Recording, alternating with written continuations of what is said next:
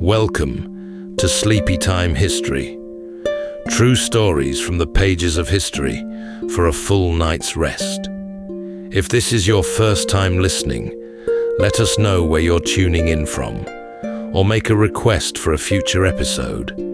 And if you like what you hear, please consider liking and subscribing. It helps us immensely. All right, it's time to settle in, relax, and take a wander through the pages of history and storytelling. Tonight, we're going to be exploring the astonishing true story of Pierre Picaud, a humble French shoemaker whose seemingly quiet life was suddenly shattered by betrayal, and whose methodical, deliberate path to revenge became the origin story for one of literature's most enduring legends, the Count of Monte Cristo. In the early 1800s, as the fires of Napoleon's ambitions flickered across Europe, Pierre was engaged to be married and full of hopeful dreams. But within the shaded corners of his life, jealousy stirred. Pierre was falsely accused by trusted friends who, out of envy, denounced him as a spy for England, a deadly charge in a France still wary of its ancient and tyrannical rival across the sea. Picaud was arrested and left to languish in the shadowed depths of a ruined fortress high in the Italian Alps. His sentence would last for over a decade. His beloved fiancée would move on, and though the world outside the prison forgot all about him, Pierre did not forget.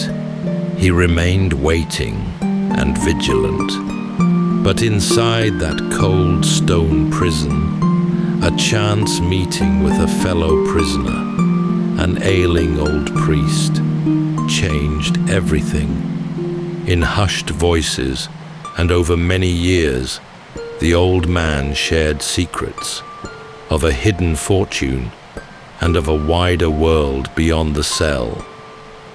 When freedom came at last, Picaud emerged a man transformed. He could have chosen a peaceful path, claimed his fortune, forgotten the past, and moved on to a life of quiet luxury. Instead, he set his mind to one thing: justice. Tonight, as we drift into sleep, we follow the deliberate footsteps of a man once wronged, who emerged from the shadows not with blind fury, but with a plan. So settle in, take a deep breath, and let's journey alongside Pierre Picaud through the shifting landscapes of 19th century southern France, where memory is long and retribution complete.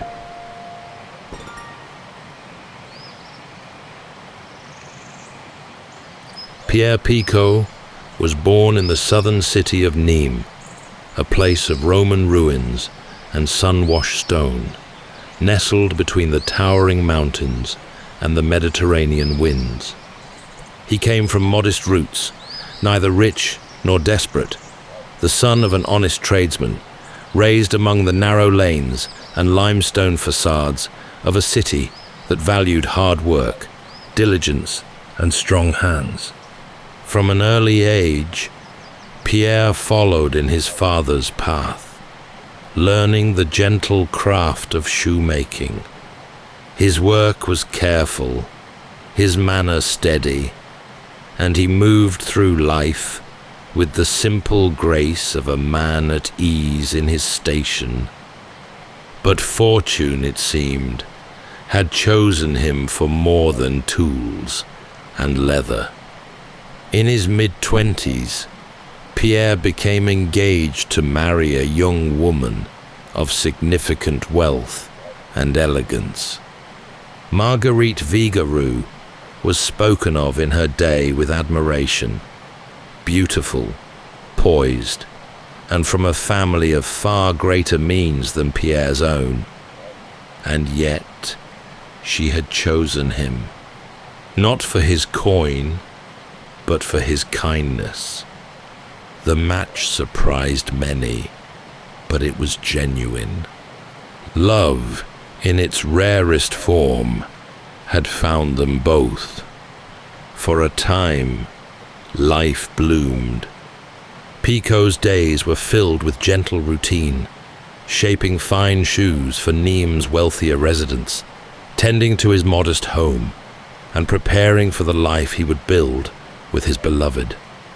Friends gathered often, sharing wine and conversation beneath the stone arches of the town's arcades.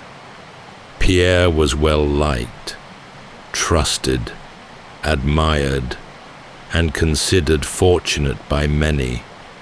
But even then, threads of envy had begun to curl through the edges of his happiness. Not everyone rejoiced in his good fortune. Among his circle were 3 men he called friends, men who had stood beside him through the years, whose smiles now masked something darker. Their names would soon be etched into his memory with unshakable weight. For in hushed conversations behind closed doors, they began to speak his name with suspicion and imagine what it would mean to bring him down. Pierre, for all his sensitivity, did not see it. Or perhaps he saw and chose to believe otherwise.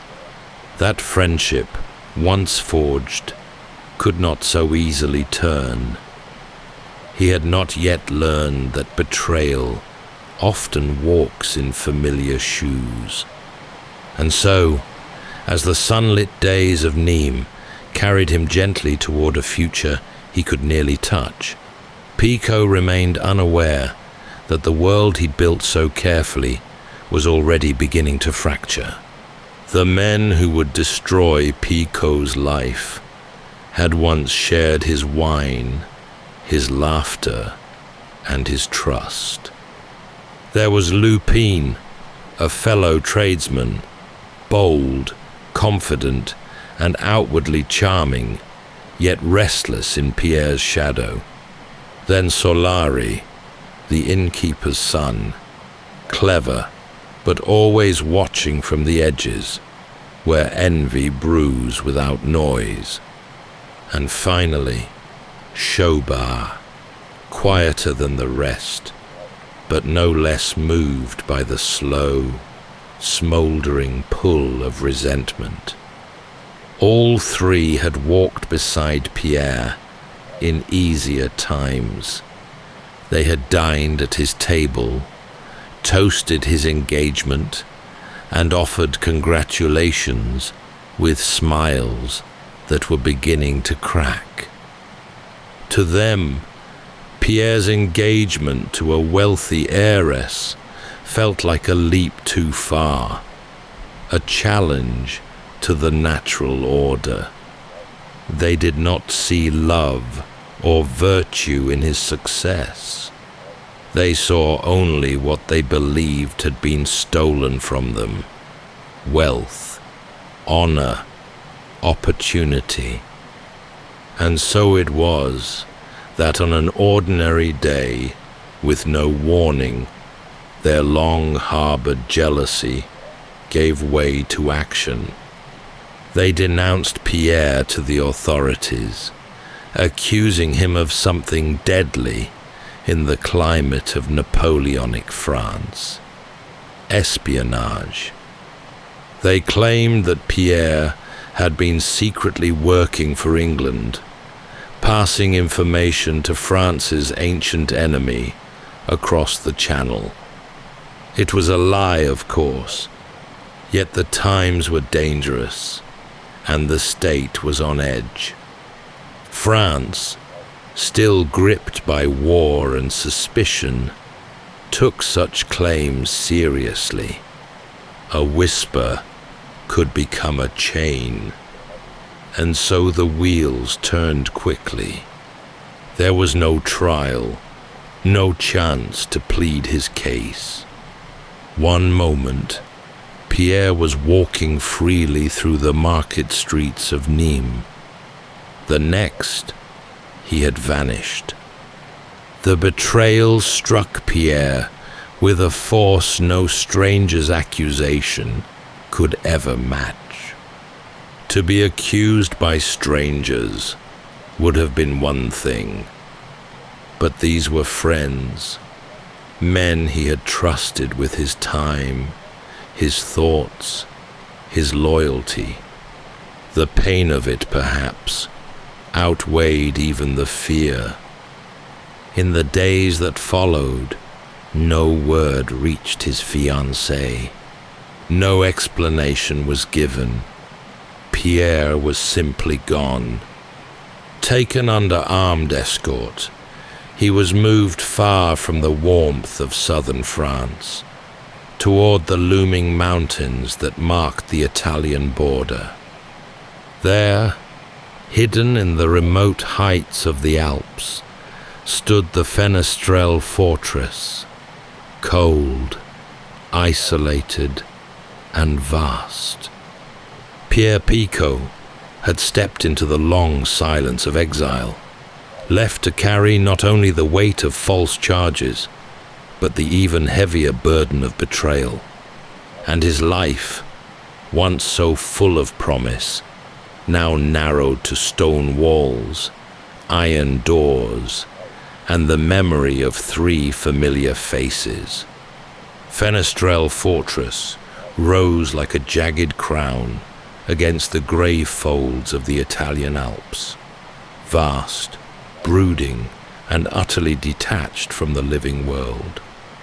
Built into the mountainside, it sprawled across terraces and stone ramps, its corridors echoing with the weight of generations. For Pierre, it would become his entire horizon. He arrived in shackles, tired and stunned, as if the world had suddenly changed languages and turned its face away. The fortress held no comfort, not in its stone cells, nor in the cold that seeped up through the walls at night. The seasons passed with little distinction.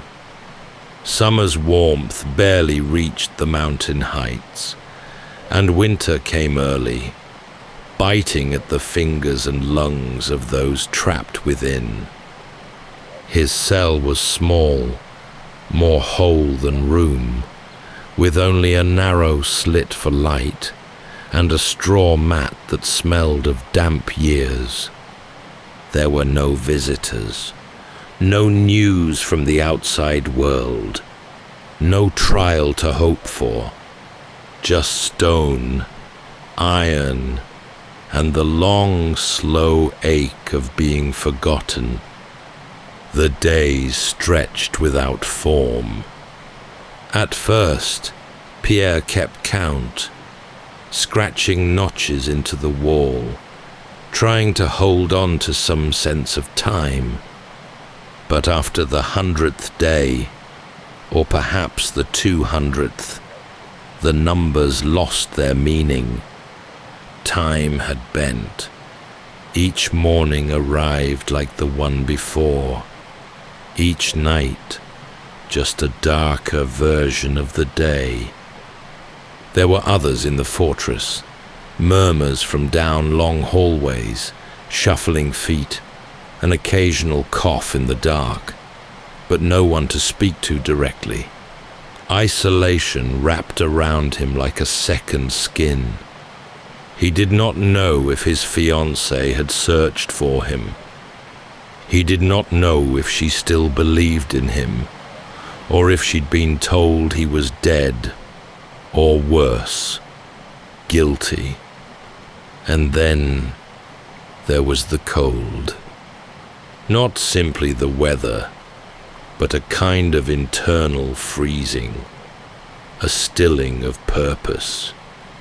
He had been a man on the cusp of a beautiful life, and now he was no one.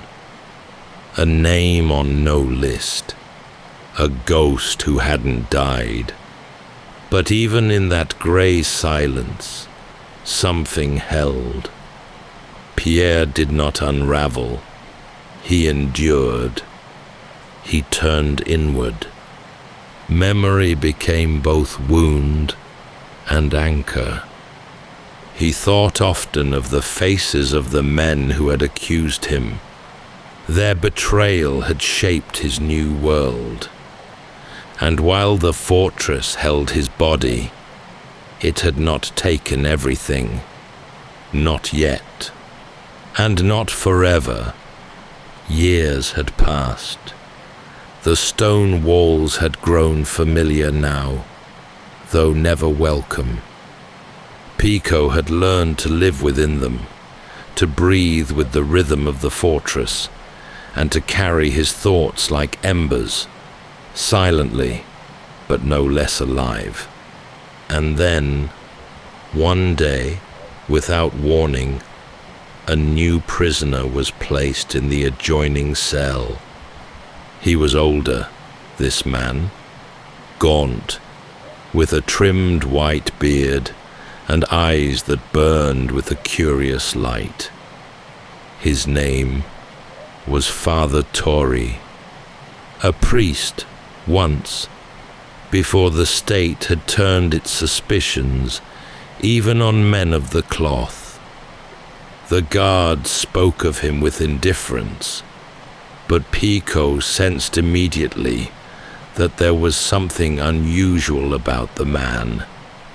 In a place where time dragged and conversation was rare, the two began, cautiously at first, to speak. Their words passed softly through a small vent in the stone, a breath of companionship in the stale air of confinement.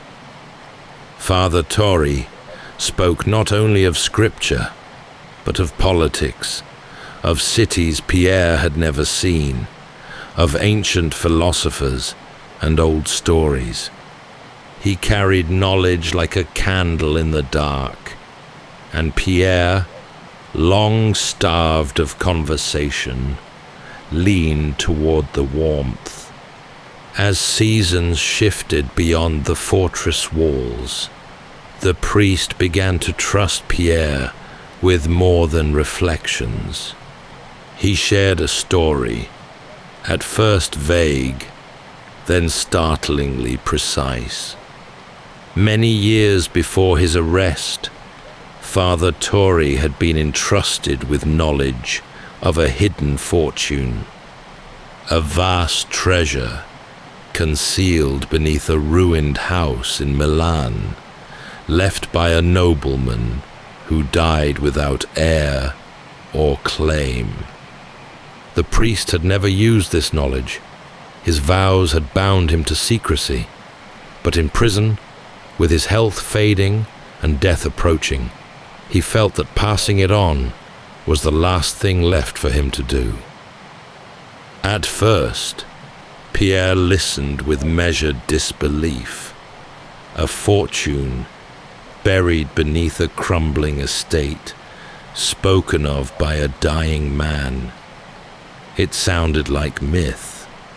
But Father Torre spoke plainly, offering details with remarkable clarity, names, locations, markings on the cellar floor, and the twisted logic by which the treasure had been hidden.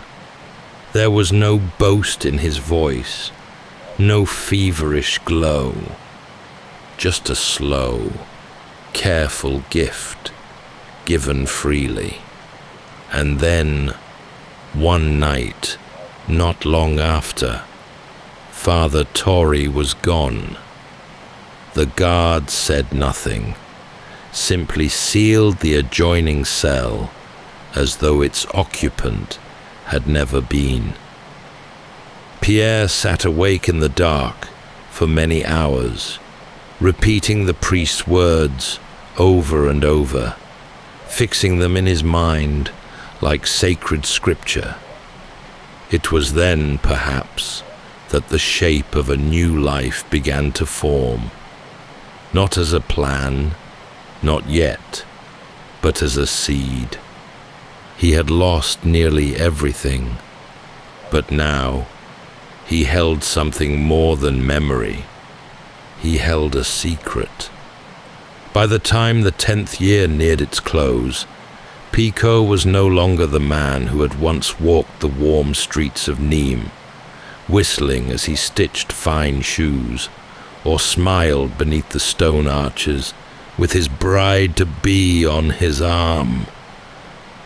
That man had vanished with the first clank of the prison gate. What remained was leaner and more inward, not broken, just changed. The years moved slowly in Fenestrelle. Some prisoners aged fast, worn thin by despair. Others faded in silence. But Pierre had found something else, a reason, however distant, to keep himself whole. With every passing day, the memory of Father Torre's words deepened their hold. He would replay the priest's instructions like a ritual, the location, the symbols, the cracked floor beneath the cellar door in a long-forgotten house in Milan. He whispered them aloud in the dark, not to believe in them, but to remember them perfectly. And more than just remembering, he trained himself, not physically. The cramped cell allowed little movement, but in mind and spirit. He began to recall every detail of those who had betrayed him, the words they'd spoken, the tone in their voices, their habits, their vices, their weaknesses. He imagined the world outside, where they still walked freely. He did not hate them loudly. He simply studied them, again and again, with the same diligence he once gave to a fine pair of boots. Nothing rushed, everything methodical.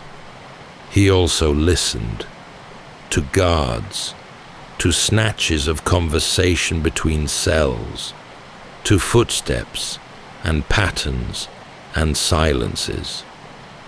He became part of the stonework, unseen, unnoticed, but watching. Time, for Pierre, was no longer an enemy. It was a tool.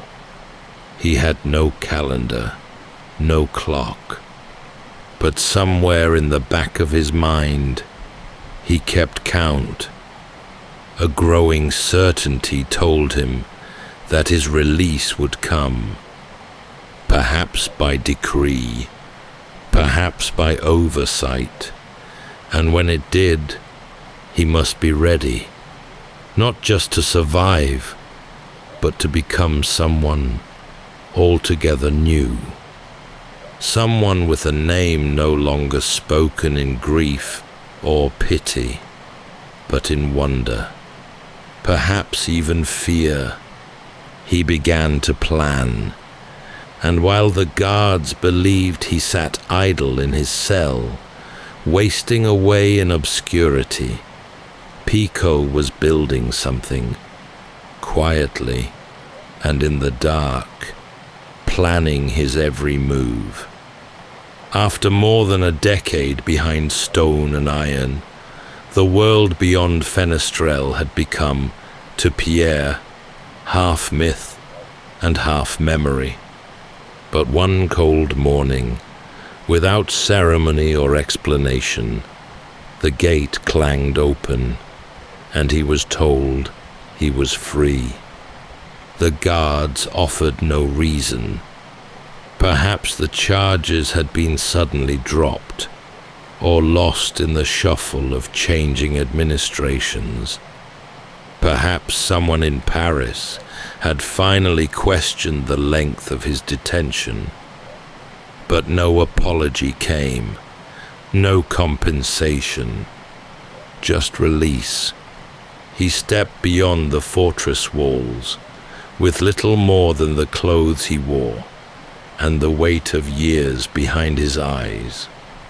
The light hurt at first, not just the sun, but the color of things, the sky, the moss, the distant pines.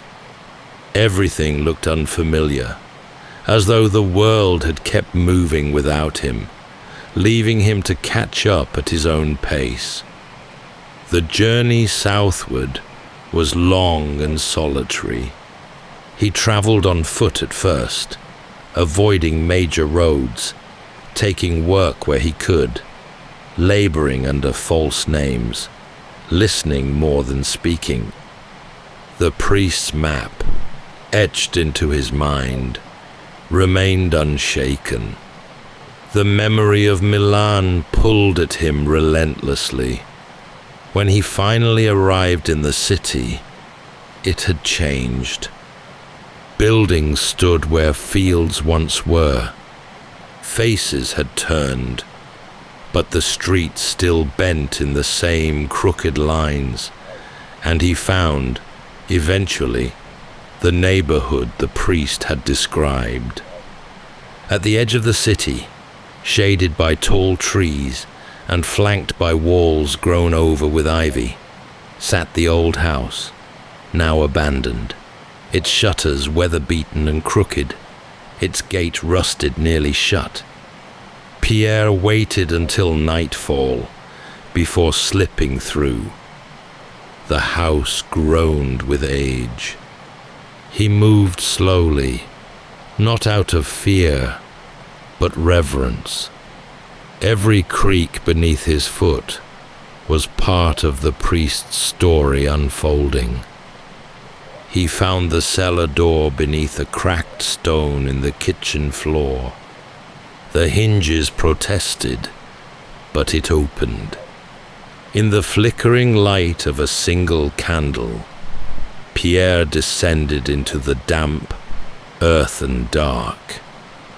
The air was thick with mildew and dust, and there, just as Torrey had described, behind a false wall of rotting wood and loose stones, was a small, iron-banded chest. He paused. After all the years, the hunger, the silence, the betrayal, this moment should have felt grand, but it didn't. It felt quiet, certain, as if the world had simply kept its promise. He broke the lock. Inside were golden coins, fine jewels, silver plate, and scrolls of noble lineage, wealth that could carry a man into any life he chose. But Pierre did not smile. He only exhaled, long and slow, and sat there a while, his fingers resting on the edge of the open box. This treasure was not the end of his story. It was the beginning of something far more deliberate. In the months that followed his discovery, Pierre Picaud vanished, not in body, but in name, in trace, in presence. In his place, a new figure began to form, cultured, refined, and impossibly wealthy. He now had the means to re-enter society, not as a shoemaker, but as a gentleman of fortune. But he did not rush. He moved like someone weaving an intricate pattern, one slow stitch at a time. From Milan, he traveled north, adopting a new identity, drawn from the noble documents buried with the treasure. Titles once forgotten were revived. A name with roots in Italian aristocracy, not Picaud, gave him entrance into salons, banks, and business affairs. He acquired property under aliases, developed partnerships, wrote letters in fine hand to officials who never knew they were replying to a man once left to rot in a fortress cell. All the while, he gathered information. His betrayers had not scattered. They still lived comfortably in France, unaware that the man they'd condemned had returned, not only free, but powerful. Lupin, the most ambitious of the three, had married well, securing a position in trade and living handsomely. Solari, the innkeeper's son, had inherited his father's establishment in Paris, and Shobar had faded into clerical life, the kind who folds easily into the grey corners of government service. None of them, it seemed, had ever faced question for their accusation, and none had thought Pierre would live to see the other side of a prison gate. But now, the pieces were in place. Pierre purchased a townhouse in Paris under a false name, its rooms modestly furnished, but with one wall devoted entirely to papers, maps, names, timetables, letters intercepted and transcribed. He watched. He waited. He traced their movements, their family connections, their financial vulnerabilities. He did not act out of impulse. Every step was calculated, not for cruelty, but for symmetry. The punishment, when it came, must fit the betrayal. And so, while his betrayers dined in comfort and greeted guests in well-tailored suits, a man they believed long dead was standing in the shadows of their lives, carefully preparing the days to come. By the time Picaud returned to France in earnest, he was a stranger, even to himself. The years had refined him. His speech had softened, his manner grown restrained, and his clothing, always impeccable, spoke of wealth and understated confidence. No trace of the old shoemaker remained. He moved through the salons and back streets of Paris, under a name that no one questioned, shielded by wealth and the practiced air of nobility. But he wasn't there to be seen. He was there to see. He watched them. Lupin, Solari, Shobar. Each man had built a life atop the lie that ruined him, and each had weaknesses that Pierre, with quiet calculation, began to uncover. He never rushed. Some threads took months to follow, others years, but he had time. Time was his ally now, and the longer he waited, the more precise his understanding became.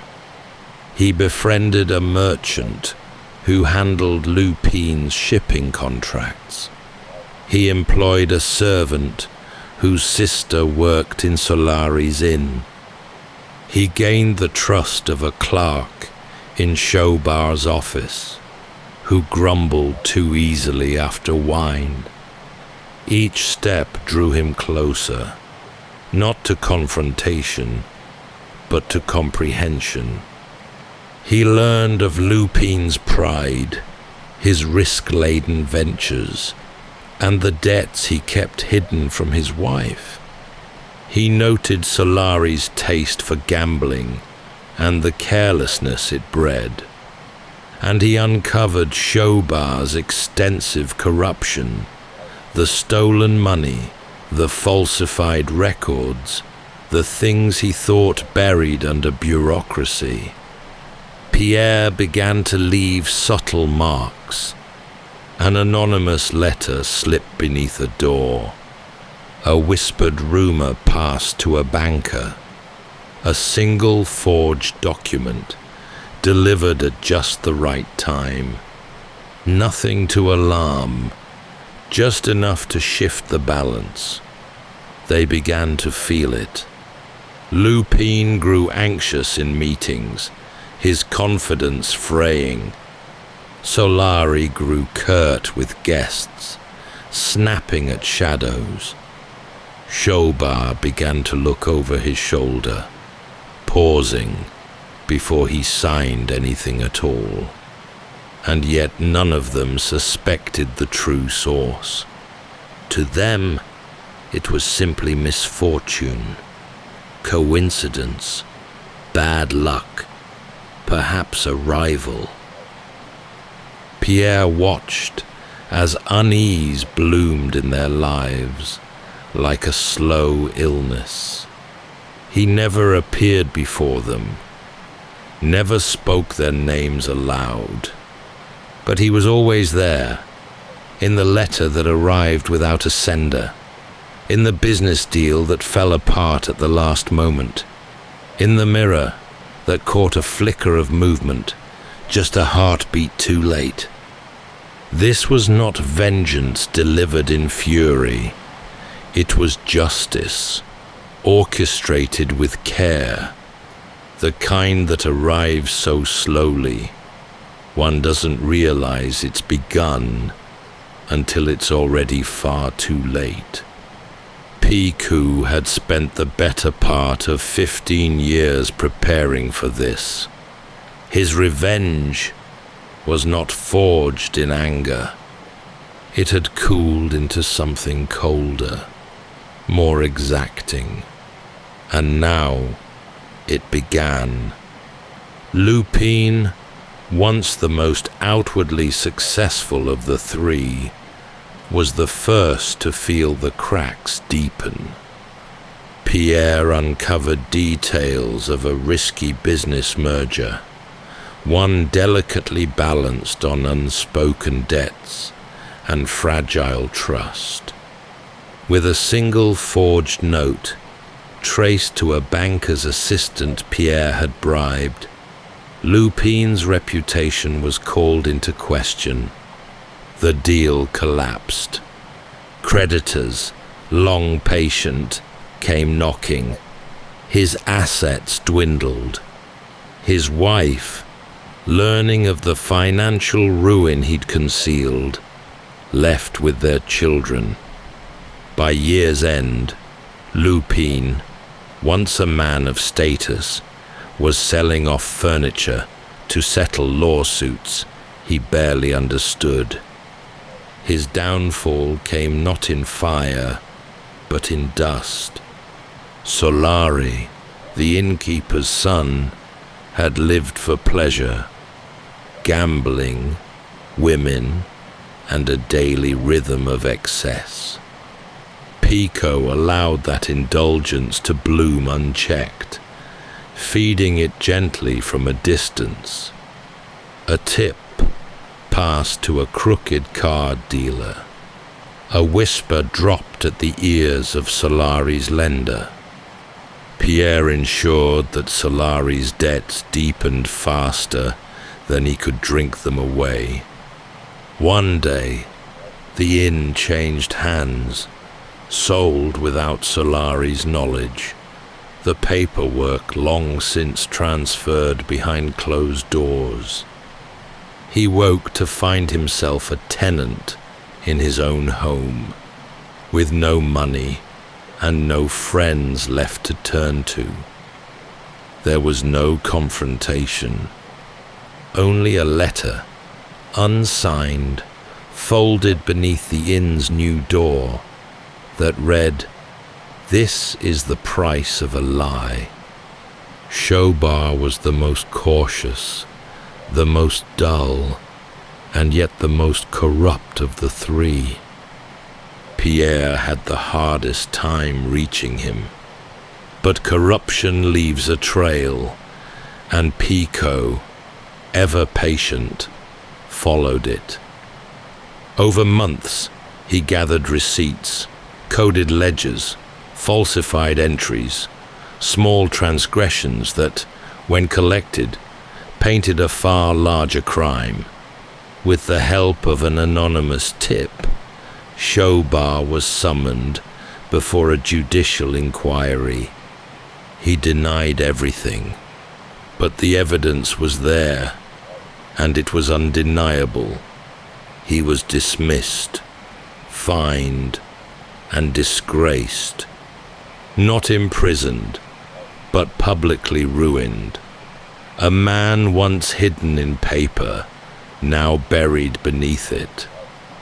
None of these men ever learned who had orchestrated their undoing. To the outside world, it was coincidence, a market shift, a scandal revealed, a friend who talked too much. But to Pierre, it was justice. He had not struck in haste. He had dismantled 3 lives with the same care he had once used to craft a perfect pair of shoes. And yet, as the final piece fell into place, he felt no triumph, only stillness. The work was done. With his purpose fulfilled, Pierre Picaud did not return to his old name, nor did he seek applause or recompense. He simply stepped out of the lives of the men who had once betrayed him, just as silently as he had entered them. He had spent years shaping their falls, and now, as their lives lay altered beyond repair, he receded once more into the shadows of France. Some say he moved south again, to the quieter corners of the countryside, far from Paris and far from the past.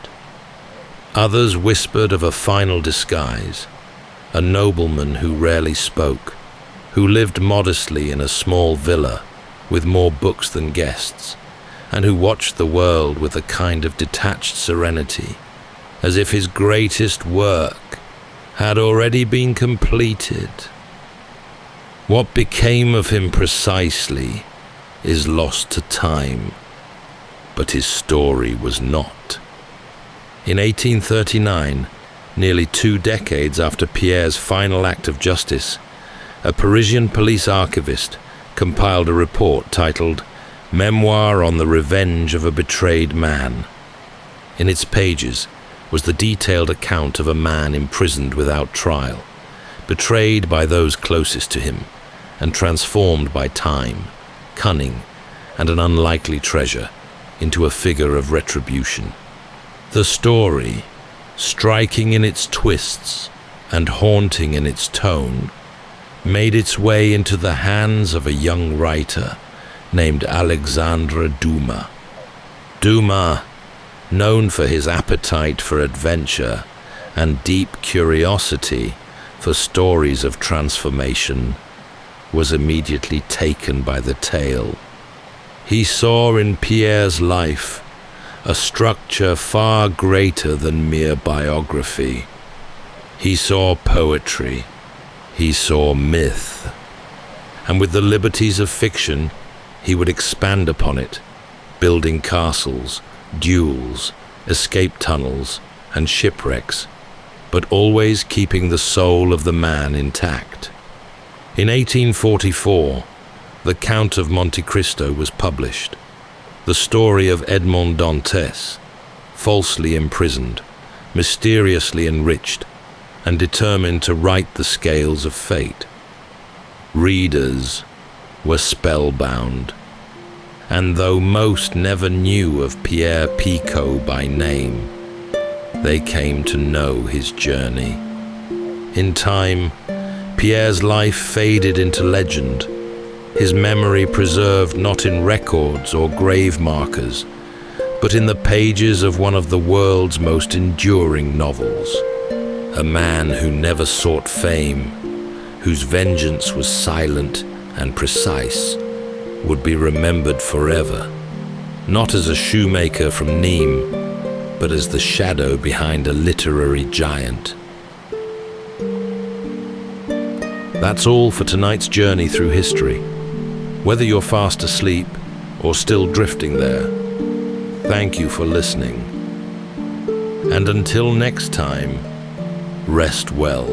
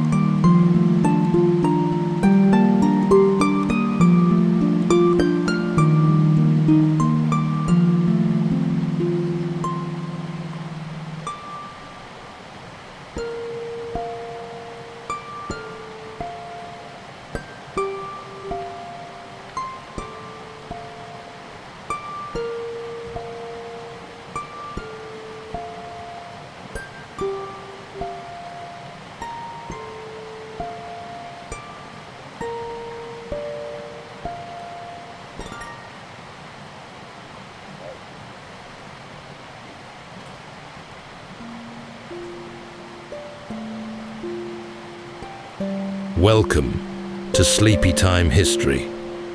True stories from the pages of history for a full night's rest. If this is your first time listening, let us know where you're tuning in from, or make a request for a future episode.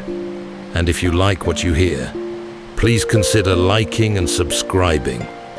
It helps us immensely. All right, it's time to settle in, relax, and take a wander through the pages of history and storytelling. Tonight, we're going to be exploring the remarkable true story of Hugh Glass, a frontiersman, fur trapper, and survivor of one of the most enduring tales of resilience in early American history. In the summer of 1823, Hugh Glass was part of a fur trading expedition along the upper Missouri River.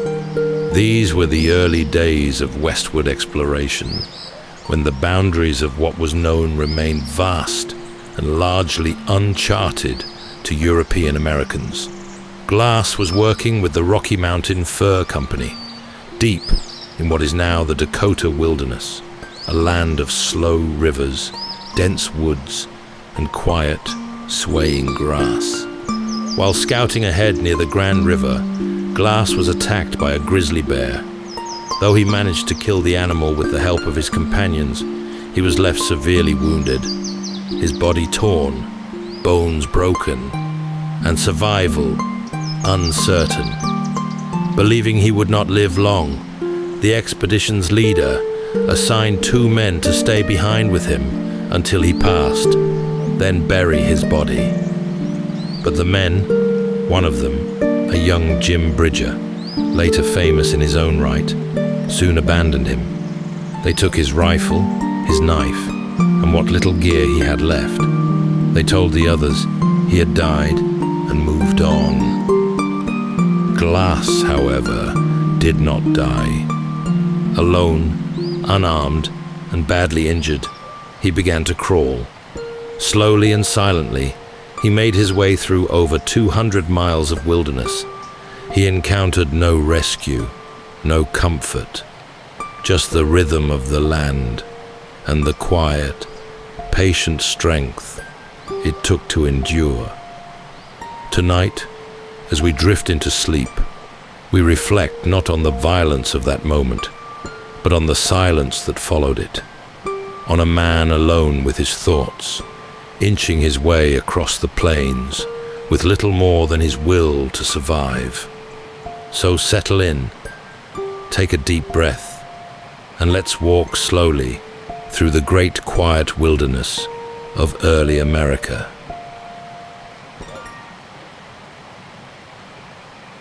Hugh Glass is believed to have been born around 1783, most likely in Pennsylvania, where the wooded hills met the restless edge of the expanding American frontier. He came into the world as the newly formed United States was still finding its shape, a land defined by shifting borders, new beginnings, and the slow settling of territories once held by indigenous nations. The details of his early life remain scarce, as if they were lost to the wind that moved through the forests of his youth. But what we do know tells us he came of age in a time when self-reliance and resilience were not romantic ideals. They were simply the price of survival. He was likely of Scots-Irish descent, descended from people who had known struggle, displacement, and the harsh demands of rural life. These were communities who lived by their hands, who watched the stars for weather, and the tree line for trouble. In the places where Hugh Glass grew up, life was close to the ground, filled with the hush of wooded trails, the flicker of cabin fires, and the long, quiet hours between planting and harvest. This was the environment that shaped him, not in loud moments, but in long silences. A boy may have learned to track a deer before he could read, or to listen more closely to the forest than to words. It's in this setting that Hugh Glass gained his first sense of the world, a world that required watchfulness, patience, and a steady hand. By his early adulthood, he was already marked by the frontier's rhythm, a life not quite tethered, always looking outward, and soon that pull would lead him away from the land altogether, drawn instead to the sea, where a new chapter of his journey would begin. After his years along the frontier, Hugh Glass turned his gaze outward, toward the wide, shifting waters of the coast. He became a sailor, boarding ships that carried goods along the eastern seaboard, into the Gulf of Mexico, and beyond. The sea was no gentler than the land he had known, but it offered a different kind of horizon, one that rolled endlessly under sky, full of wind and uncertainty. It was during this time, perhaps in his 20s or 30s, that Glass's story took one of its most extraordinary turns. While sailing in the Gulf, he was captured by pirates, reportedly under the command of the notorious privateer Jean Lafitte. Lafitte's base of operations near Galveston Island was a strange mix of outlaw commerce and colonial influence, a place where goods and lives were traded in the shadow of shifting empires. Glass was held as a prisoner, though the details of those months remain hazy. What's known is that he eventually escaped, slipping away from the coast and heading inland, into the uncertain interior of what is now modern-day Texas. There, he lived for a time among the Pawnee, one of the many indigenous peoples of the Great Plains. He did not simply pass through their world. He is believed to have lived among them, learning their ways, their language, and perhaps even forming bonds deep enough to consider them family. Some sources suggest he took a Pawnee wife, though these details are softly held, part memory, part oral tradition. What's clear is that these years left a deep mark. The knowledge he carried from that time, how to survive off the land, how to move silently across the plains, how to listen and observe, would one day save his life. By the early 1820s, Glass had re-entered the world of white settlers and trade. The American West was opening quickly now, driven by the hunt for furs and fortune. He joined the newly formed Rocky Mountain Fur Company, led by General William Ashley, as they prepared to push deep into territory that remained vast and untamed. Glass, now a man shaped by sea, captivity, and the patience of long survival, was ready. The next path he walked would lead him into the deep wilds, and into the story that would outlive him. By the spring of 1823, Hugh Glass was once again heading west, this time not as a lone wanderer, but as part of a formal expedition into the upper reaches of the Missouri River. He had joined the Rocky Mountain Fur Company, a bold new enterprise organized by General William Henry Ashley and Andrew Henry, who sought to tap the rich beaver streams of the frontier. The company had put out a call for enterprising young men, trappers and scouts willing to brave the vast, unsettled country that lay beyond the Mississippi. Among those who answered were men who would become legendary in their own right: Jedediah Smith, Jim Bridger, Thomas Fitzpatrick, and others. Hugh Glass was older than many of them, weathered by years at sea and in the wilderness, but still strong, still quiet, and still drawn to the land's deep pull. Their goal was simple in words, but enormous in scale: travel by river and overland into the untrapped regions of the upper Missouri, following its branching waterways into what is now North and South Dakota, Montana, and beyond. It was a land of rich game, dense forests, and winding rivers, but also one of tension and danger, as settlers and trading companies pushed further into indigenous territories, often with little thought for those who already lived there. The journey began near St. Louis with a flotilla of shallow draft boats known as keelboats, loaded with supplies and men. They moved slowly against the current, poling, rowing, and sometimes wading alongside to guide the vessels forward. The air was warm with spring and damp with the scent of wet wood and river silt. Trees leaned quietly over the banks, birds called from high branches, and always the water moved, steady, soft, and endless. As the expedition progressed into the Dakota Territory, tensions with local tribes began to rise. Though the fur traders often dealt peacefully with indigenous peoples, not all interactions were welcomed. In one encounter outside a Native American village, a skirmish broke out that left several men dead. But the company pushed on, now wary, moving by land where they could. This was the world Glass had returned to, one of shifting alliances, uncertain borders, and the quiet hum of danger just beyond the tree line. But to men like him, it was also familiar.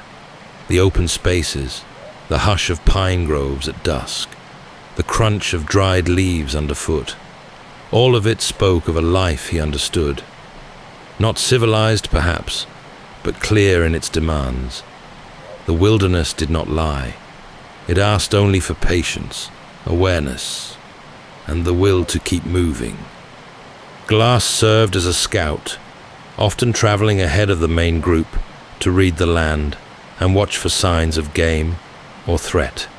He was quiet, observant, and experienced, the kind of man others followed with trust, even if they knew little about where he had come from.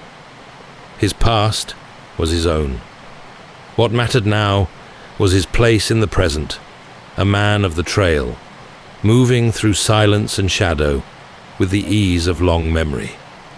The days passed slowly. Nights came with the crackle of small fires and the murmur of river water nearby. Overhead, stars wheeled gently through the sky, as they had for centuries before. The men slept on the ground, wrapped in blankets, their rifles close. And in the quiet before dawn, Hugh Glass would often be up first, watching, listening, and reading the world around him. It was in this setting, deep in the wild, far from any settlement, that the moment would come, which would define his story forever.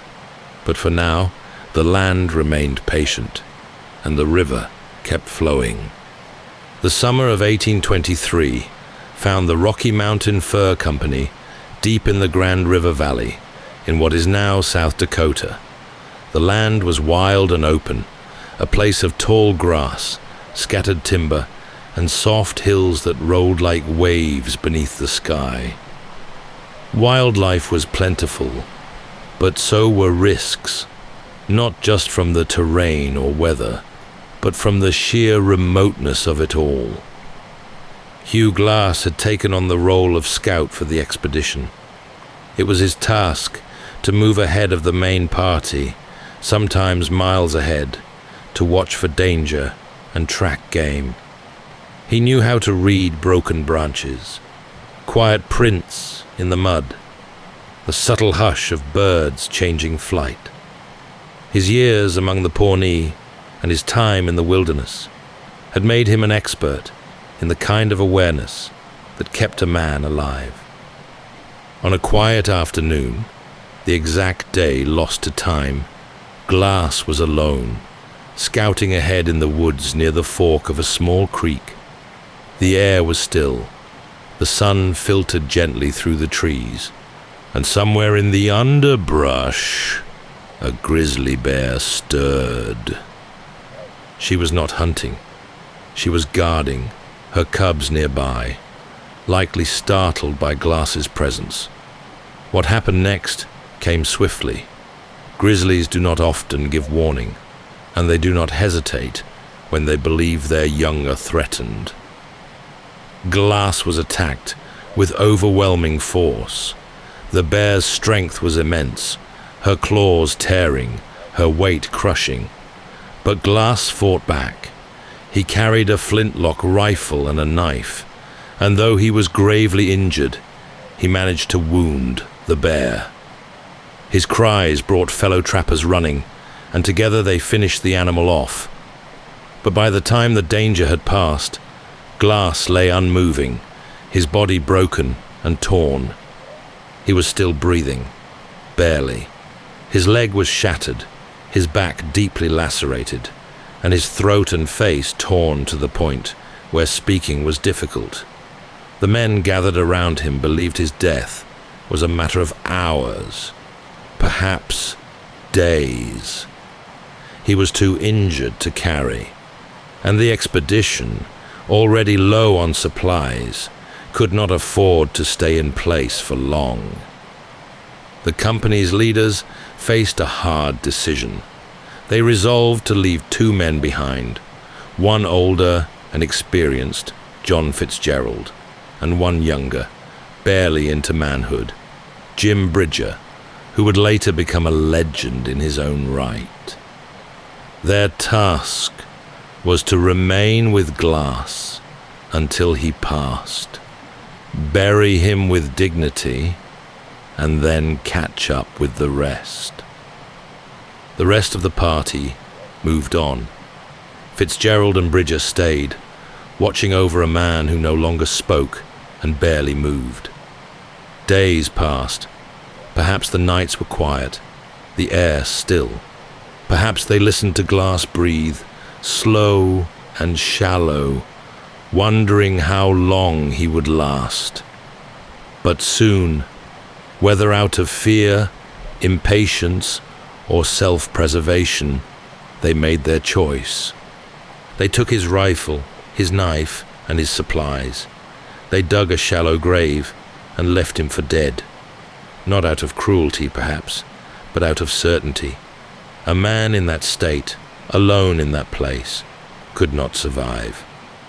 They rejoined the company and reported that Hugh Glass had died as expected. But Glass had not died, not yet. The wind moved softly through the grass. In the shadow of a half-dug grave, with a broken leg, torn flesh, and no weapons or tools, Hugh Glass opened his eyes. He was alone. His breath came shallowly, and his body was barely more than pain. The bear had done its work, tearing into his back, breaking his leg, clawing his throat. Speaking was impossible, moving nearly so. But even through the fog of agony and fever, Some part of him understood. He had been left behind. The wilderness around him gave no judgment. It simply existed, wide, quiet, and indifferent. The trees stood still. The birds resumed their calls. The creek ran on, its rhythm unchanged. If Glass was to survive, it would not be by fighting the land, but by becoming part of it. Slow, deliberate, and patient. He began, inch by inch, to crawl. There was no grand gesture to it, no cry of defiance, just movement, slow, silent, and enduring. His left leg was useless. He dragged it behind him as he pulled himself forward with his arms and one working knee. Every root, every stone, every uneven patch of ground became an obstacle. And still, he moved. For food, he foraged what he could: berries, roots, and the occasional insect. Water came from streams or dew gathered on leaves. At one point, he allowed maggots to enter the open wounds on his back, knowing they would clean the dead flesh better than he could. This was not the work of pride or even courage. It was the quiet calculation of someone who had lived close to the edge before and now moved beyond it. The landscape became his world and his only companion. He followed the rivers, knowing they led south toward the Cheyenne River, and eventually to the trading post at Fort Kiowa. There were no paths, no signs, only memory, instinct, and the slow pull of gravity as he dragged himself forward. Days passed, perhaps weeks. Time lost its shape. The stars wheeled overhead. The sun rose and fell, casting long shadows across the prairie. Glass made no speeches, no plans, only quiet, constant motion. This was not a survival story made of battle or fury. It was a survival made of endurance, of stillness between moments, and of a man refusing to stop, even as every breath carried pain. At times, he encountered indigenous people. One group of friendly Lakota is said to have offered him aid, sewing a buffalo hide across his wounded back, giving him food, and pointing him on his way. They asked no questions, and he offered no words. He simply kept moving, further south, ever closer to the river, and whatever waited beyond it. And the land, vast, open, and ancient, watched him go, not cheering him on, not standing in his way, just being, as it always had, and always would. The land had begun to change. The grasses grew taller here, waving softly in the breeze, and the banks of the Cheyenne River rolled in long, gentle curves. The trees thinned in places, opening to wide sky and soft sun, as if the land itself were breathing more easily now. But Hugh Glass did not walk these places. He crawled. The days blurred into one another, each marked only by small victories: a stretch of shade, a trickle of water, a patch of berries not yet picked over by animals. His broken leg he kept stiff, dragging it across rocks and soil, while his arms, trembling but determined, bore his weight across miles of uneven ground. He followed the river south, toward Fort Kiowa, a trading post hundreds of miles away. It offered no promise, no guarantee, just a direction, and that, for now, was enough. Sometimes he would find driftwood or branches and use them to make a crude splint, wrapping his leg as best he could with strips of hide or cloth torn from what little remained of his clothing. He had no rifle, no knife, only his memory, his will, and the faint trail left by the flowing river. There were nights when he lay still, barely breathing, listening to the far-off calls of animals in the dark. The wilderness was not quiet, not truly. It spoke in creaks and rustles, in distant howls and the slow lap of water against stone. But it was a kind of honest noise, one that asked nothing of him and offered no comfort in return. He passed through wolf territory, and once, it said, he came across a pack feeding on a bison carcass. Hungry, exhausted, but too weak to drive them off, Glass waited nearby. When the wolves had their fill and moved on, he dragged himself to what remained, pulling strips of meat from the frozen hide with his bare hands. It was not clean or easy, but it was food, and it kept him alive. He moved through rain, through wind, through stretches of silence so long they seemed to fold time itself. At one point, he may have found a makeshift raft, lashed together from fallen branches, and floated briefly along the Cheyenne River, letting the current carry him forward, cradled by the water, the sky stretching endlessly above. Not all of his journey is documented in detail. Much of it remains a blur of hardship and slow, steady motion. But what endures is the rhythm, a man inching his way back from death, not by rage or force, but by quiet refusal.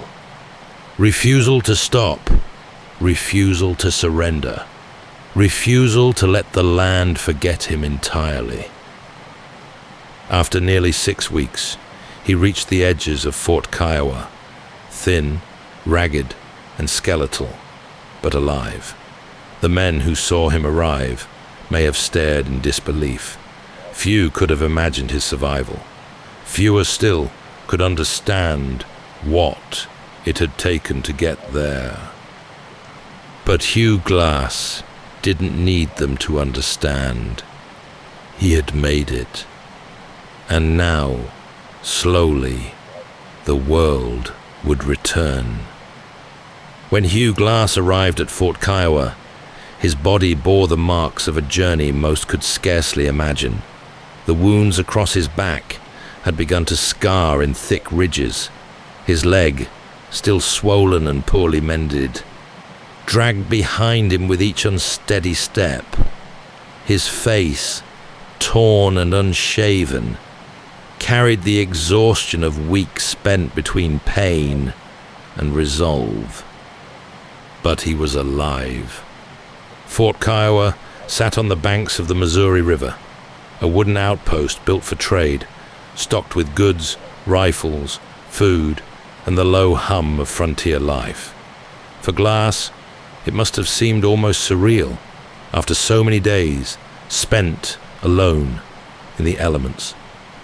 Voices again, the scent of cooked food, smoke curling gently from chimneys. It was the first time in weeks he had seen more than trees and sky. The men at the fort treated him with a mixture of wonder and caution, the kind of reverence reserved for someone who has walked back from a place most never return from. He was tended to, fed, and slowly nursed back to a measure of strength. His wounds would never fully heal, but over time he recovered enough to walk, enough to speak, enough to tell the story of what had happened. And when he spoke, the names came easily. John Fitzgerald, Jim Bridger, the 2 men who had left him for dead. They had taken his rifle, his knife, and his hope of rescue. And while Bridger was young, perhaps still a teenager, Fitzgerald had made a choice, one that, to Glass, could not be left unspoken. But his return was not filled with fire or fury. There were no angry declarations, No wild oaths, just quiet intent, a need perhaps, not for revenge, but for acknowledgement, to face those who had written him off, to remind them and the world that he was still here. He learned that the fur company had moved on toward the Yellowstone region, and that both Fitzgerald and Bridger were still alive. With limited supplies and the help of nearby trappers, Glass set out once again. This time not as a scout, but as a man following footsteps. The journey was not easy. Though he could move more freely now, he was still weakened. The terrain remained vast and unpredictable, but compared to what he had already endured, this leg of the journey must have seemed almost gentle. A return to familiar paths, the ground firmer beneath his feet. Along the way, he reconnected with others from the original expedition. Word of his survival began to spread, a whisper that turned into a story, then into a legend. Trappers and traders alike passed it from camp to camp, scarcely believing it, yet holding fast to its truth. The man who crawled from death, the man the wilderness could not claim. But Hugh Glass didn't speak of legend. He spoke of Fitzgerald, of a rifle taken, of trust broken. And slowly, step by step, he drew closer to the final part of his journey. The moment of return, not just to the world of men, but to the two who had once stood at his side and then walked away. Hugh Glass had survived the bear, the abandonment, and the long crawl through wilderness. He had returned to the world of men, not only with his body intact, but with a memory sharpened by pain and a name fixed firmly in his mind.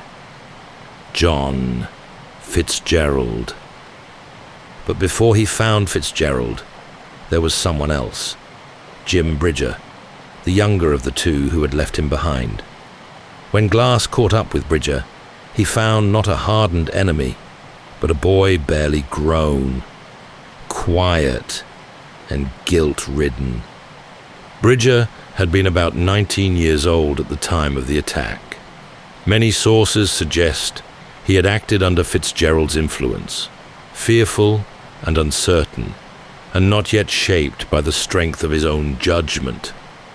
When Glass confronted him, it wasn't with anger, but with understanding, perhaps even pity. He let Bridger go. There was no shouting, no punishment, just the quiet weight of a choice made, and the consequence of having lived with it. Bridger, of course, would go on to become one of the most respected mountain men of his time. But he would always carry the memory of that season, of the man they had buried too soon. As for Fitzgerald, the confrontation was more complex. Glass eventually tracked him to a U.S. Army post where Fitzgerald had enlisted. By this time, Glass had regained some strength, perhaps even recovered his rifle, or one like it. The story of his survival had grown in the telling, and so had the anticipation of what he might do when he found the man who had taken everything from him. But when he arrived at the post and found Fitzgerald, Glass faced a boundary even deeper than betrayal: the law. Fitzgerald was now a soldier in the U.S. Army, and under military regulation, Glass could not legally harm a serving member of the armed forces without consequence, regardless of what had passed between them. So, once again, he made a choice. He did not kill him. He confronted him, yes, demanded the return of his stolen rifle, and gave him a full measure of his silent condemnation. But he did not take vengeance. Whether it was restraint, legality, or something deeper.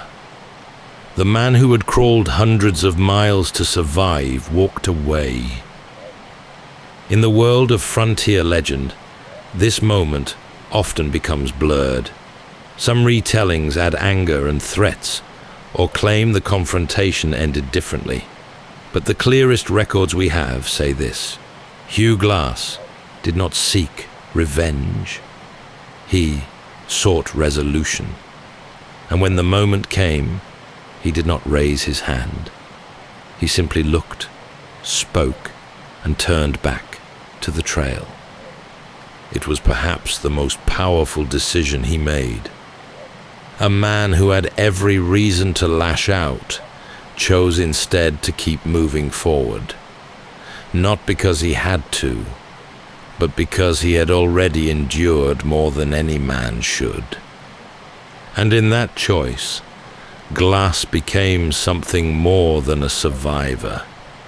He became a symbol, not of rage, but of resilience. Long after the wounds had healed and the trail had faded behind him, Hugh Glass's story began to travel on its own. In fur trading camps, around fires under open skies, and in distant towns where trappers gathered to barter goods, his name was spoken with quiet reverence. The man who had faced down a grizzly and crawled over 200 miles with nothing but his will. That story was passed from voice to voice, growing with each telling. But even as the legend expanded, the real Glass returned to a quieter life. He went back to the wilderness, not as a hero, but as a trapper once more.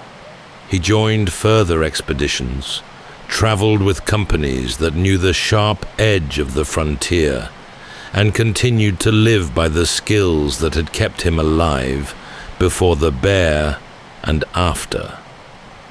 There was no book contract, no audience, just the familiar rhythm of open country and the call of rivers and forests.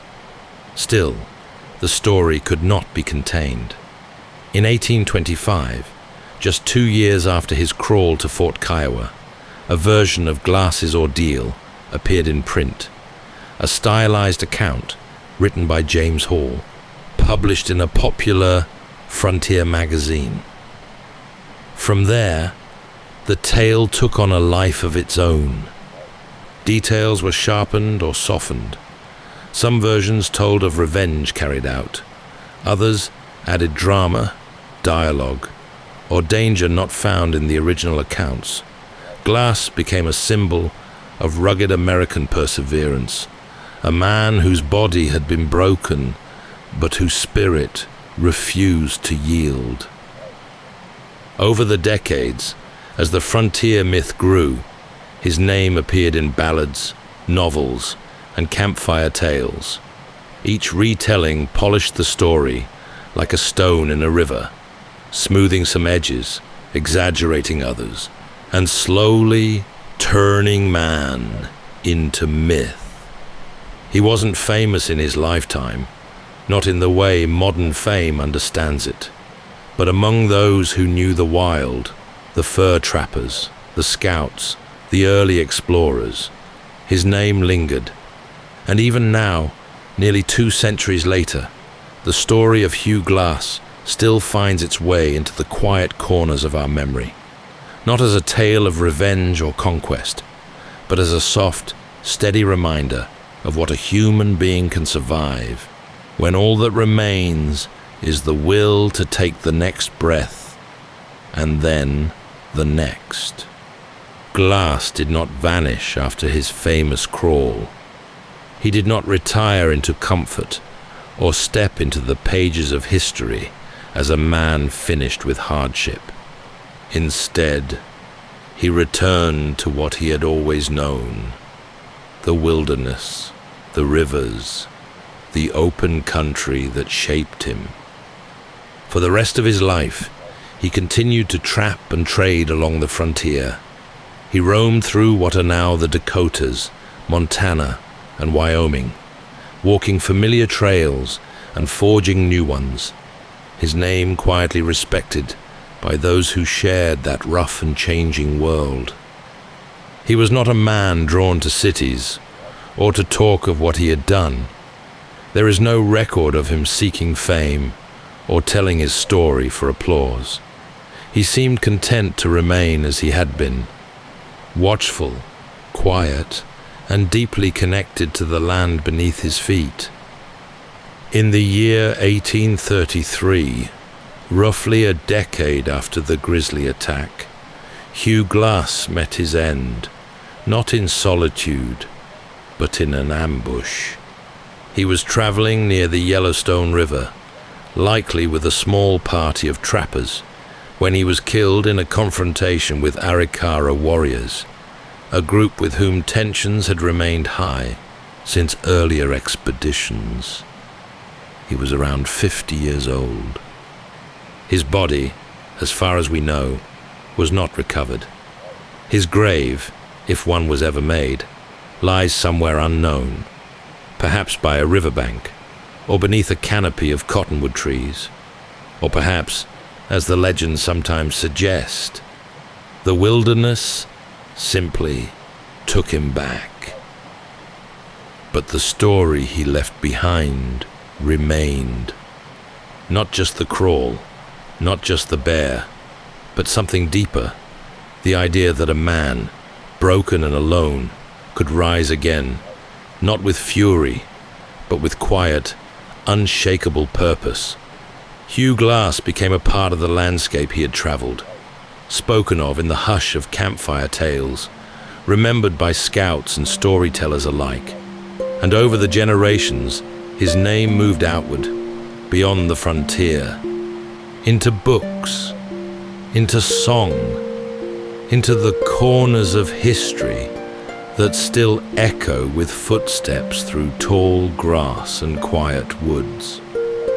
The world is often loud, but Glass's story reminds us that some of the greatest acts of courage are done in silence, in pain, and in the soft rhythm of a soul that simply keeps going.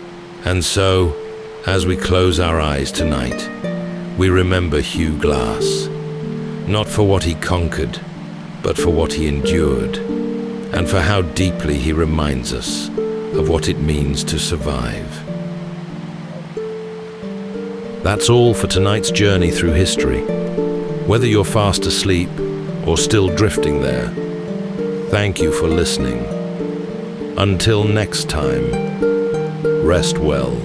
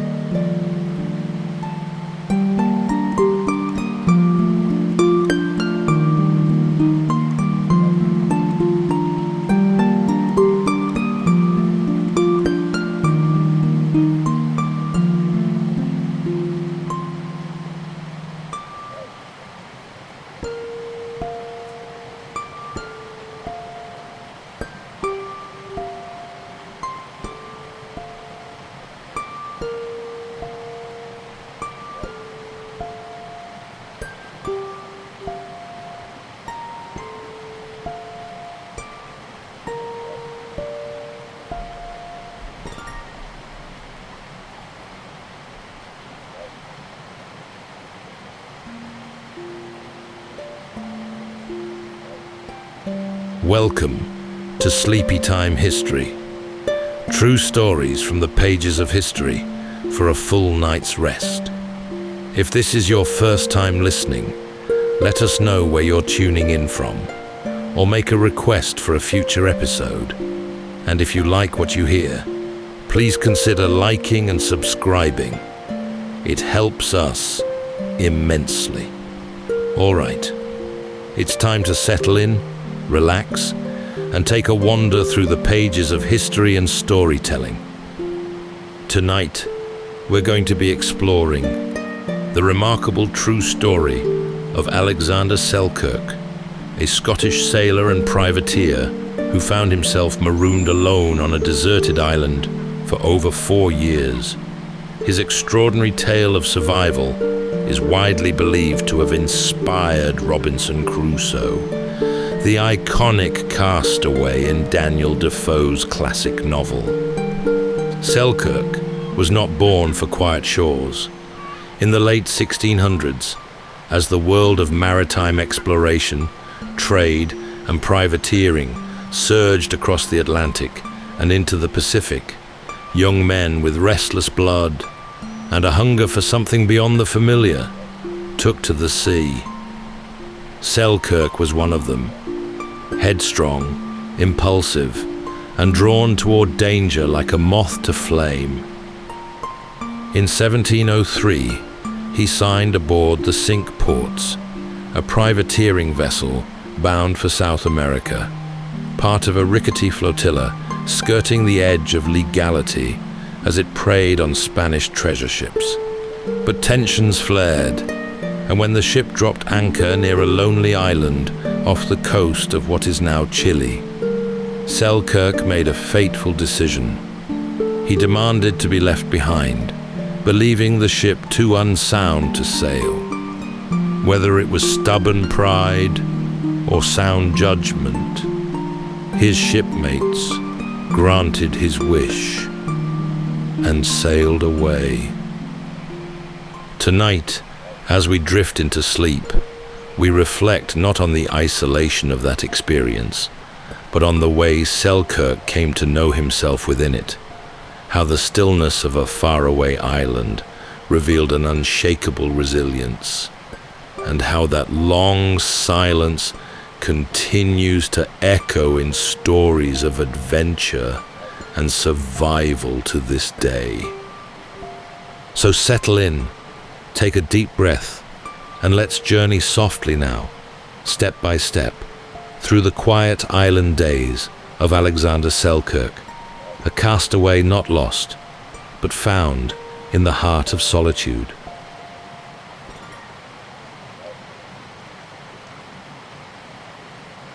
The sea breeze that swept through the village of Lower Largo carried with it the salt of distant horizons, and on certain days, when the tides shifted just so, young Alexander would find himself staring out across the Firth of Forth, not at what lay before him, but at what might lie beyond. Born in 1676 to a family of cobblers and tanners, Selkirk had little reason to believe his life would be anything other than ordinary. But something stirred within him, a restlessness, quiet but insistent. He quarreled often, not just with his brothers, but with local authorities too. Sharp-tempered and stubborn, Alexander was no stranger to the feel of discipline or the disapproving eyes of the Kirk session. And so, while many of his peers chose trades and steadiness, Alexander looked instead toward the open sea. It was a time of privateers, men who walked the fine line between sanctioned plunder and piracy. The oceans were alive with opportunity and peril, especially for those willing to serve under a captain's flag in search of Spanish silver or foreign spice. For Selkirk, it was a chance to leave behind the cold stone streets of home and chase something he couldn't quite name. Glory, perhaps, or maybe just freedom. In 1703, when word came that a new privateering expedition was being outfitted in England, Alexander signed on without hesitation. The venture was backed by the English crown, given leave to prey upon Spanish ships in the name of Queen and country. It promised danger, yes, but also the kind of open skies and endless water that called so deeply to men like him. The ship was the Cinque Ports, a modest vessel crewed by rough hands and ambitious minds. Its companion was the St. George, commanded by the renowned and often polarizing Captain William Dampier. Together, these two ships would sail from England down along the west coast of Africa, around Cape Horn, and into the vast Pacific. Their mission: disrupt Spanish trade, take prizes, and return home laden with riches. But that was the map on paper. The reality would prove far more complicated. As the Cinque Ports creaked into the swell of open waters, Selkirk stood at the rails, hair tangled with salt, eyes scanning the pale horizon. He was not yet a castaway, not yet a legend, not yet the man he would become. For now, he was simply a sailor with a restless spirit, aboard a ship bound for glory or ruin, perhaps both.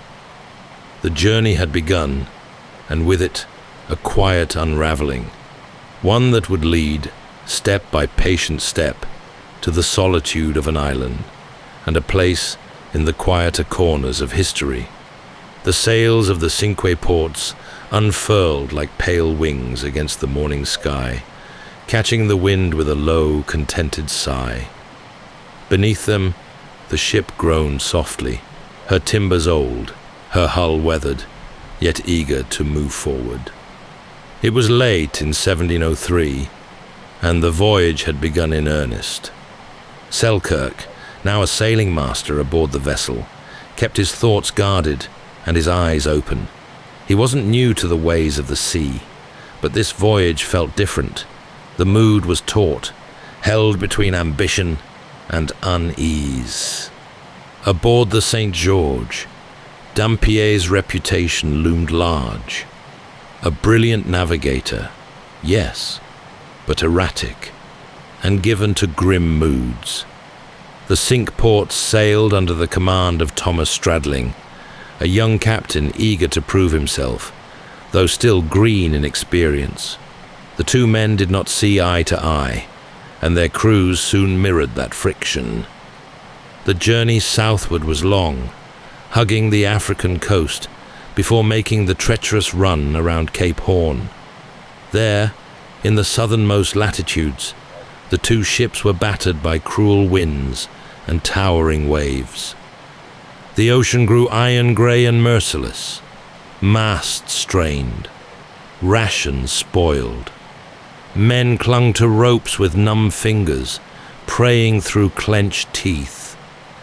It was during these weeks of struggle that Alexander began to notice signs, small, almost forgettable moments that spoke of trouble ahead.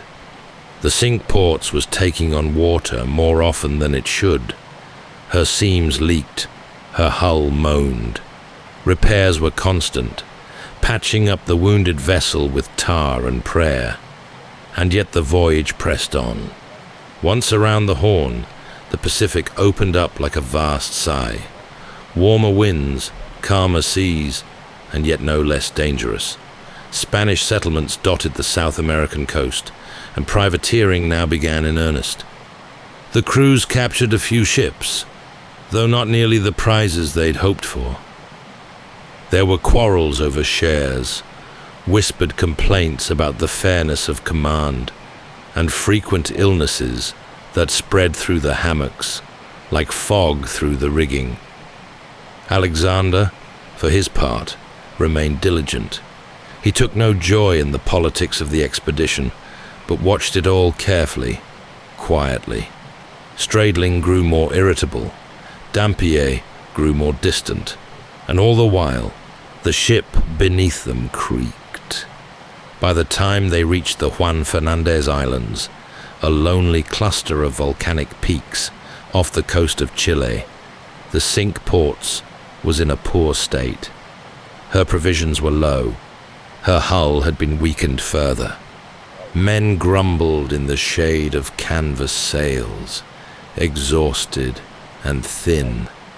And there, on the shore of one particular island, known then simply as Mazatierra, Selkirk made his fateful decision, one not born of rashness, but of careful calculation, perhaps even foresight. But for now, the Cinque Ports rocked gently in the bay, the sea calm, the island quiet. No one yet imagined how far this detour would echo. The morning was still, the sky a soft wash of pale blue, as the Cinque Ports floated at anchor just off the coast of Mazatierra. The island itself rose out of the sea like something half forgotten. Steep cliffs, cloaked in green, trees swaying gently in the warm breeze, and the distant sound of waves folding themselves onto an empty shore. Alexander stood at the water's edge, his boots damp with sea spray. Behind him, a quiet standoff was unfolding. After months of hardship and failing rigging, Selkirk had grown certain of one thing. The Cinque Ports was no longer seaworthy. The hull, he believed, had been too poorly repaired, and the ship, pushed hard and mended often, would not survive another leg of the voyage. He made his case to Captain Stradling, firmly, repeatedly, and when his warnings went unheeded, he made an extraordinary demand. He asked to be left behind. At first, the crew laughed. No man in his right mind would choose exile, even temporary, over the thin hope of reaching richer shores. But Selkirk was resolute. He'd rather survive alone than perish in another storm or sink beneath Spanish cannon fire. Perhaps he thought his protest would force Stradling's hand, make the captain reconsider the ship's condition. But if so, it backfired. Stradling, annoyed and prideful, granted Selkirk's request with cold finality. Supplies were gathered, a musket, some powder, a cooking pot, a few tools, clothing, bedding, and his cherished Bible. Then, with little ceremony, he was rowed ashore. Selkirk watched as the boat pulled away, the oars dipping rhythmically, growing smaller with each stroke. He may have expected, or at least hoped, for a change of heart, that someone would shout, wave, return. But the sea remained quiet. The Cinque Ports raised anchor that afternoon, her sails filling with the light breeze. Selkirk stood on the sand as the ship that had carried him across oceans slipped out of sight, leaving him with only the whisper of waves and the shifting cries of seabirds. In that moment, the enormity settled upon him. The island was beautiful, yes, fertile, rich with wild goats and cool springs, but it was also silent. There would be no trade winds, no friendly ports, no voices but his own. Days would be measured not in bells and watches, but in sunrises and seasons. At first, he made camp near the shoreline, building a simple shelter with palm branches and driftwood, but the nights brought strange cries from feral cats, and rats nipped at his stores. He moved inland to higher ground, where the breezes were clearer and the land more defensible. In his earliest days alone, he felt the weight of regret like a stone in his chest. The choice had been his, a sober, reasoned one, but the consequences were harder to carry. Still, each morning brought light, and with it, something like resolve. Selkirk began to walk the island, to learn its shape, its offerings, its dangers. He listened, he watched, he waited, and somewhere inside him, the sea's restlessness began to change, not into stillness, but into something quieter, something steady. The island was green and rugged, rising steeply from the sea, like a ship frozen in time. It was about 15 miles long, a cradle of volcanic stone and soft winds, dotted with dense woods and hidden streams that ran cool and clear through the underbrush. Selkirk, now alone on this forgotten shore, woke each day with the soft stirrings of nature. The rhythm of ship life, the bells, the calls, the clatter of deckwork was gone.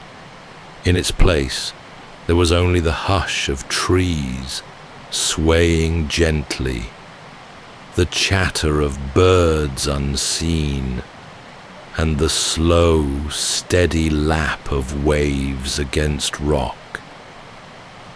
Those first days were marked by a strange quiet, not just the absence of people, but the absence of direction. Selkirk had been cast ashore with a musket, a small cache of powder and shot, a hatchet, a knife, a Bible, and some bedding. He set about building a shelter along the beach, something simple but serviceable. Branches lashed together with twine made from bark, thatched over with broad leaves. A place to sleep, a place to think. But the shoreline proved less hospitable than it seemed. The rats, descendants of those left behind by old Spanish ships, came at night, bold and persistent. Feral cats stalked the shadows, their eyes catching the moonlight. Selkirk's food stores were not safe, nor was his sleep. He soon realized he would need to move inland. Carrying what he could, he ventured higher, into the island's heart. There, he found groves of pepper trees and cabbage palms, and hills where wild goats roamed freely. These goats, likely left by earlier explorers, became his lifeline, providing milk, meat, and hides. With careful patience, he learned to stalk them barefoot across the island's slopes, fashioning snares from vines and eventually running them down with practiced skill. Fresh water was plentiful, and wild turnips, berries, and coastal herbs filled out his diet. In time, the land revealed itself as both generous and demanding, a place where every comfort had to be earned. Selkirk fashioned tools from stone, hollowed tree trunks into cooking vessels, and repaired his clothing with needles made from bone and thread pulled from his own garments. He tanned goat hides for new shoes. He reinforced his inland shelter with heavier timber, carving a cave-like refuge against the rains and winds that swept through during storms. At night, he read aloud from his Bible, not for salvation perhaps, but for the sound of a human voice, even if it was only his own. The verses gave rhythm to the silence, something to hold on to when the vastness of solitude pressed close. He kept count of the days by notching marks into wood, though over time the tally lost its urgency.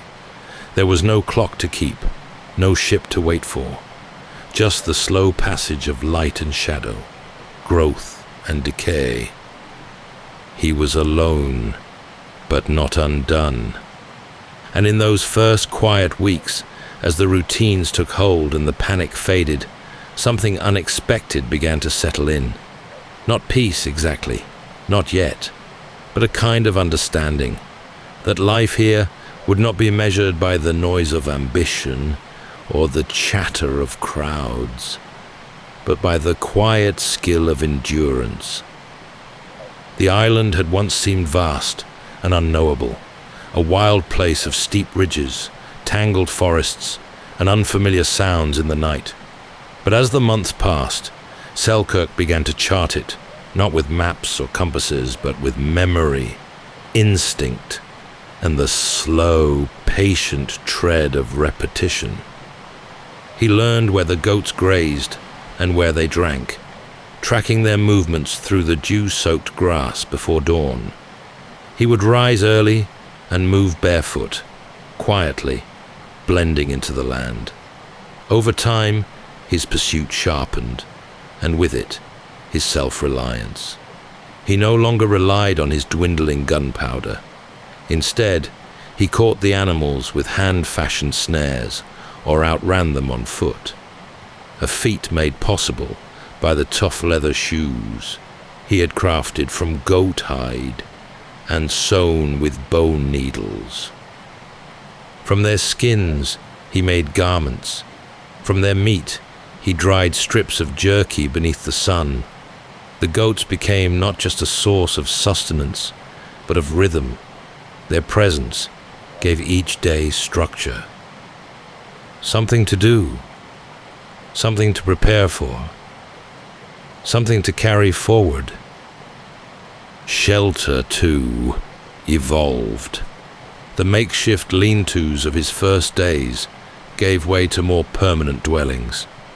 He built 2 huts on a gentle rise overlooking the wooded interior, one for sleeping, the other for working and storage.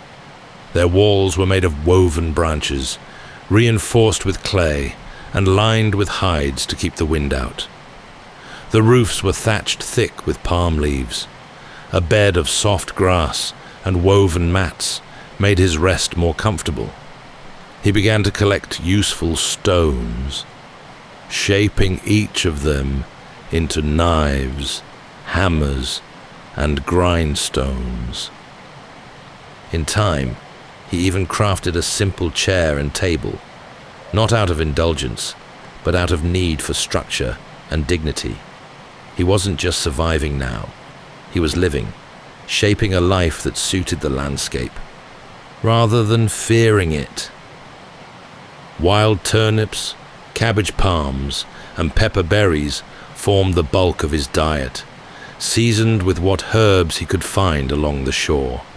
He learned to preserve his food with smoke and sun, timing his preparations to the patterns of rain and wind. Rainwater was collected in hollowed logs and coconut shells. His cooking pot, among the few items left to him from the ship, remained one of his most valued possessions. He became his own physician too. When ill, he turned to native remedies, roots brewed into teas, berries chewed for strength. There were stings, cuts, fevers, and deep aches that passed with time and patience. Each small recovery felt like a quiet triumph. Days began to flow, not in isolation, but in purpose. His body grew lean and strong. his senses sharpened. He could tell the hour by the way the shadows shifted on the cliffs, or forecast a storm by the sudden silence of birds. And with the work came something quieter, deeper, a sense of contentment. He was not lost. He was rooted. The island no longer felt like a prison. It had become a companion, wild and stubborn, yes, but one he had come to know intimately. Where others might have gone mad in the silence, Selkirk found steadiness. Through the hard work of building, hunting, and listening, he carved a life that was not merely endured, but owned. Time, in the world Selkirk had left behind, was measured in bells, calendars, and the turning of tides driven by human need. But here, alone on Maza Tierra, time softened. It slipped its edges, became slower, rounder. A rhythm guided by the land, the seasons, and the quiet unfolding of each new day. As the first year passed into the second, Selkirk no longer marked days with notches or tracked weeks with care. He lived by signs in the natural world, the flowering of a certain tree, the return of nesting birds, the thinning of the goats' coats before the rains. The island had become his calendar, and he read it not with urgency, but with quiet familiarity. There were long, golden months of calm, when the skies remained clear and the seas lay still, like glass cradling the edge of the world. These were times of plenty, when the goats were easy to track, the berries ripe, and his shelters dry and warm. He would wake with the sun and climb to his lookout on a high ridge, sitting with his back against the stone, watching the horizon. He still hoped for sails, but no longer longed for them. Then came the wet seasons, where thick rains rolled over the island in sheets, drumming softly on palm thatch and turning the paths to ribbons of mud. During those months, he stayed nearer his huts, repairing tools and mending garments. He knew much of it by heart now, and the sound of his own voice, steady and low, became as much a part of the island as the winds or the trees. There were times, too, when solitude pressed heavier, not with panic, but with a deep, aching quiet. Birthdays came and went without remark. Dreams of family flickered in sleep, only to fade with the morning mist. But in those moments, Selkirk turned not to despair, but to routine. The act of doing, building, hunting, preparing, gave shape to days that might otherwise have been lost. He spoke less, even to himself, but he listened more, to the rustle of wind through leaves, to the clatter of stones disturbed by distant hooves, to the low thrum of his own heartbeat when he sat still. In the absence of conversation, he had come to understand something rare, the sound of his own mind settling into peace. There was no audience, no judgment, no one to impress or disappoint. And so, in this space between memory and survival, Selkirk began to reshape himself, less defined by the man he had been at sea, and more by the man he had become on land. The island, wild and indifferent, had not broken him, it had refined him. Years passed this way, quiet and steady. Hair grew long, skin darkened by sun and salt. His hands, once calloused from rope, now bore the marks of stone, bark, and hide, and his soul, once restless and raw, had settled into something slower, something durable, He had become, in every way that mattered, a part of the island. Not its master, but its companion.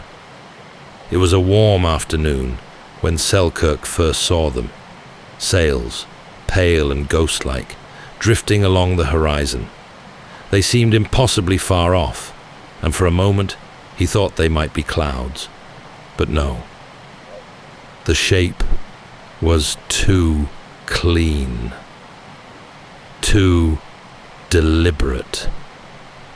His heart stirred with sudden urgency. He scrambled from his hillside perch, heart racing, legs sure-footed from years of climbing these paths. Down to the shore he ran, arms waving, calling out into the wide, indifferent air. He lit a fire with trembling hands, feeding it dry brush and palm fronds, until the smoke rose high and dark. But the ship never turned. Whether they hadn't seen him or had chosen not to investigate, he would never know. The sails faded westward, leaving nothing behind but the whisper of possibility. He stood long after they were gone, the smoke of his signal fire curling lazily into the afternoon sky. Then, slowly, he returned to the hills, not in despair, but with a quiet sort of acceptance. It happened again and again. On 3, perhaps 4, separate occasions over the years, Selkirk spotted passing ships. Sometimes they were distant and ghost-like, barely more than a glint against the sea.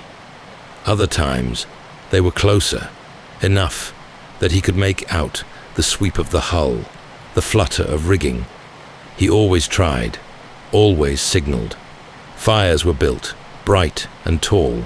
He shouted, waved garments from the cliffs, sent his hopes arcing like arrows across the water. But no ship ever came for him. One of them, he later suspected, may have been Spanish, and had they seen him, they might not have rescued him at all. A Scottish privateer, marooned or not, would not have found mercy in the hands of Spain. He knew enough of war and its politics to understand that sometimes being seen could be more dangerous than being forgotten. So he continued to wait, not idly, but with a practiced patience. The hope of rescue remained, not as a desperate longing, but as a quiet thread woven through his days. He did not let it rule him. He lived as if no ship would ever come. But still, he watched the sea, and it watched him back.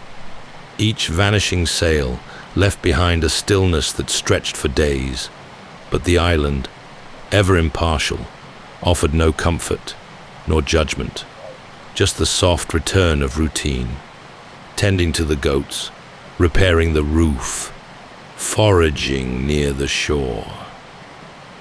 Hope, on the island, had learned to be silent. It did not shout any more. It whispered, like the wind in the grass, constant but calm. Selkirk, too, had changed.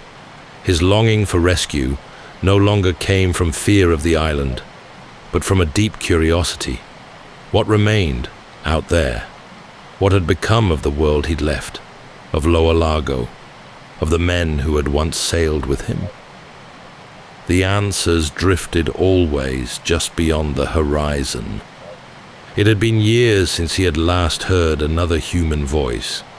Years of solitude, of quiet days among the goats and pepper trees, of firelight prayers spoken into the hush of evening. The island had become a companion,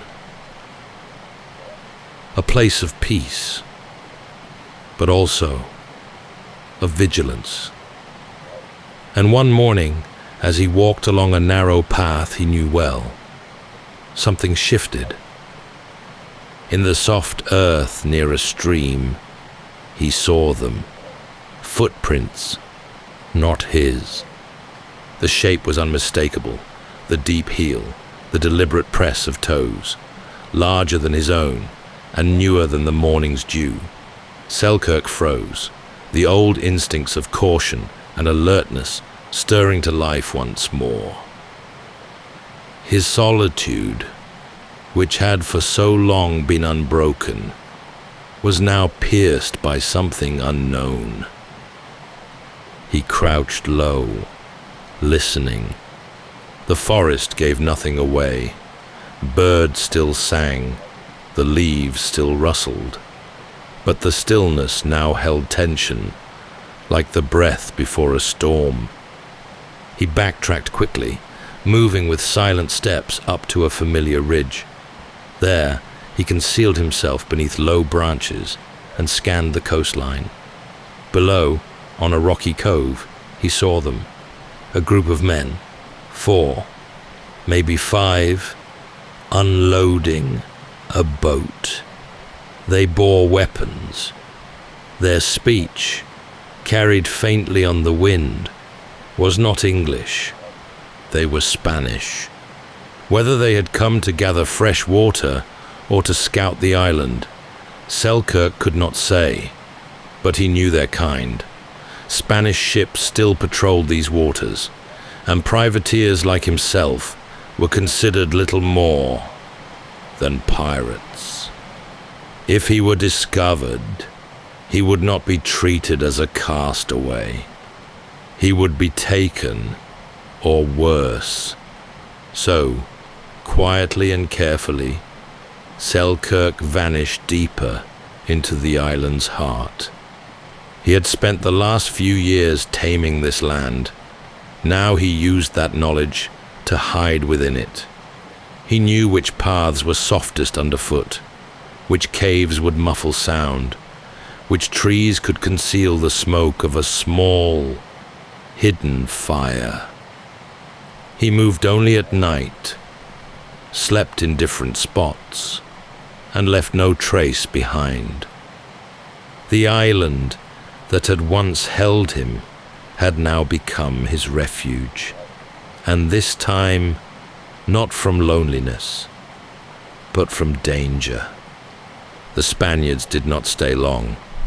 After a few days, they left, whether satisfied or uneasy.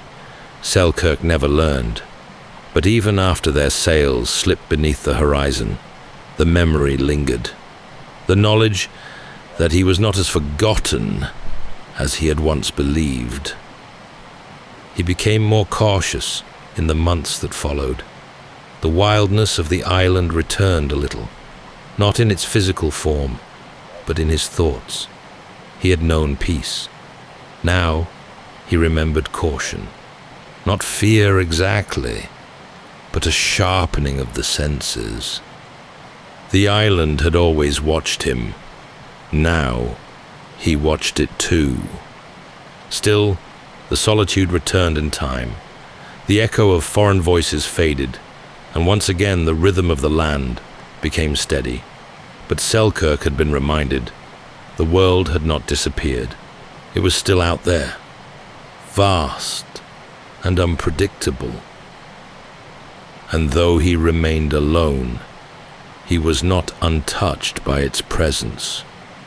It was in the early months of 1709, more than 4 years since Selkirk had been left behind, when the sails appeared once more on the horizon. He saw them from his ridge, where he often sat in quiet reflection.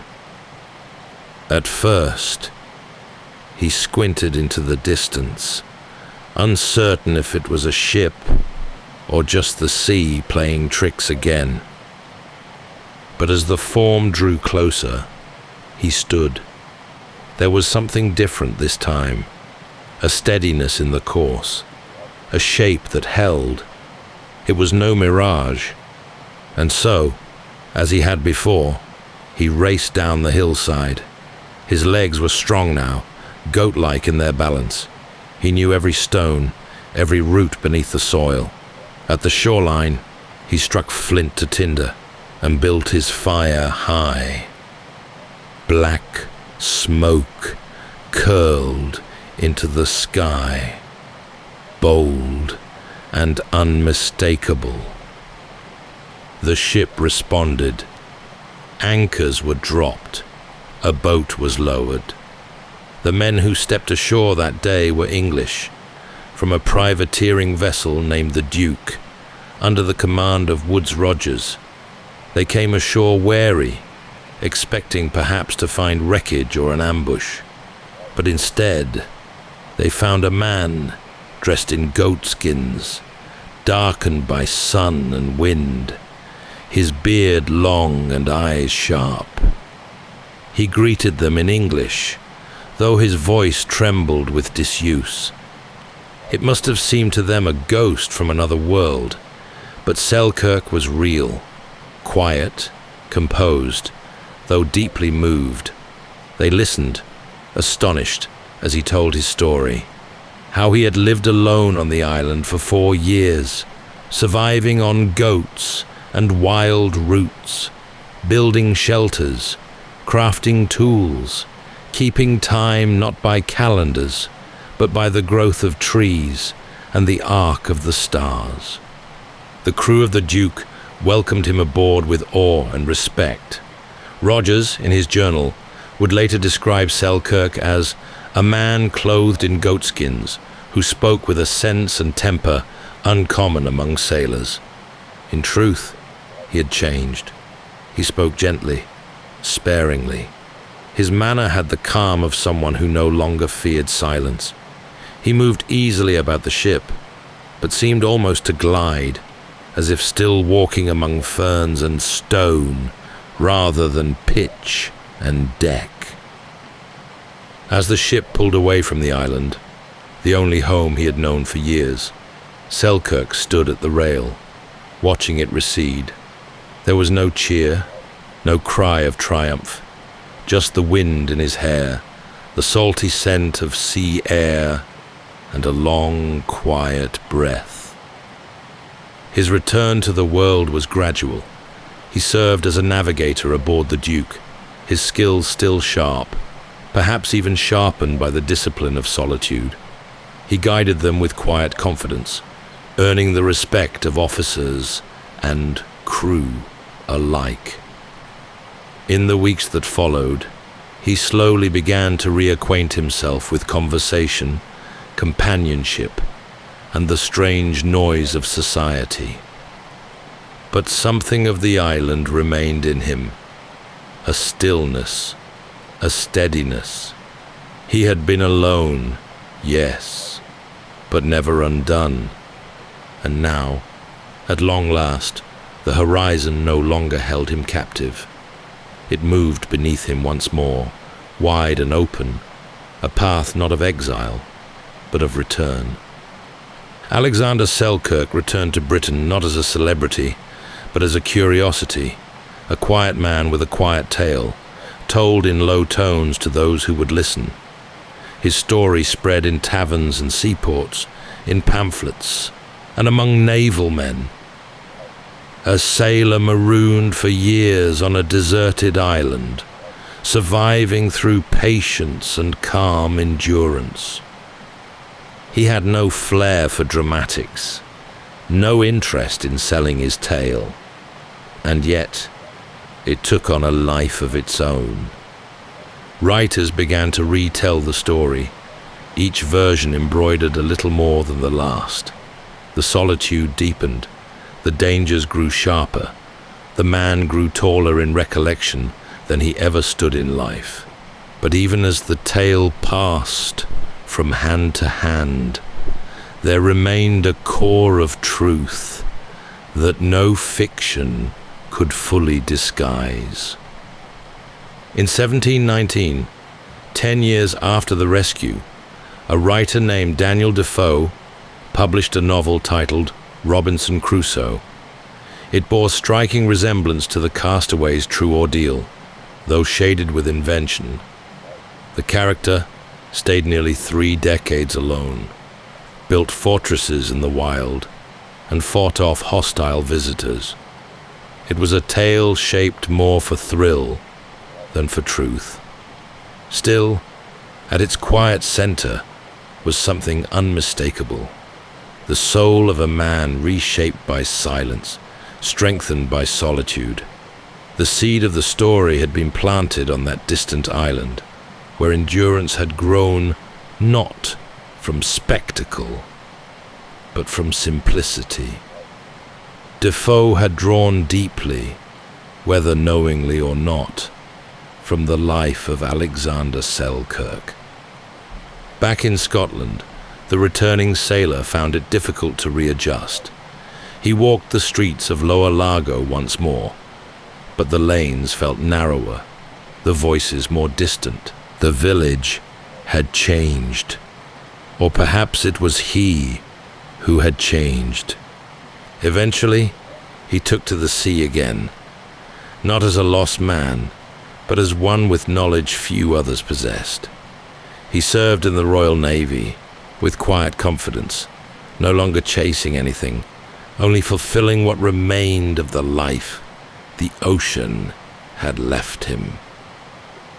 He served quietly, respectably, but the island had marked him. Those who met him in later years noted something steady in his presence, a stillness behind his eyes, not haunted, not broken, just aware. A man who had known what it was to live without time, without voice, and who had returned with something stronger than fame. In 1721, while aboard HMS Weymouth off the coast of West Africa, Selkirk died of yellow fever. He was buried at sea, the waves folding over him one last time. No monument marked the spot, no grand farewell, just the hush of water and the rhythm of tide. And yet, in the centuries since, his story has endured. He is remembered not just as the man who inspired a novel, but as a figure of quiet fortitude, someone who met the harshest kind of solitude, not with despair, but with calm invention. A man who built a world from almost nothing and who left it, not by rescue, but by readiness. His island, now called Robinson Crusoe Island, still rises from the Pacific, windswept and green, silent under the stars. And somewhere in that silence, the memory of Alexander Selkirk still lingers. Not loud, not demanding, but steady as stone and soft as sleep. That's all for tonight's journey through history. Whether you're fast asleep or still drifting there, thank you for listening. Until next time, rest well.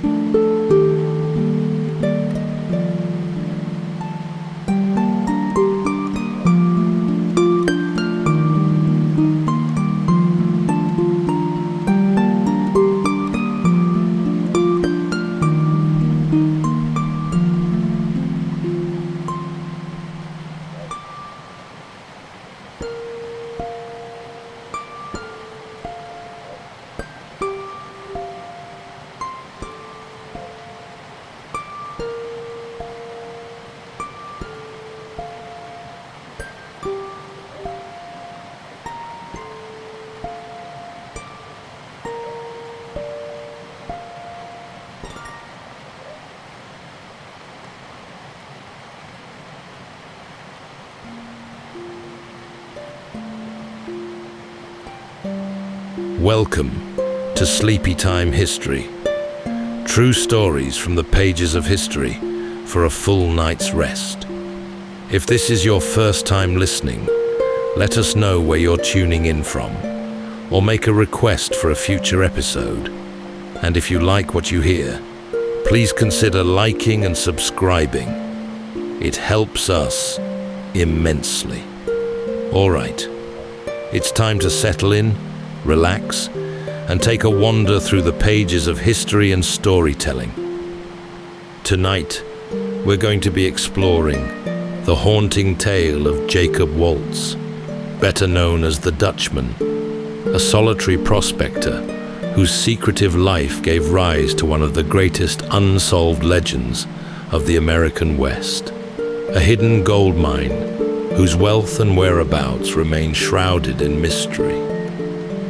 For more than a century, whispers have drifted through the dusty, arid winds of the Arizona desert, carrying tales of an elusive treasure concealed deep within the rugged folds of the Superstition Mountains. Rumors spoke of gold so pure and plentiful that even seasoned miners found themselves astonished by its brilliance. At the center of these stories stood Jacob Waltz, a quiet, enigmatic figure who lived on the outskirts of town. During the winter, Waltz would vanish into the mountains, only to return with saddlebags heavy with gold of astonishing purity. Waltz never revealed his path. He left no map, and those who attempted to follow him often disappeared without a trace. He guarded his secret closely, speaking of it to no one, until the very end. As his life drew to a close, Waltz entrusted some of his secrets to a young man named Dick Holmes. This ignited a legacy of treasure seekers who dedicated their lives or even sacrificed them to the endless pursuit of a wondrous, hidden fortune. This story isn't just about an elusive treasure. It's about the enduring mystery of America's most famous lost mine, a legend that has survived gunfighters, treasure hunters, scholars, and adventurers alike. So settle in, take a deep breath, and journey gently now into the quiet shadows and desert whispers, following the footsteps of the Dutchman, Jacob Waltz. Arriving in the Arizona Territory in the 1860s, Waltz was lean and quiet. He was alone. He spoke little, but his accent betrayed him. Not Dutch as many believed, but German. His surname Waltz often softened in speech, until the locals called him the Dutchman. The name stuck. It suited him somehow. Foreign, distant, and hard to pin down. He settled on the outskirts of Phoenix, a dusty frontier town not yet tamed by time or law. He built a modest home, grew a small garden, and made just enough conversation to pass for another tired old prospector. But Jacob Waltz was different. Each winter, as the air cooled and the rains softened the land, he would vanish, alone. No fanfare, no announcement, just a pack mule, some provisions, and a slow ride east toward the Superstition Mountains, a place the local Apache had long held sacred, and others feared for different reasons. Stories clung to those peaks like mist. Men went in and didn't come out. Waltz always came back. And when he did, he brought gold. Not flakes or dust, but solid veins embedded in quartz, thick and heavy, so rich in purity it shimmered unnaturally in the sun. Those who saw it said it was nearly 1/3 gold by weight, an impossibly rich yield, unlike anything found in the region before. But no one could say where it came from. He never brought back maps. He never said a word about where he'd been. He lived frugally, never spent wildly, and never gave reason for suspicion.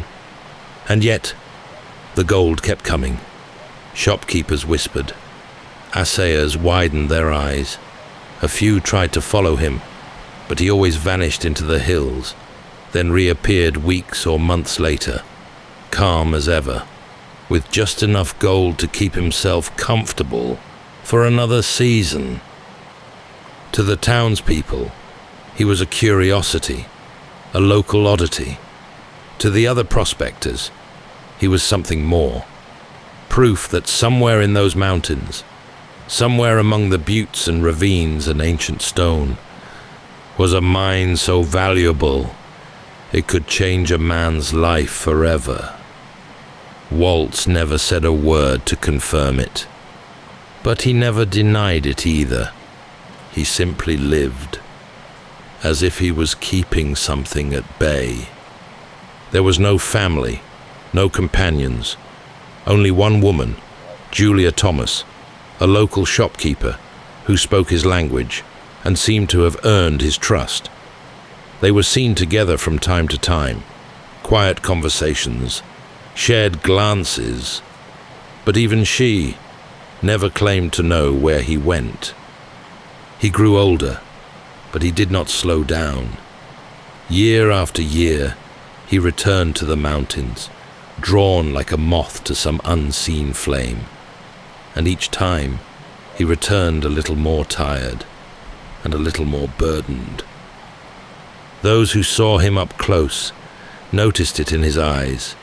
Not fear exactly, but something colder.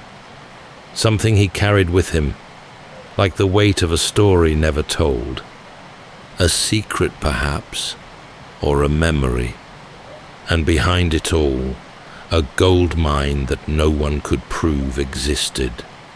And yet, somehow, everyone believed was real.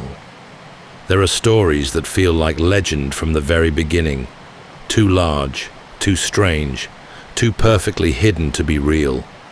But for Jacob Waltz, the story of the mine wasn't myth, it was memory. He had found it years earlier, during one of his many ventures into the Superstition Mountains. The year was 1877, and Waltz had been prospecting far into the rugged folds of the Arizona wilderness. He was alone, as always, searching the high washes and hidden ravines, where gold might hide beneath layers of volcanic rock and time. That part of the range was wild even by frontier standards. No maps, no trails, only shifting landmarks and the silence of the high desert wind. One day, his search was cut short. He was ambushed, perhaps by Apache warriors, perhaps by bandits.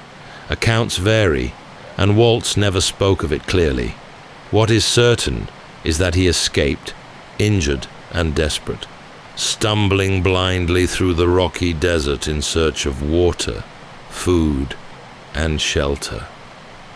And that was when he found the footprints. Boot prints, not moccasins, proof of other men nearby. He followed them through a winding canyon until he came upon a small camp tucked in the shadow of the hills. 3 Mexican miners had pitched a fire, and they welcomed him cautiously. In their tired conversation, they spoke of what they had found, a thick vein of gold, so rich it was almost too much to believe. They showed it to him, and that was the moment everything changed. What Waltz saw was extraordinary. The ore was unlike anything he'd encountered in decades of prospecting, heavy with visible gold, running thick through white quartz, with veins as wide as his forearm. In today's terms, it would have been worth millions. To a man like Waltz, alone and hardened, it wasn't just fortune, it was fate. What happened next, no one can say for certain, but he returned from the mountains alone. The other men were never seen again.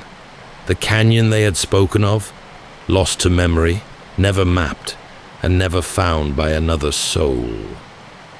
Waltz had not just discovered the mine, he had claimed it, and he would guard it the rest of his life. He never mined it openly, never filed a claim. He returned each winter and worked it in secret, slowly, methodically, taking only what he could carry out quietly. He was careful, never to draw attention, never to leave obvious trails.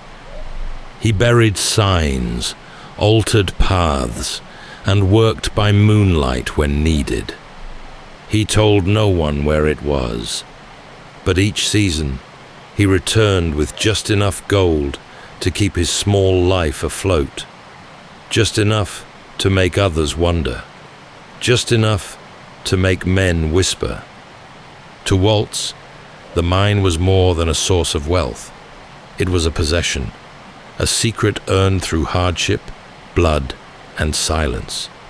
He had taken it for himself, and in doing so, he had severed any hope of sharing it. To speak of it was to invite others, and to him, that was unthinkable. He became more isolated, more guarded. He took fewer chances and trusted no one, not even those who showed him kindness. The mine had given him everything he needed, but it had also become something else, a burden. The deeper he kept it hidden, the more it seemed to possess him in return. It was his alone, but he knew that wouldn't last forever. And when his time came, as all men's time does, he would have to choose whether to take the secret with him or leave behind a trail for someone willing to bear the same weight. Years passed, and Jacob Waltz became a fixture in Phoenix, a familiar figure with an unfamiliar life. He was often seen walking the edge of town, his gait stiff with age, his clothes plain and sun-bleached. He spoke little, kept to himself, and lived in a modest adobe home, shaded by a small mesquite tree. To the casual eye, he looked like every other aging prospector who hadn't struck it rich. But Waltz had struck it rich, very rich, and he had done it alone. He kept his gold hidden, not in banks or beneath floorboards, but in the rhythms of his life. A quiet purchase here, a loan repaid in heavy ore there. The samples he brought in for trade were unlike any seen in the territory. Flecked with gold so pure, it barely needed refining. Assayers who examined it often looked up in disbelief, but no one could get close to him. Over time, a few tried. Shopkeepers, traders, and fellow miners would ask about his source. He'd smile faintly, offer nothing, and move on. He had become a man of riddles, not because he enjoyed mystery, but because he had no room for risk. His secret was too large to share. Still, one woman stood apart from the rest. Julia Thomas ran a small shop in town, an ice cream and oyster parlor of all things, a rarity in the harsh desert heat. She was a capable woman, independent and resilient, and she spoke German, Waltz's native tongue. In a town full of strangers, this gave her a foothold, and in time, a kind of connection formed between them. Waltz trusted her, at least a little, enough to speak freely now and then, enough to accept her care when his strength began to wane. Whether friendship or something gentler, their bond was one of the few human ties the old man allowed himself. And then came the flood. In the spring of 1891, a massive rainstorm swept through Phoenix, turning the dry washes into surging rivers. Homes were destroyed, livestock drowned. Half the town was swept away, including the modest shack Waltz had called home. He was found afterward, cold and frail, his belongings scattered or lost. Julia took him in, setting up a cot in the back room of her shop, offering him warmth, food, and silence. But the flood had done more than take his house. It had taken his health. Waltz grew weaker by the day. His breathing thinned. The light behind his eyes began to dim. And still, he said nothing of the mine. Out in town, a quiet urgency began to spread. Those who had long suspected Waltz of hoarding a secret now wondered if he might die without ever revealing it. Some believed he had shared the location with Julia. Others believed he'd taken it to the grave already, locked behind weathered lips. But one man still watched from the edges, a man who had once tried to follow Waltz into the hills, a man who remembered a campfire story from years earlier about a mysterious old miner and a gold mine deep in the superstitions. That man was Dick Holmes, and as Waltz's strength ebbed in the back room of Julia's shop, Dick waited, not for gold, not for fame, but for a chance to hear the truth, before the mountain reclaimed it forever. It was October of 1891, and the Dutchman was fading. Jacob Waltz lay still in the quiet back room of Julia Thomas's shop, wrapped in a rough blanket, a single candle flickering against the wall. His breath came thin, ragged at times, as though each exhale might be his last. Outside, the town of Phoenix moved on. Wagons clattered down dirt streets, horses drank from muddy troughs, and the desert sun warmed the rooftops. But inside, time had slowed. Word had spread that Waltz was dying. Julia had done all she could, given him shelter, warmth, and a place to rest, but she couldn't be at his side forever. So one morning, when the old man took a sudden turn, she slipped outside to fetch a doctor. And that's when Dick Holmes appeared. Perhaps it was coincidence. Perhaps he had been waiting. Whatever the truth, Julia saw him and asked if he might sit with the old man until she returned. Dick stepped quietly into the room, and for the first time sat face to face with the man he had followed from afar. The man he believed held the key to the most elusive treasure in the American West. He expected instructions, directions, something clear, but instead he received a confession. For nearly an hour, Waltz spoke, slowly, in fragments, often pausing to catch his breath or drift briefly into silence. What emerged was not a map, but a history. He told of a time, years earlier, when he had been stranded in the mountains, hungry, alone, and then, by sheer chance, he'd found a camp, 3 Mexican miners, strangers, who welcomed him cautiously. They had discovered a mine beyond belief, and they showed it to him without fear. What happened after was never spoken plainly, but he returned from those mountains alone. He described the gold, veins nearly 2 feet wide, rich and unbroken, glowing with the weight of fortune. For years he had returned to that place, working it in silence, taking only what he could carry, keeping the secret sealed. But the secret hadn't stayed untouched. One season, 2 soldiers showed up in Phoenix with gold that matched his. Word was, they had found something in the mountains. Waltz went back, and soon, the soldiers were never seen again. There were others. A lone prospector, seen too close to the hidden trail. A nephew from Germany, sent by his sister to help him in his final years. But the old man had grown suspicious. The mine had made him paranoid, isolated, convinced that betrayal would find him if he let his guard down.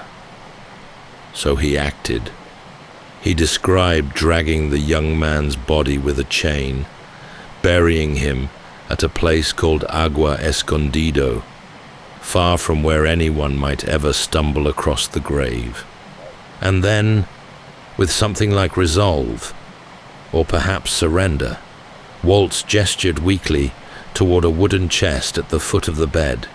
Inside, he said, was the last of his gold, enough to prove that the mine had never been a myth, enough to honor a final request. If Dick were to take the gold, he must promise to send money to Waltz's sister in Germany, not for profit, for peace. The gold had taken many lives. Maybe it could still do some good. Dick agreed. And then, at last, came the directions. A canyon running north to south, a rock shaped like a man's face, a house built of stone. From the entrance to the mine, Waltz said, one could see the tip of Weaver's needle, but from the trail, the mine itself would remain hidden.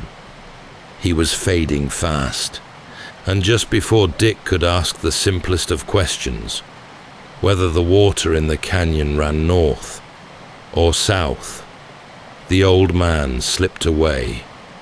Jacob Waltz, the Dutchman, was gone. He left behind no map, only riddles, and a chest of gold, sitting heavy in the corner of the room, glinting with the last light of a secret that had now passed to another. With the Dutchman gone and the gold in hand, Dick Holmes stepped into a story that was no longer just whispered. It was his now. He had listened carefully as the old man unraveled his guarded tale, collecting every hint, every cryptic description, and every fragment of memory Waltz had managed to voice. The directions had been far from exact, but they were all he had. A north-south canyon, a rock shaped like a man's face, a stone house nearby, and the subtle alignment of Weaver's needle, which was just visible from the entrance to the mine, but not from the trail. In the moment, it had felt like enough. But as Dick soon learned, the Superstition Mountains do not give up their secrets easily. He returned again and again to the range, riding through dry washes and stony gulches, scanning the skyline for that distinctive shape, a rock that resembled a man. But out there, everything begins to take on human form under the right light. Every boulder holds a face, every ridge a profile. Nothing stayed still long enough to be certain. Waltz had spoken of a stone house, but time had softened the line between nature and ruin. Crumbling outcroppings resembled shelter, ancient foundations now blurred by erosion. Dick found sites that matched the description nearly, but nearly wasn't enough, and still, he pressed on. He followed what he believed to be the old government trail, one of several carved during the Apache Wars. Waltz had mentioned it, vaguely, but the problem was, there were at least 3 of these old trails, each twisting through different parts of the range. Which one had the Dutchman meant? Dick had chosen one. He couldn't be sure it was the right one. Worse still, he was no longer alone on the trail. The story had begun to spread. Rumors about Waltz's final days, the gold under his bed, and the young man who had sat beside him in those final hours. Some claimed Dick had stolen the gold outright. Others believed he had been given the true directions, and now carried a map in his mind. In a small town, gossip moves faster than horses, and soon Dick realized he was being followed. He would ride into the mountains, only to catch glimpses of others in the distance. Riders who stayed just far enough back. Campsites that appeared where none had been. The same kind of tracking he himself had once done to the Dutchman, now turned back on him. Sometimes he would abandon the search altogether, turning back to Phoenix before he reached the deep canyons, unwilling to lead anyone else too close. The mine had become a chase within a chase, not only a search for hidden gold, but a battle to keep others from discovering what he might already know. Still, he believed in the trail, and he sought confirmation wherever he could. One clue in particular haunted him, the Dutchman's story of killing his nephew and burying him with a chain around his neck, beneath a shelf of stone at Agua Escondido. So Dick returned there. He walked the ground with quiet precision, remembering the Dutchman's words, searching for any sign that might prove the tale was more than guilt-spun fantasy.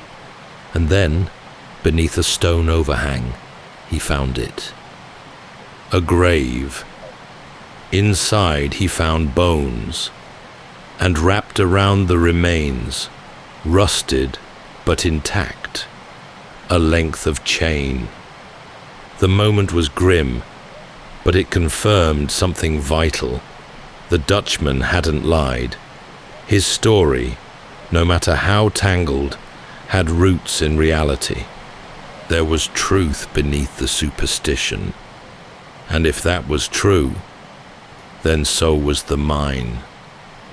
Dick Holmes returned to the mountains with renewed conviction, but the desert was vast, and time had worn deep into his joints. The clues still danced just beyond reach, and with each season, the journey grew harder. It became clear that if the search were to continue, it would need new legs. A younger man, one who understood the story and carried the same quiet patience. And so, Dick did what the Dutchman had once done before him. He prepared to pass the secret on. The mountains no longer welcomed him. Dick Holmes had spent over a decade tracing the Dutchman's clues, combing the superstition range canyon by canyon, wash by wash. He had seen the desert under moonlight and thundercloud, walked it under stars and punishing sun. But now, his knees had stiffened, his body grown heavy, and the rides he once took with ease had become long and painful.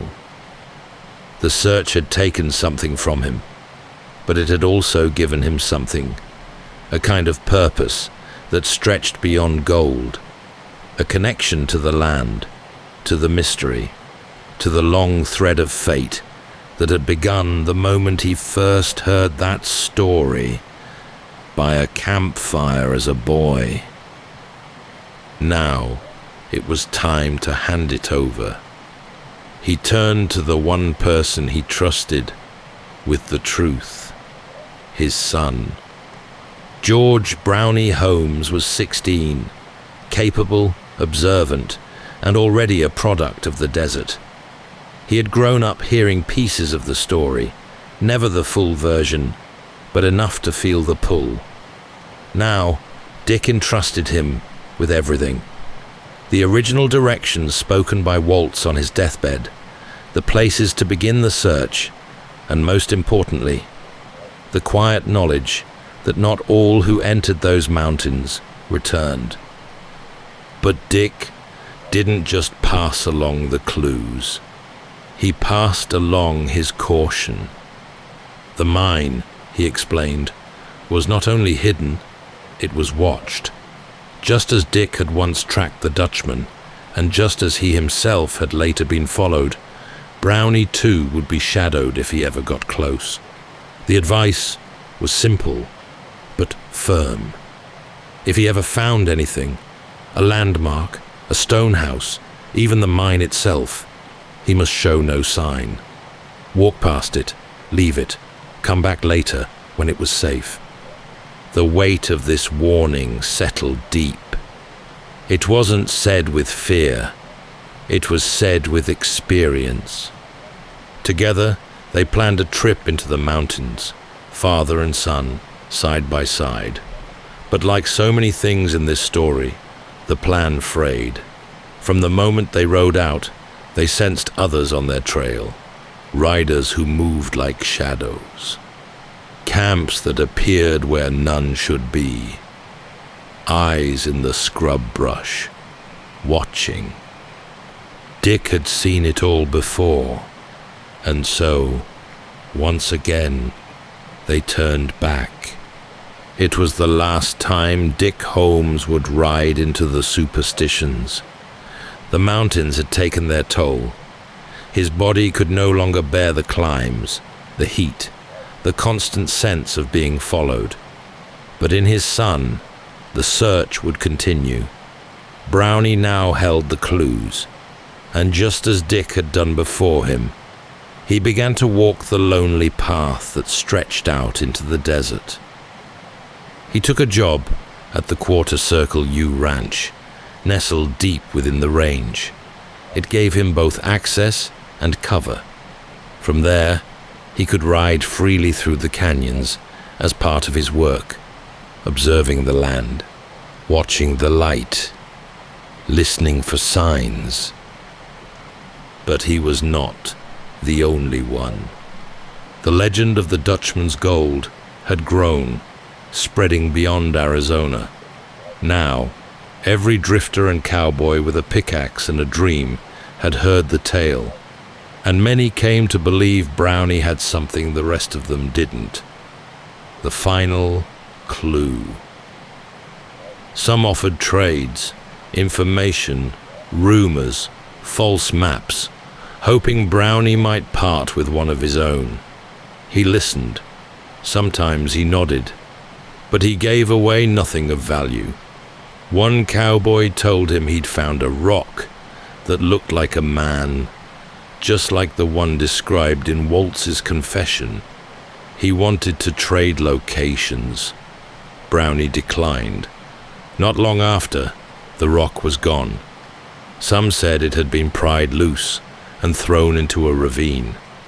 Whether out of spite or a desire to keep the secret buried, no one could say for certain. It was one more clue lost to time. But Brownie didn't stop. The mine was still out there, silent, sealed, and waiting. The trail was no longer just his father's. It was now his own. And like his father before him, Brownie would walk that trail for the rest of his life. For a time, the desert grew quiet again. Brownie Holmes kept to his rides through the Superstition Mountains, careful and watchful, always searching, but never speaking too much. He blended in among the cowhands at the Quarter Circle U Ranch, another weathered rider with calloused hands and far-off eyes. But the story never stayed quiet for long. In the summer of 1931, a man arrived in Arizona with something that hadn't been seen before, something dangerous and possibly priceless, a map. His name was Adolph Ruth, and by all appearances, he was an elderly man past his prime, silver-haired, limping, and weary from long travel. But Ruth carried with him what he claimed was a document unlike any other. A map, drawn in Mexico. Handed down, he said, from a line of men who once knew the mine's location. To most, it sounded like another tale spun in search of fame. But one detail made people take him seriously. Waltz, according to the legend, had stolen the mine from Mexican miners. If the map was real, it could predate Waltz's silence. It could point directly to the treasure before it ever became a secret. Ruth made his way to the Quarter Circle U, asking the ranch hands for help reaching the mountains. The cowboys were used to dreamers and gold chasers, but something about Ruth gave them pause. He was open, too open, talking about the map, about the clues, about the mine. He shared his plans freely, unaware that secrecy was often the only thing that kept a man safe in those hills. Brownie Holmes met with Ruth, and the two men talked at length. No one knows exactly what was said, but Brownie later recalled that the conversation lingered on the Dutchman, on the mountains, and on the dangerous attention a man could attract when he claimed to have a map. Summer in the Superstitions is no place for the unprepared. The heat alone can undo a man, and Brownie warned him. Others did too, but Ruth would not be turned away. When no one from the ranch would guide him, Ruth hired two lesser-known prospectors. and entered the mountains with them. He was never seen alive again. Days passed, then weeks, and finally, in December, 6 months later, a bloodhound led a search party to a spot near a well-traveled trail. There, resting upright in the dust, was a human skull. It was found not hidden, but placed, carefully, some said, as though meant to be seen. The rest of the remains were discovered nearly a mile away, scattered and sun-bleached, as if someone had moved them. The cause of death was officially listed as exposure, with damage attributed to animals. But the skull had 2 distinct fractures, and the map, the one Ruth had spoken so confidently about, was never recovered. Suspicion turned quickly to the 2 prospectors who had led him in. They had returned without him, saying little, but with no hard evidence, no charges were brought. The desert had covered its tracks once again. Among Ruth's scattered belongings, a notebook was found. Inside was one final entry, written in Latin, Veni, Vidi, Vici. I came, I saw, I conquered. Beneath it, a cryptic line, 200 feet across from the cave. To some, it was proof. Ruth had found the mine, and someone had stopped him before he could return. To others, it was just a final flourish, a man determined to say he had won, even as the desert claimed him. For Brownie Holmes, it was another reminder, not of gold, but of danger. The mine, if it existed, was no ordinary place. It carried weight, and not every man who sought it would live to tell the tale. The legend had roared back to life. Adolf Ruth's disappearance, the eerie discovery of his skull, the cryptic notebook entries, all of it breathed new fire into a story that had never quite burned out. Newspapers from coast to coast picked it up. The lost Dutchman's mine was no longer just Arizona folklore. It had become national obsession. And yet, for Holmes, it was nothing new. He had lived beneath the weight of this mystery since boyhood. He had listened to it through the breath of his father, traced it through ridgelines, chased it through dust and distance. And now, more than ever, he felt its burden grow heavy. In the aftermath of the Ruth incident, the Superstition Mountains were teeming again. Men flooded in with spades and theories, dynamite and half-truths, each one convinced they were the one to finally crack the code. And more than a few of them believed that Brownie Holmes, the son of Dick, the man who sat with Waltz, knew something they didn't. They watched him, followed him. Some tried to befriend him, others tried to manipulate him. But Brownie had learned well. He spoke little, rode alone, and when asked about the mine, he smiled in a way that said nothing. Still, he searched.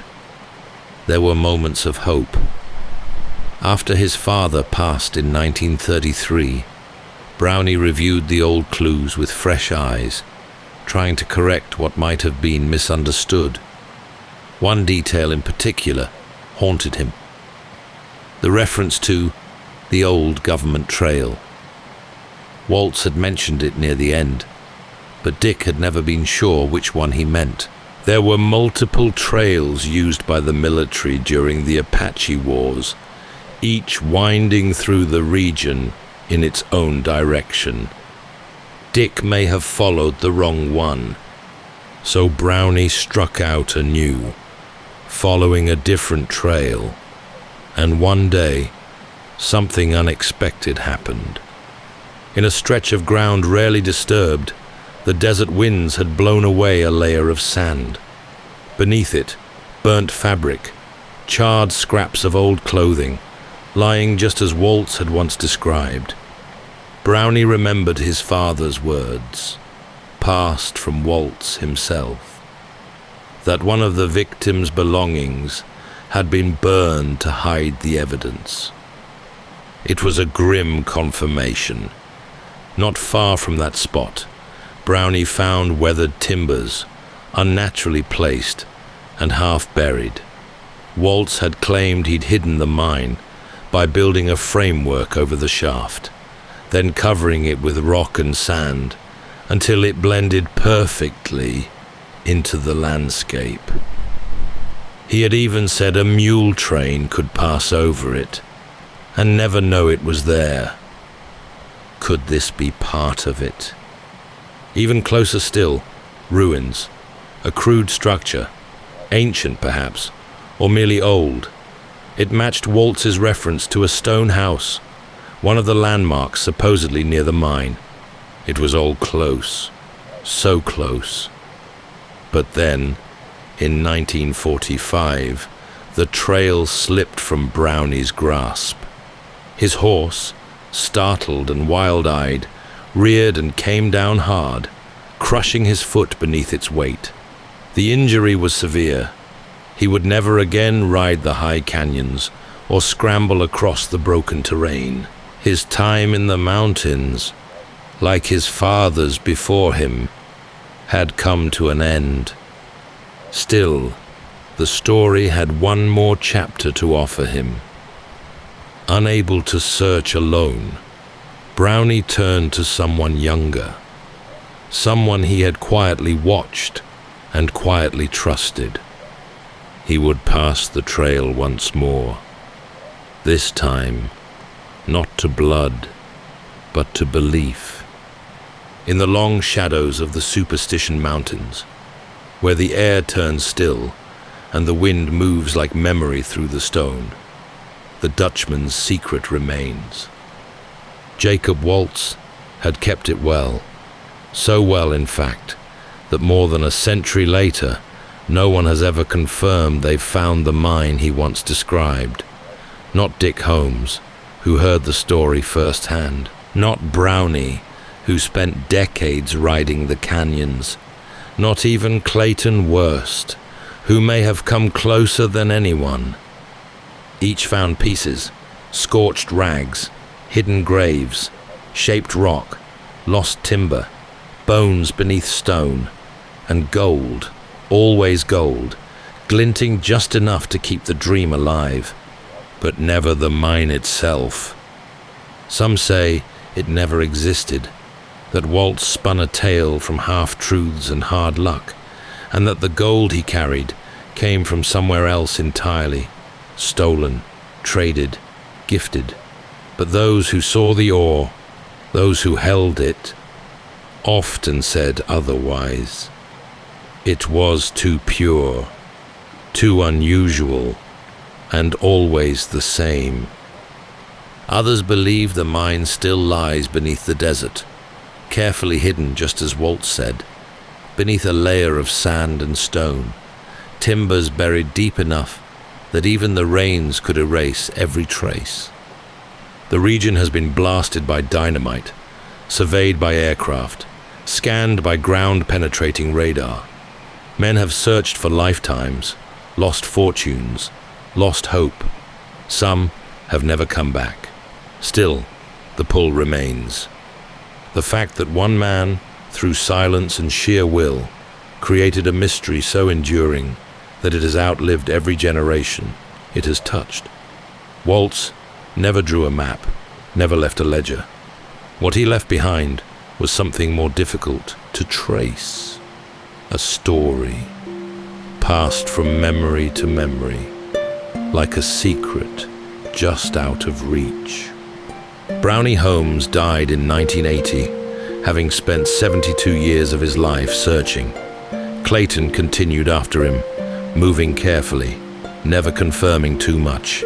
Even now, in the quietest corners of Arizona, there are those who still wander the canyons, watching the light shift across Weaver's Needle, looking for the next sign. A stone out of place, a trail too worn, a whisper from the past. They still search, because the Dutchman's gold has become something more than treasure. It has become a question. What lies hidden beneath our feet? What might we find if we follow the clues left behind by those who lived and died, chasing something they believed in? The answer, like the mine itself, remains buried and waiting. That's all for tonight's journey through history. Whether you're fast asleep or still drifting there, thank you for listening. Until next time, rest well.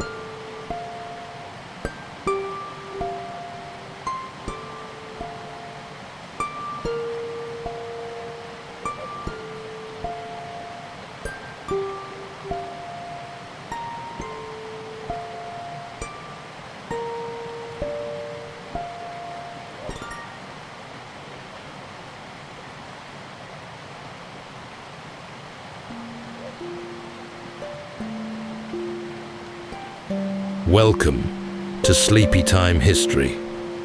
True stories from the pages of history for a full night's rest. If this is your first time listening, let us know where you're tuning in from, or make a request for a future episode. And if you like what you hear, please consider liking and subscribing. It helps us immensely. All right, it's time to settle in, relax, and take a wander through the pages of history and storytelling. Tonight, we're going to be exploring the remarkable true story of Sir Ernest Shackleton, an intrepid explorer who led a band of brave souls toward a feat few had ever dared attempt: a full traverse of Antarctica, the most hostile, icebound continent on Earth. It's 1914. While the rest of the world is slipping into war, far to the south, Shackleton and his men sail into the frozen fog of the unknown, where drifting floes, cracking ice, and the ghostly wails of seabirds are muffled by snow and the white, desolate expanse. As their sturdy ship, Endurance, journeys through the ice, the drifting pack eventually closes around them, crushing the vessel and leaving 28 men stranded on the ice, entirely alone, over 1,000 miles from the nearest human settlement, with little more than the provisions they can carry. His journey wasn't one of conquest, though the headlines often glorified it. In truth, what Shackleton revealed was something rarer, a quiet, unwavering kind of leadership, tested not in moments of triumph, but in the long, uncertain spaces in between. When every plan collapsed, when hope thinned and the cold deepened, Shackleton did not despair. He simply remained steady, leading with presence and calm, unshakably committed to the lives in his care. Tonight, as we drift into sleep, we reflect not on the deep, thunderous groan of breaking ice, or the terror of isolation suffered by these men, but on the quiet strength that carried them through, and the man who led them safely home. So settle in, take a deep breath, and let's walk slowly with Sir Ernest Shackleton through the still, glistening silence of the Antarctic night. In the summer of 1914, as Europe braced itself for war, another kind of expedition prepared to set sail. Shackleton, now in his 40s and seasoned by years at sea, stood at the helm of a dream that had taken root long before. To cross the Antarctic continent from one coast to the other, a feat no man had yet achieved. His ship was christened Endurance, a name drawn from his family's motto, "By endurance we conquer." It was a sturdy wooden barkentine, designed with a reinforced hull to withstand the ice, a ship of strength and purpose, built not for speed, but for survival. The crew was a patchwork of trades and temperaments: sailors, scientists, carpenters, and cooks. Many had answered his now legendary advertisement, and while the exact words of that ad are still debated, the spirit of it remains clear. This was not a voyage for the faint-hearted. It was for those who sought something deeper, a test of the self, far from the world's noise. They departed London in August, skimming south past Lisbon, the Canary Islands, and then the coast of South America. In Buenos Aires, Shackleton's quiet authority became clear. He removed a troublesome officer and replaced him with Frank Wild, a loyal second-in-command and a calm presence who would become a pillar in the trials ahead. From there, they sailed to the whaling station on South Georgia Island, a last outpost of humanity before the Antarctic ice. There, grizzled Norwegian whalers warned Shackleton of a heavy ice season in the Weddell Sea. The warning hung in the cold air, but the expedition moved forward, the horizon too close to turn back.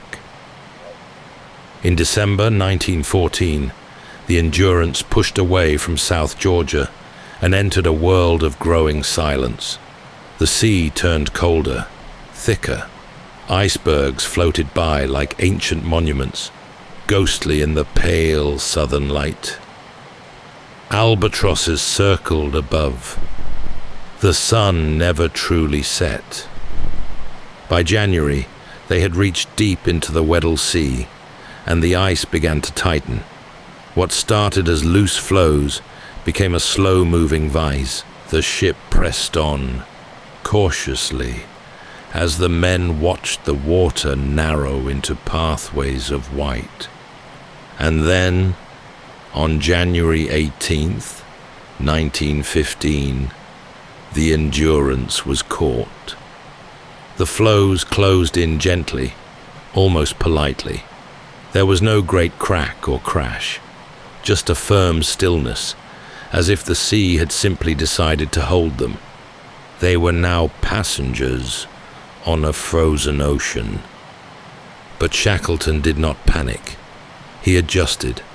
Calmly, methodically, he began shifting the mission in his mind, from triumph to survival.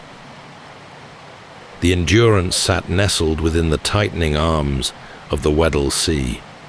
Around her, the ice stretched in every direction, a wide white silence, broken only by the low groan of shifting floes and the occasional call of a distant seabird. Above, the sun circled endlessly, casting long shadows that slid over snow and deck alike. At first, There was hope that the ship might break free. The men watched the ice with cautious optimism, believing that the southern summer might still open a path to shore. But the days slipped by, and the pressure built. The Endurance was no longer sailing. She was drifting, a captive in a frozen current that paid no heed to plans or poles. Yet life aboard the ship carried on. Shackleton made sure of it. He understood that survival was not just a matter of rations or shelter. It was morale, routine, and purpose. Each man had duties. The dogs were exercised. Meals were prepared with care. On Sunday evenings, the phonograph played gentle tunes, and the men gathered for readings, games, or quiet conversation. The ship's interior was transformed into a floating village. The crew called their makeshift quarters the Ritz, a tongue-in-cheek nod to luxury amid the cold. Frank Hurley, the expedition's photographer, wandered the ice with camera in hand, capturing the strange beauty of their imprisonment. His images would one day become the visual memory of this frozen world. Sails rimmed with frost, men silhouetted against the white horizon, the Endurance standing like a relic of another age. Shackleton, always composed, rarely spoke of fear. He moved among the men with quiet intent, observing their moods, sharing small jokes, stepping in when tempers flared. His leadership was not loud, but steady, the kind that wrapped itself around you like a wool blanket. Weeks turned to months. By March, the Antarctic night approached. Temperatures dropped. Darkness lengthened. The ice, no longer softening in daylight, grew denser, more forceful.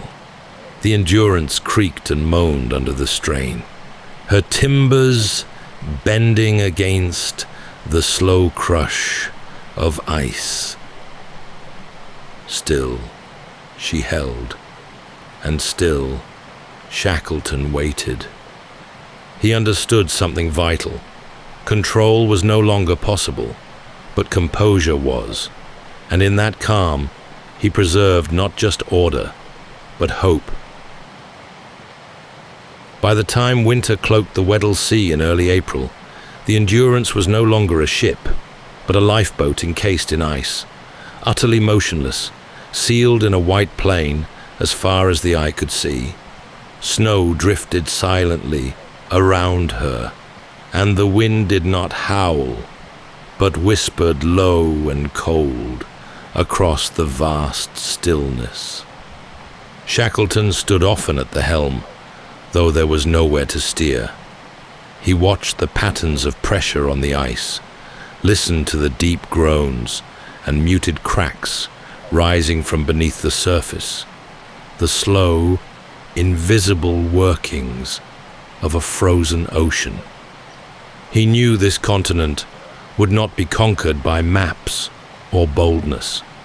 It demanded endurance, and so he gave it just that. Inside, the men followed routines with calm diligence. The dogs were fed and exercised each day. Meals were kept hearty, even as rations began to tighten. Books circulated. Laughter, though thinner now, still echoed through the narrow corridors. There were moments of quiet celebration. Midwinter's Day was marked with music, games, and plum pudding. It was, Shackleton knew, important to mark the passage of time, to remind the men that they lived not in stasis, but in motion, even if unseen. Outside, the world changed slowly, and not in their favor. The pressure ridges rose higher, the ice no longer content to sit still. The Endurance began to list, her hull groaning under stress, as if sighing against the weight of months. Shackleton inspected the damage each day. He knew the ship was strong, but the ice was older, patient, and absolute. By September, spring brought not release, but violence. The floes began to shift with a new energy, breaking, grinding, reforming. The ship shook under the strain, her beams splintering, her sides bending inward like ribs under a great hand. The men were ordered to prepare to abandon ship, their sledges loaded, supplies repacked, tents readied. Still, the order came with no panic. Shackleton's calm gave them theirs. Then, in late October, with a deep moan and shudder, the Endurance was finally breached. Water poured in through the hull. Shackleton gave the order with a level voice. "She's going, boys. We've done all we can." They set up camp on the ice. The ship, their shelter, their warmth, their link to the world, was left behind. She leaned further day by day, until on the 21st of November, 1915, she slipped quietly beneath the ice. No longer explorers, the men were castaways now, but they were not broken. The ice still stretched ahead, the ocean still called beyond it, and Shackleton, unshaken, simply turned to the men and began preparing for what came next. The Endurance was gone. One moment, she had stood among the ridged ice like a weathered monument, her masts tangled with frost and sky. The next, she had slipped gently below the frozen crust, claimed without ceremony by the very world. She was built to endure. There was no drama, no panic, just the creak of timbers, a sighing rush of water, and the stillness that followed. The men gathered in silence, watching the spot where she had vanished. Shackleton did not look back for long. The ship was lost, but now a new mission came into sharp focus: survival and return. They were 28 men on a drifting floe, with sled dogs, 3 lifeboats, dwindling supplies, and no certainty of when, or even if, they would ever touch land again. Shackleton ordered the salvage of everything useful before the ship's final collapse: tinned food, lumber, tools, and the ship's Bible, from which he quietly tore out a few pages and left the rest behind. Among them the passage, "Cast thy burden upon the Lord, and he shall sustain thee." The ice became their new home. They called it Ocean Camp. Tents were pitched, gear sorted, and a routine established. Even here, adrift and exposed, Shackleton emphasized structure, and those silent frozen nights, as the sky danced with faint auroras, a new kind of courage took root. Not the bold courage of movement, but the silent strength of waiting and watching the horizon. Shackleton slept lightly, always listening for changes in the ice. He knew they were not stationary, only appearing so. Beneath them, the floe drifted slowly northward, caught in the Weddell current. It was a passive journey, but a journey nonetheless. The men played cards, told stories, and found what laughter they could. Frank Wilde, ever Shackleton's right hand, kept spirits high. Hurley, the photographer, risked frostbite to save glass plate negatives. Images that would someday tell their story to the world. Even in this slow-motion ordeal, purpose was preserved. As weeks passed, cracks in the ice began to appear, jagged lines creeping closer to camp. The floe that had cradled them began to betray them. In December, the men shifted to a new site they called Patience Camp. The name spoke volumes. By April of the following year, nearly 6 months since the Endurance had vanished, Shackleton knew the ice would soon no longer hold. He began preparing for open water. It would not be easy. The sea was vast, the boat small, and the men weakened. But he gave no space to doubt. There was no speech, no declaration, only preparation, steady and sure. And in the hush of that endless white, the men followed his calm, not because they were without fear, but because his presence made fear bearable. For 5 long months, the men drifted on a slab of ice, riding a slow, uncertain current through the frozen belly of the Weddell Sea. Beneath their feet, the ocean moved invisibly, an unseen engine carrying them northward. The great continent lay behind them now, unreachable.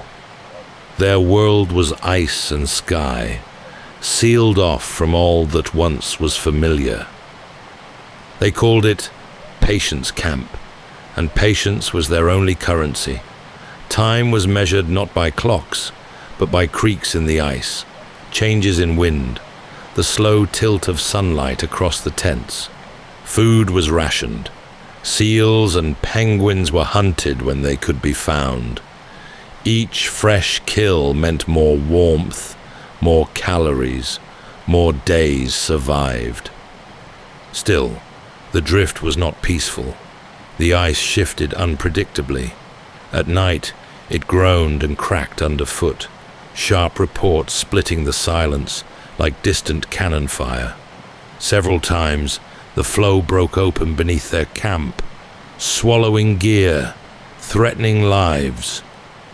Each time, Shackleton responded quickly, not with alarm, but with quiet commands and swift reorganization. He had become their anchor. His tent was positioned closest to the men, not far from their own. He walked among them daily, listening, encouraging, and deflecting despair. Every decision, from meals to movements, he weighed carefully, not just for the sake of their bodies, but their minds. By early April 1916, the ice began to break more aggressively. The floe that had carried them across hundreds of miles now threatened to shatter entirely. Shackleton knew the time had come. They would have to abandon their frozen raft and commit to the sea. 3 lifeboats, the James Caird, Dudley Docker, and Stancomb Wills, were readied. Supplies were loaded, water casks filled, dogs bid farewell. They had carried the sledges this far, and now their work was done. Shackleton made the difficult decision to have them put down. It was done quickly, respectfully, and without ceremony. On April 9th, they launched the boats. The world of ice gave way to a cruel new frontier, the open polar sea. Bitter cold winds howled across the waves. Salt spray froze on faces and clothing. The boats were packed tight, with men and supplies, barely enough room to shift or sleep. They rowed and drifted for 7 days, through slush and storm, riding the tides along the edge of survival. Frostbite claimed fingertips. Bellies shrank, but still, they pressed on, driven by Shackleton's quiet presence at the helm. At last, through mist and fatigue, a grey shape rose on the horizon. Elephant Island. Bleak, jagged, uninhabited, and entirely inhospitable. But it was land. For the first time in over a year, their feet touched solid ground.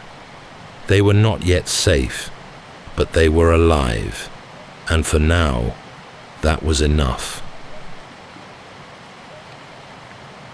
Elephant Island rose before them like a crumpled sheet of slate, a jagged, wind-scoured refuge jutting out from the coldest waters on Earth. There were no trees, no settlements, no shelter beyond the haphazard folds of rock and scree.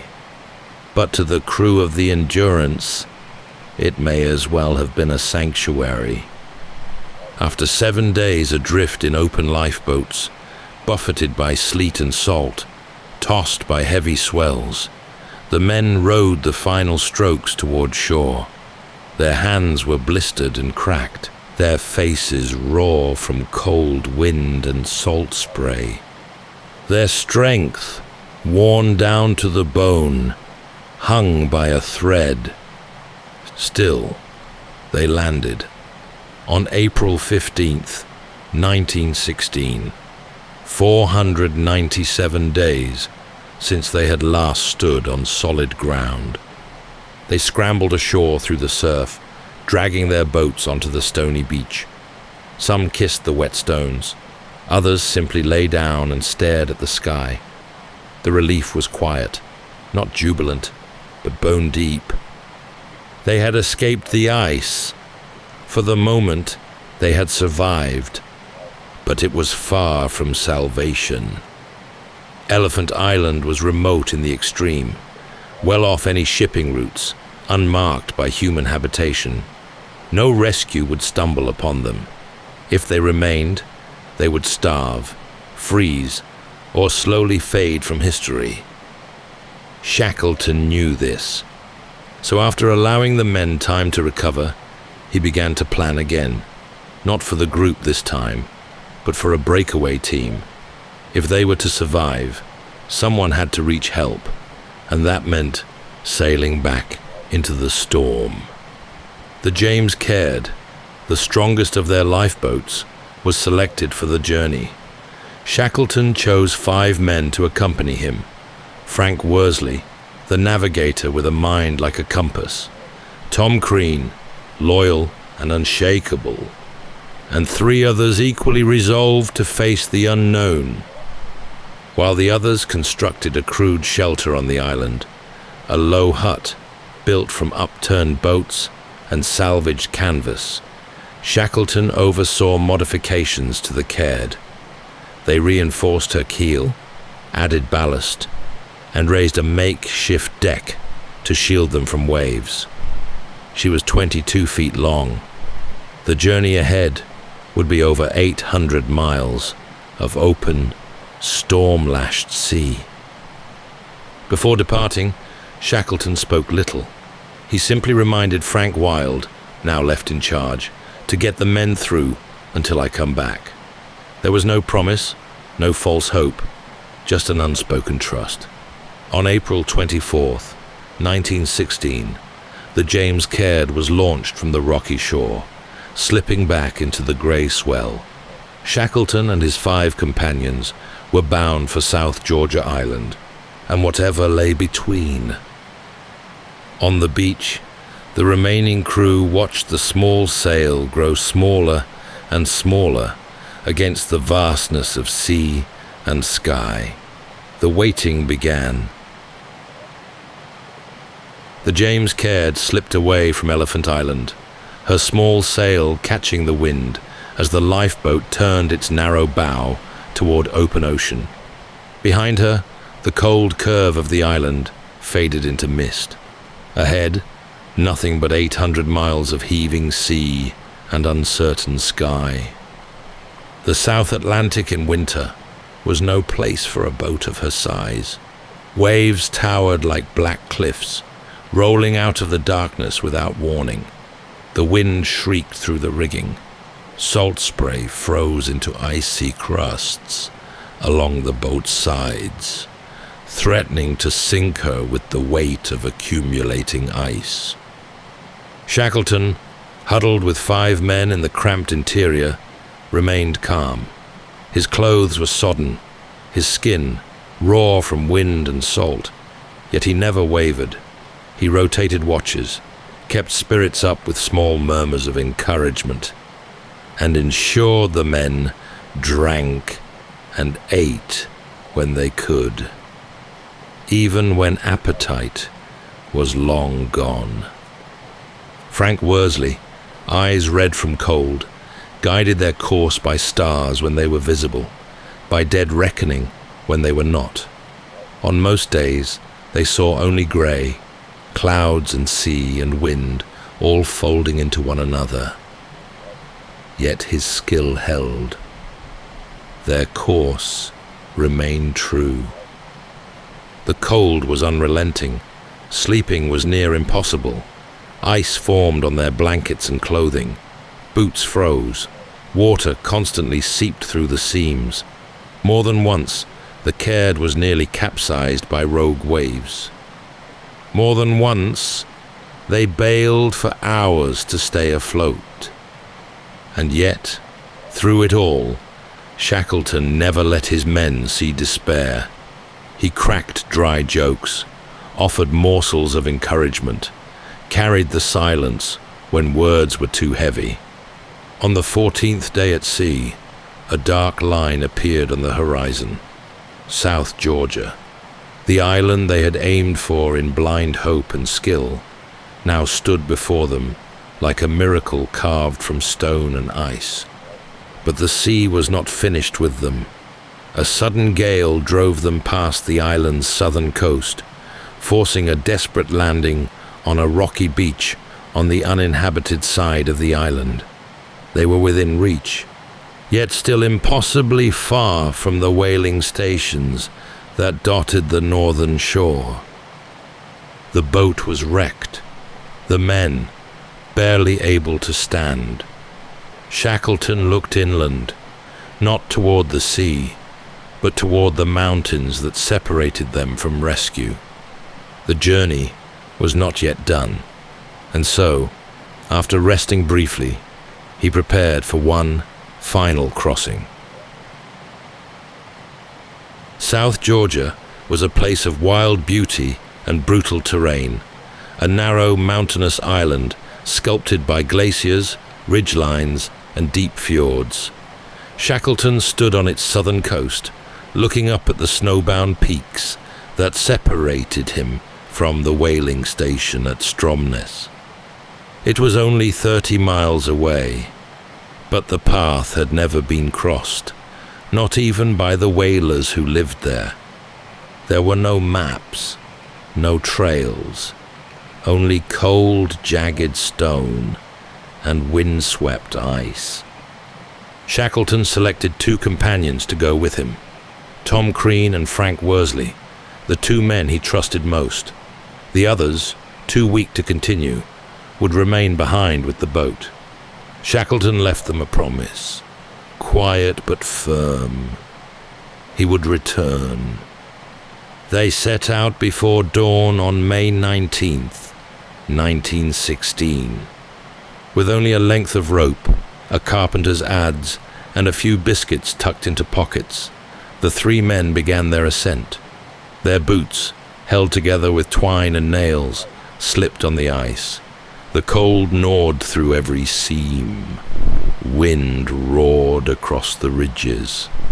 At times, they had to retrace their steps, realizing a glacier led to a sheer drop or a dead end. They marched through 36 straight hours without sleep. At one point, they slid down a slope, uncertain what lay at the bottom, a gamble made not from recklessness, but because there was no other choice. They fell, tumbled, and emerged safely. It was Shackleton who drove them forward. His sense of direction was uncanny, and his silence steadying. When Worsley hesitated, Shackleton pressed onward. When Crean faltered, he offered strength in shared pace. They were exhausted, hungry, their muscles trembling with cold. Yet they did not stop. And then, through the fog, a faint sound drifted across the valley. A steam whistle. They stopped and listened, hearts pounding beneath layers of frozen wool. The Stromness whaling station was near. Down the final slope they stumbled, ragged and frostbitten. The men who met them at the station could scarcely believe what they saw. 3 figures, caked in ice and soot, emerged from the mountains like ghosts. It had been 17 months since anyone had seen Shackleton. He asked no questions. He made no speech. He simply asked for a boat. Because though they had made it to safety, 22 men were still waiting on Elephant Island. The return to Stromness marked the beginning of another kind of journey, one not through mountains or ice, but through the quiet weight of responsibility. Shackleton, safe at last on South Georgia, wasted no time. His thoughts were already with the 22 men still marooned on Elephant Island, now over 3 months without word. He tried at once to secure a ship. The whalers offered what they could, and soon Shackleton was back at sea. But the sea resisted. Ice blocked the way. Fuel ran short. Each attempt failed. Once, twice, a 3rd time. Still, Shackleton did not give up. There was no frustration in his voice, only resolve. He simply tried again. At last, with help from the Chilean government, Shackleton secured the Yelcho, a small steel steam tug. It was not a grand vessel, but it would do. On August 30th, 1916, Shackleton sailed once more into the Southern Ocean. This time, the ice parted.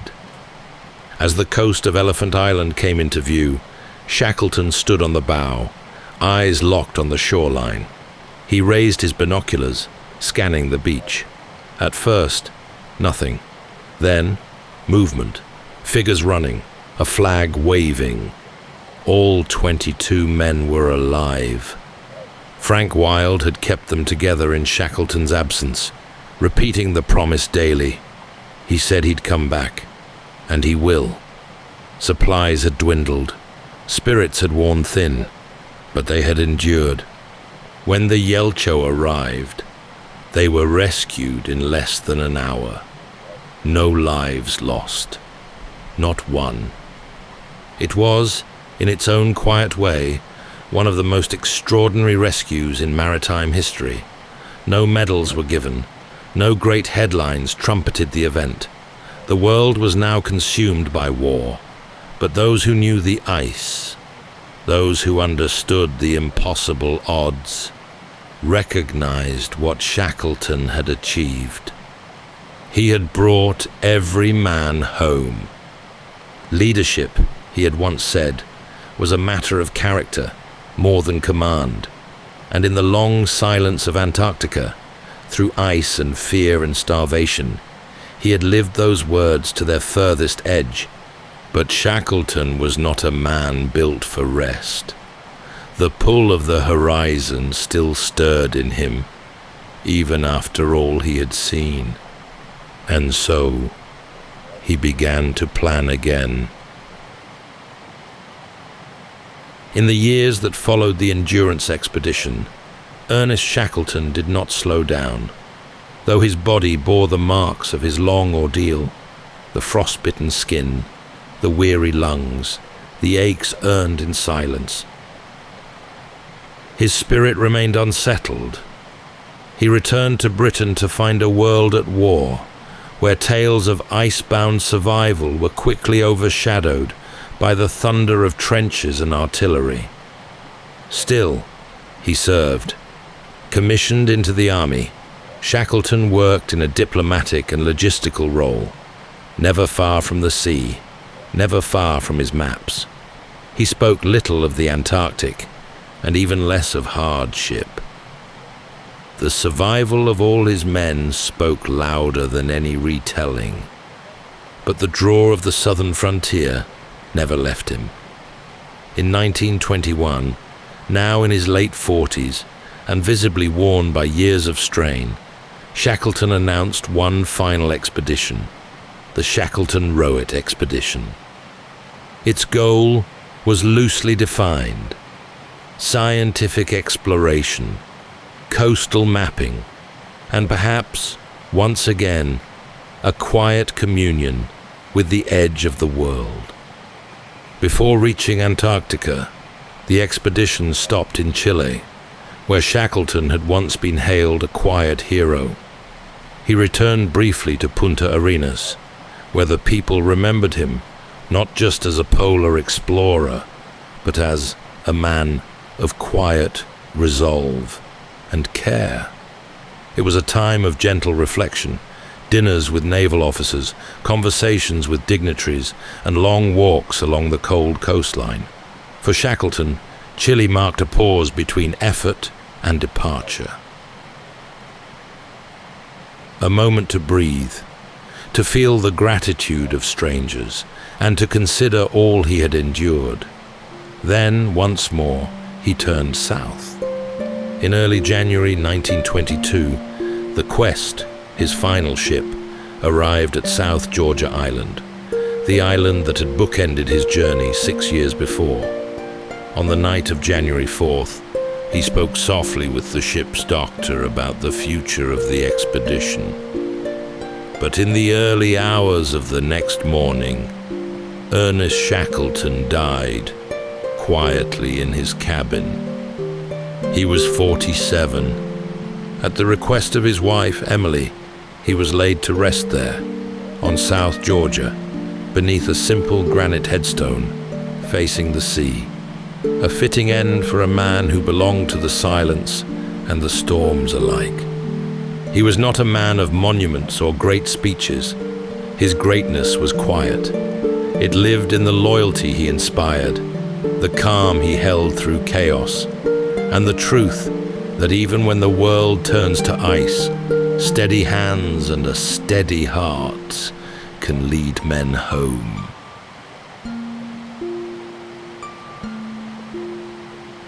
That's all for tonight's journey through history. Whether you're fast asleep or still drifting there, thank you for listening. Until next time, rest well.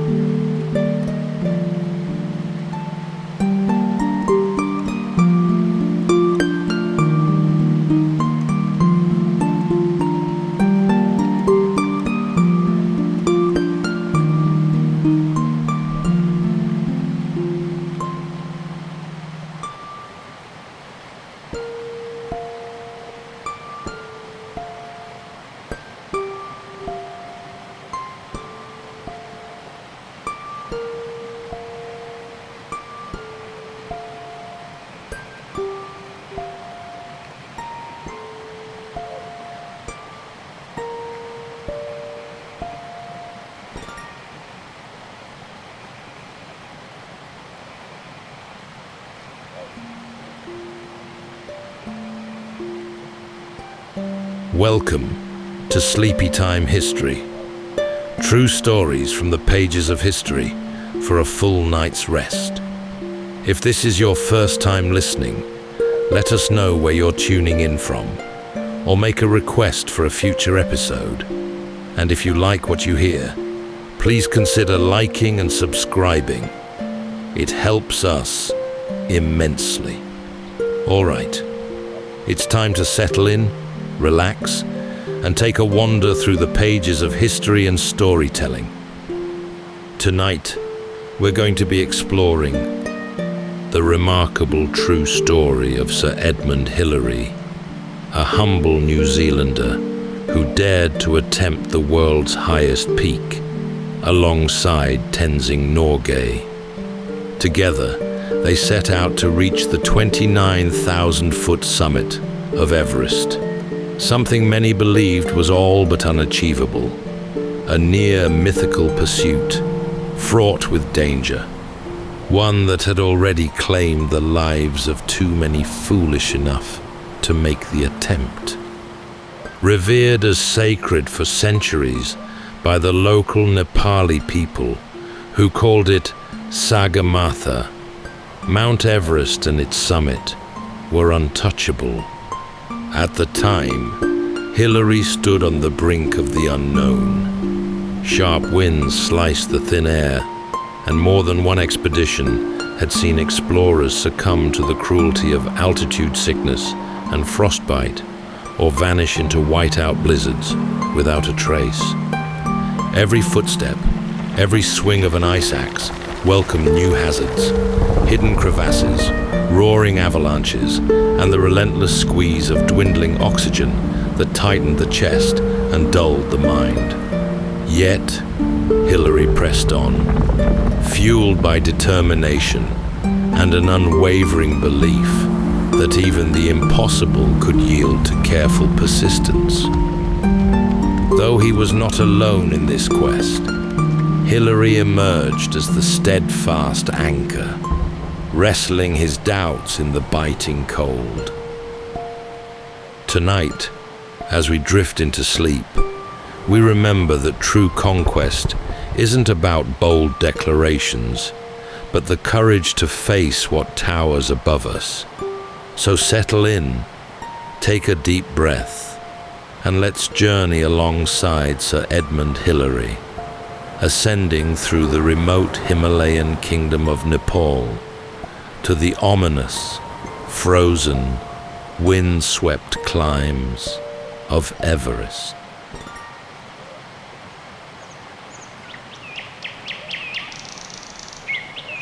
Edmund Hillary was born in the rolling farmland of Tuakau, New Zealand in 1919, a place of soft hills, long summers, and skies that stretched wide and unbroken. His father was a journalist turned beekeeper, a man of method and belief, while his mother, a schoolteacher, encouraged learning above all. In this gentle, open land, Edmund grew tall and awkward, a boy who often felt more at ease with books than with people. School days were not his finest hours.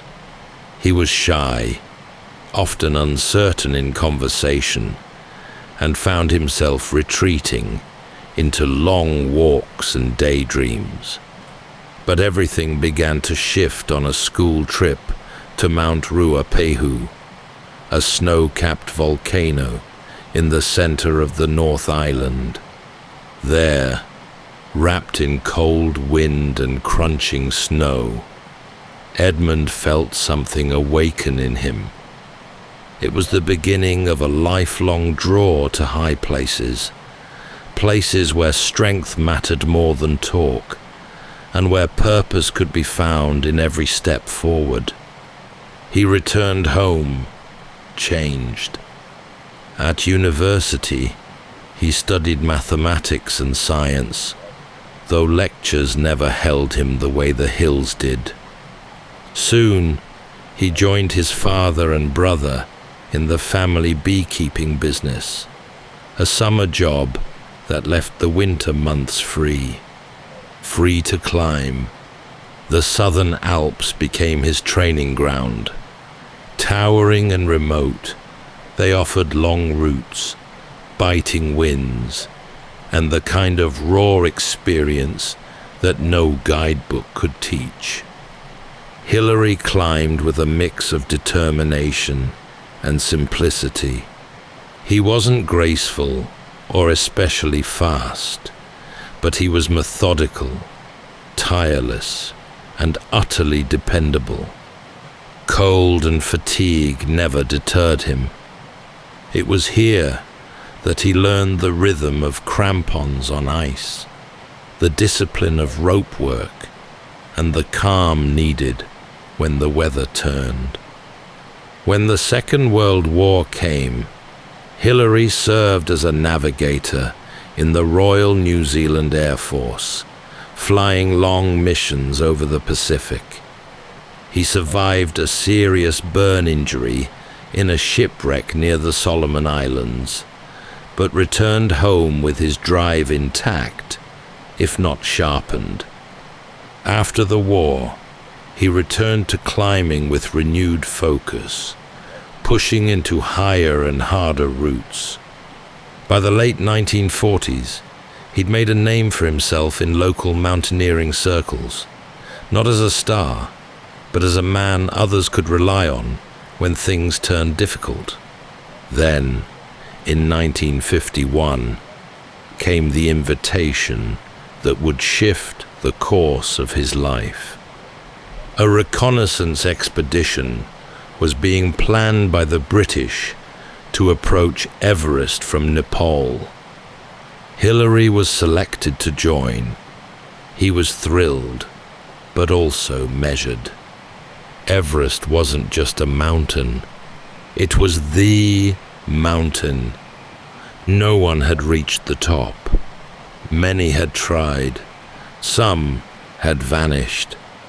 But for Hillary, the appeal wasn't glory. It was the test, the purity of challenge, the chance to go higher, further, and deeper into himself than ever before. He accepted. And just like that, the boy from New Zealand's plains turned once more to the mountains, stepping into history, one footfall at a time. The year was 1951, and as the long shadow of the Second World War began to lift from the world, a new kind of ambition stirred in the hearts of mountaineers. Everest had stood undefeated for decades.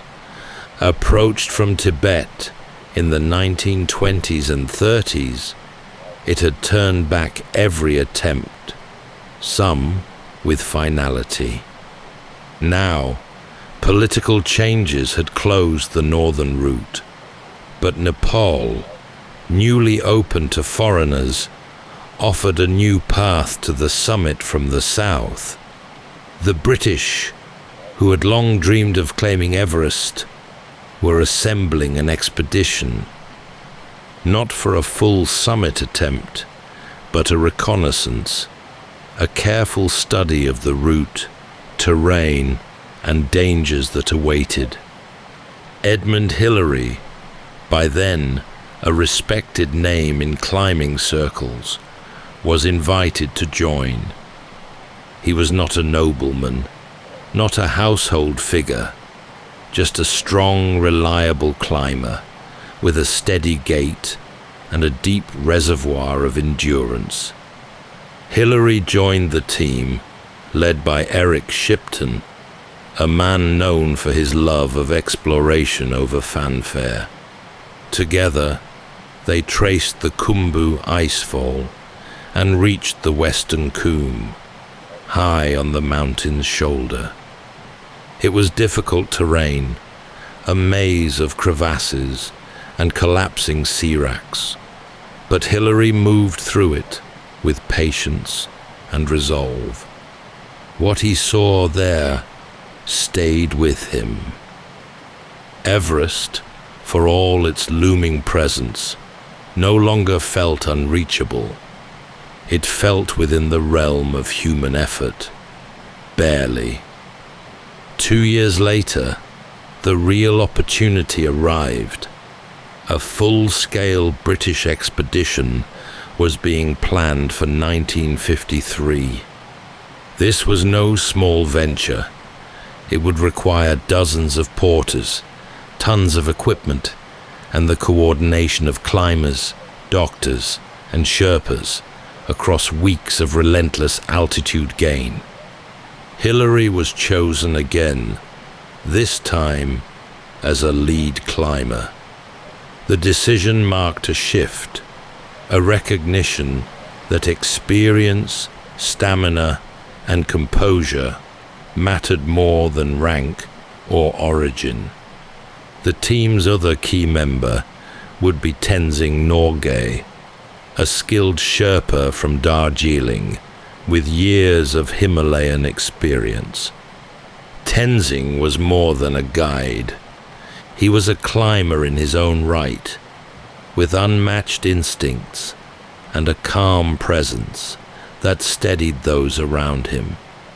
Hillary and Tenzing soon formed a natural partnership, both practical, both understated, both focused on the climb ahead. Their base camp was set at the foot of the Khumbu Glacier in March of 1953. From there, they would move methodically up the mountain, establishing camps at increasing elevations. The British team was led by Colonel John Hunt, whose military background brought a sense of structure to the expedition. Assignments were made, equipment tested, and routines set. Progress was steady, but every camp gained meant thinner air, colder nights, and a growing strain on the body.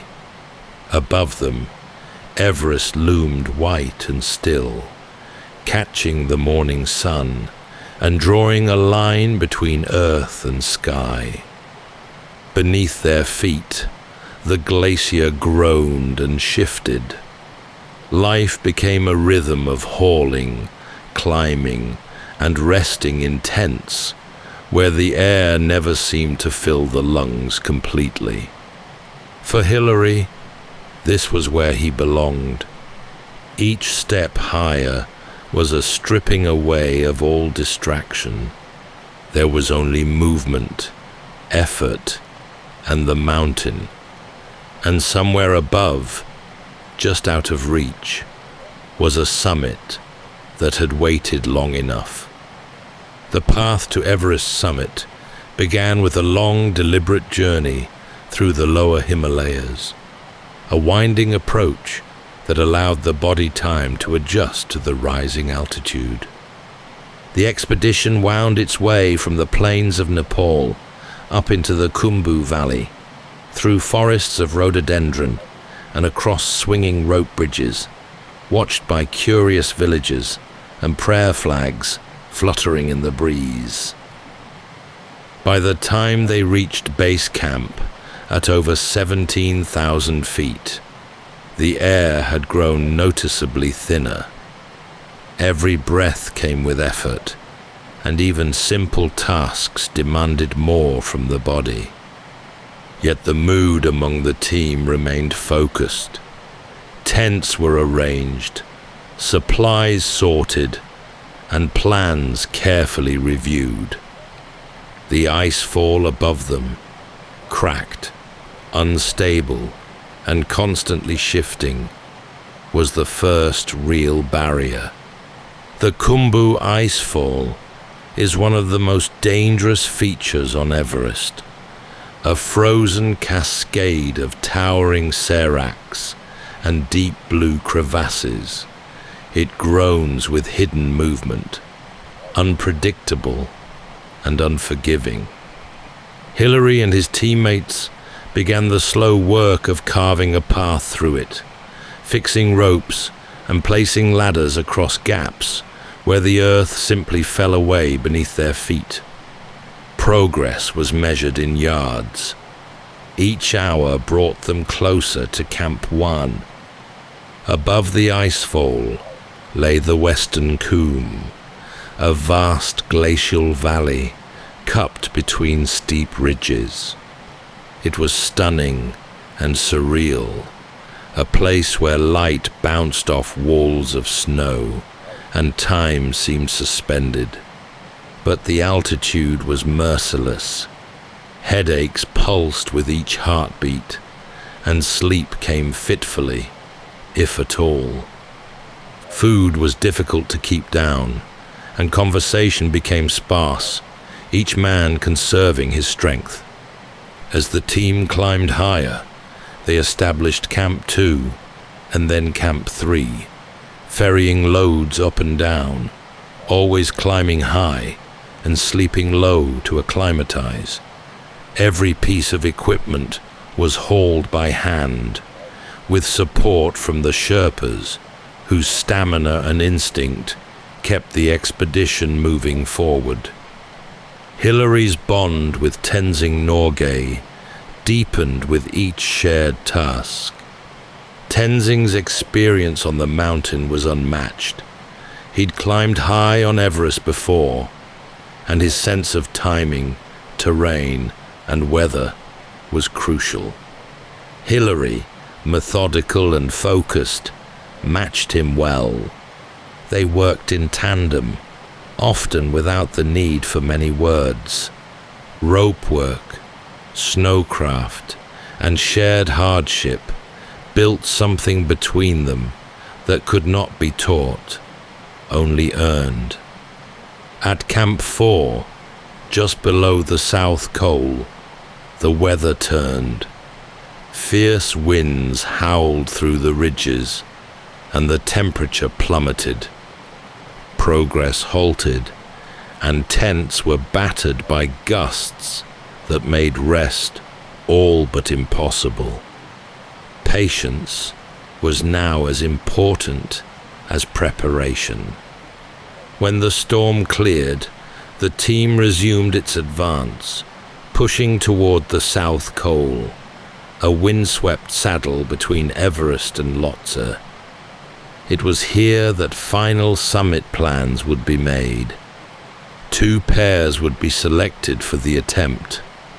The first team, Tom Bourdillon and Charles Evans, would go first. If they failed, Hillary and Tenzing would follow. The waiting began, and above them, Everest remained unmoved, tall, stark, and still untouched by human step. The South Col sat at just under 26,000 feet, a barren, wind-scoured plateau where survival depended on movement, shelter, and sheer will. Up here, the body began to erode, cell by cell, under the strain of altitude and cold. Time was short. Any effort beyond this point had to be carefully measured. Every hour above the Col came at a cost. Hillary and Tenzing settled into their high camp with determination rather than urgency. They were prepared, having made multiple climbs up and down the lower camps to acclimatize. Yet even so, each breath now felt shallow, and the simplest tasks, melting snow for water, lacing boots, left them drained. They had been chosen as the second summit team. The first pair, Bourdillon and Evans, made their bid on May 26th. They reached the south summit, painfully close to the top, but were forced to turn back due to equipment failure and exhaustion. Their attempt had pushed the route forward, but hadn't finished the climb. Now all attention turned to Hillary and Tenzing. The 2 men had grown into a partnership, forged by effort and shared purpose. Tenzing brought decades of experience in the Himalayas. His strength was unwavering, but more than that, he possessed a calm steadiness that others naturally trusted. Hillary, for his part, had earned respect for his reliability. He never rushed, never hesitated, and never gave in to the small defeats that could chip away at morale. Together, they worked with the team to prepare for the final assault. Supplies were hauled up to the highest camp, Camp 9, just below the south summit. Oxygen bottles, cooking fuel, food, and sleeping gear were carried in relay, step by heavy step. On the 28th of May, Hillary and Tenzing made the climb to Camp 9, where they would spend a freezing night perched above 27,000 feet. Their tent was pitched on a narrow ledge, secured with ice axes. The wind scraped at the canvas, and the thin air made every movement a conscious act. They boiled snow for tea, adjusted their gear, and prepared as best they could. There was no ceremony to it, no final pep talk or grand gestures, just 2 men, side by side, getting ready to step into the unknown. Sleep came only in fragments. Beneath their layers, frost gathered.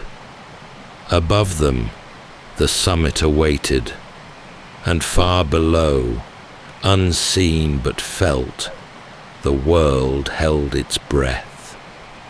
The morning of May 29th, 1953, began in darkness and biting cold.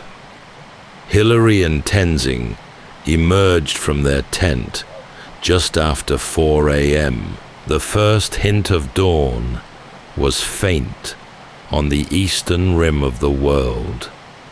The temperature was well below freezing. Their breath rose in slow bursts as they readied themselves, oxygen masks secured, boots checked, and climbing gear in place. Every movement demanded effort. At this altitude, known as the death zone, the human body cannot survive for long. Muscles weaken, minds grow fogged. But both men had trained for this moment, not just in strength, but in discipline. They began their ascent toward the south summit, where the first team had turned back. The slope was steep and narrow, the snow hardened by wind, and below each footfall was a long drop. Their progress was slow but steady, aided by the rising sun, which cast pale gold light across the ridges. Beyond the south summit, the mountain narrowed. A sharp, knife-edged ridge led to what would become one of the most famous obstacles in mountaineering, the Hillary Step. A sheer rock face, some 40 feet high, perched at nearly 29,000 feet, where even strong climbers could falter. Here, the rope came out. Hillary led, chopping footholds into the ice and rock with care, his hands stiff from cold and his breath rasping behind the mask. With a final heave, he pulled himself over the top and anchored the rope for Tenzing to follow. What lay beyond was not easy, but it was possible. The summit slope came into view, a gentle incline compared to what had come before. Step by painstaking step, they moved upward, oxygen dwindling, vision narrowing to just the next movement, the next breath. And then, at 11:30 a.m., they arrived. The summit of Everest.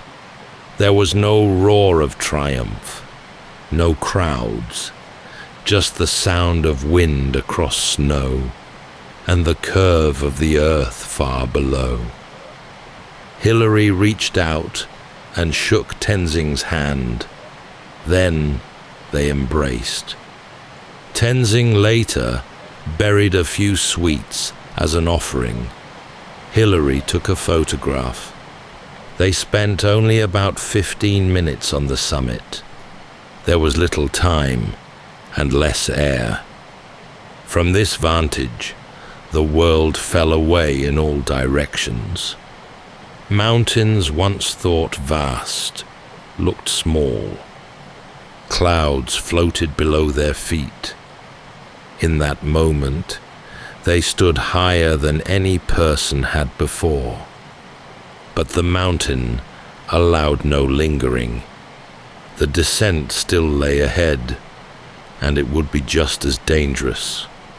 They turned and began their way back down, each step a retreat from history, each foothold a return to the living world.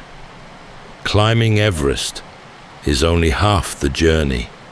For Hillary and Tenzing, standing at the summit had been a moment of profound stillness, but not rest.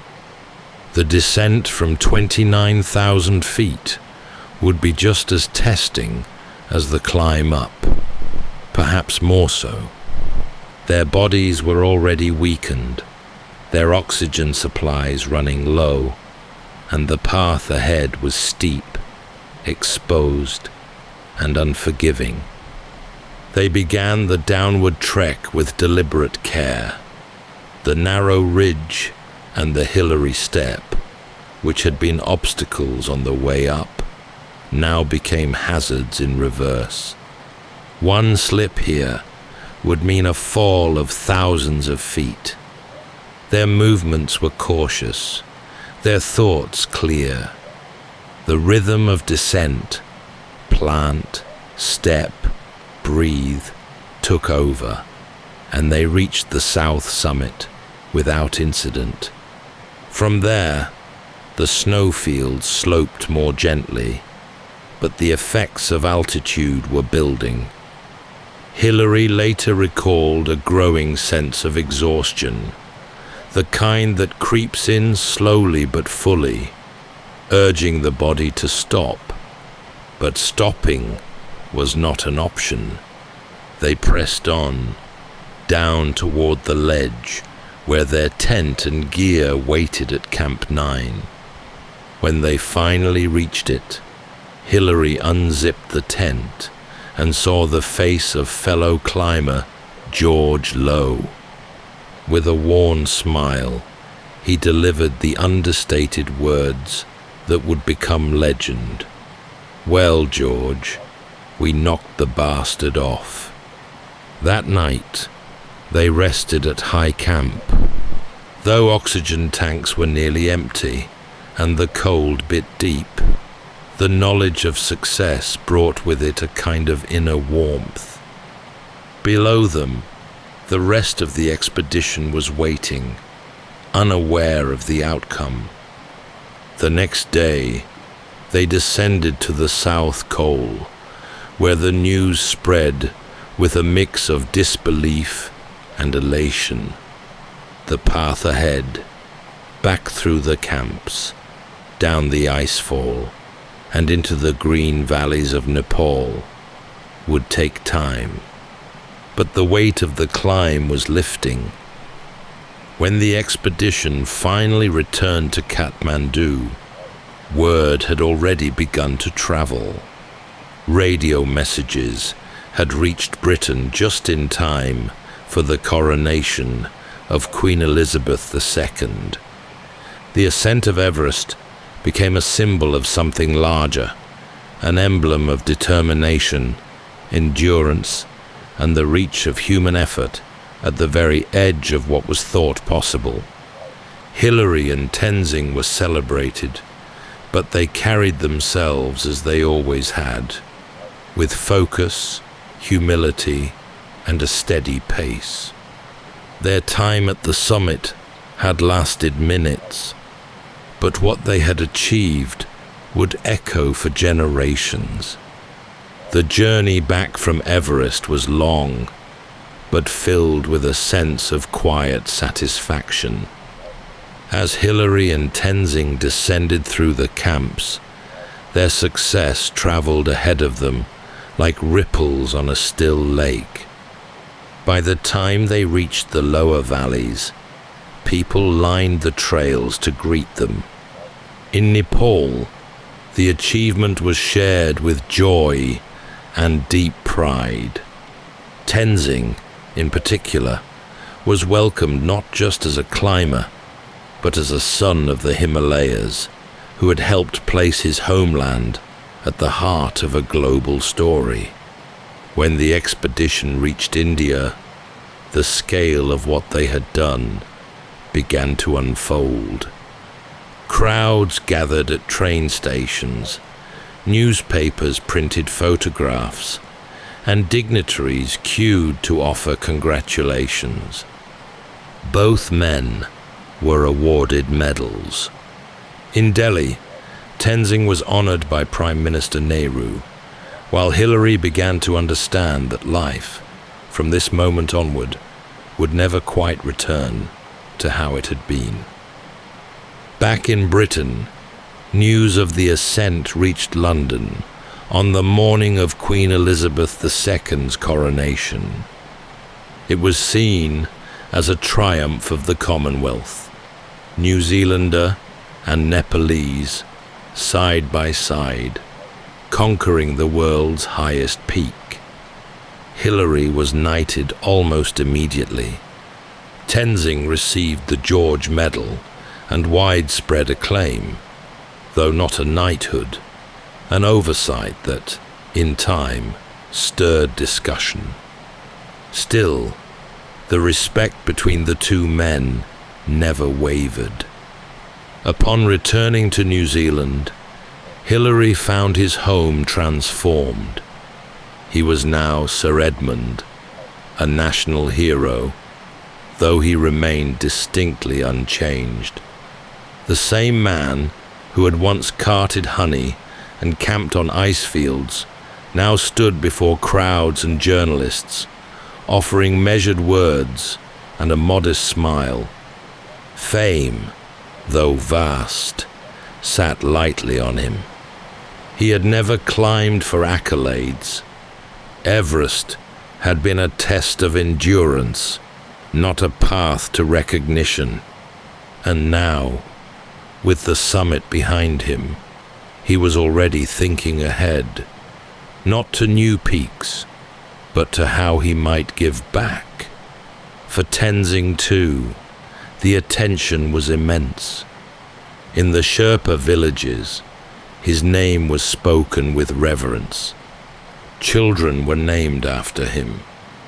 Though the world saw him as a hero, he remained deeply connected to his roots, speaking often of the mountain not as something to conquer, but as something to respect.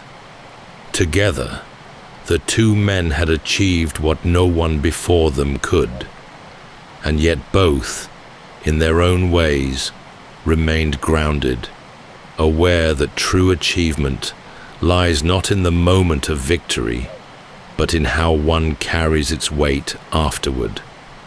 In the years following the Everest ascent, Edmond Hillary did not turn inward or retreat from the world.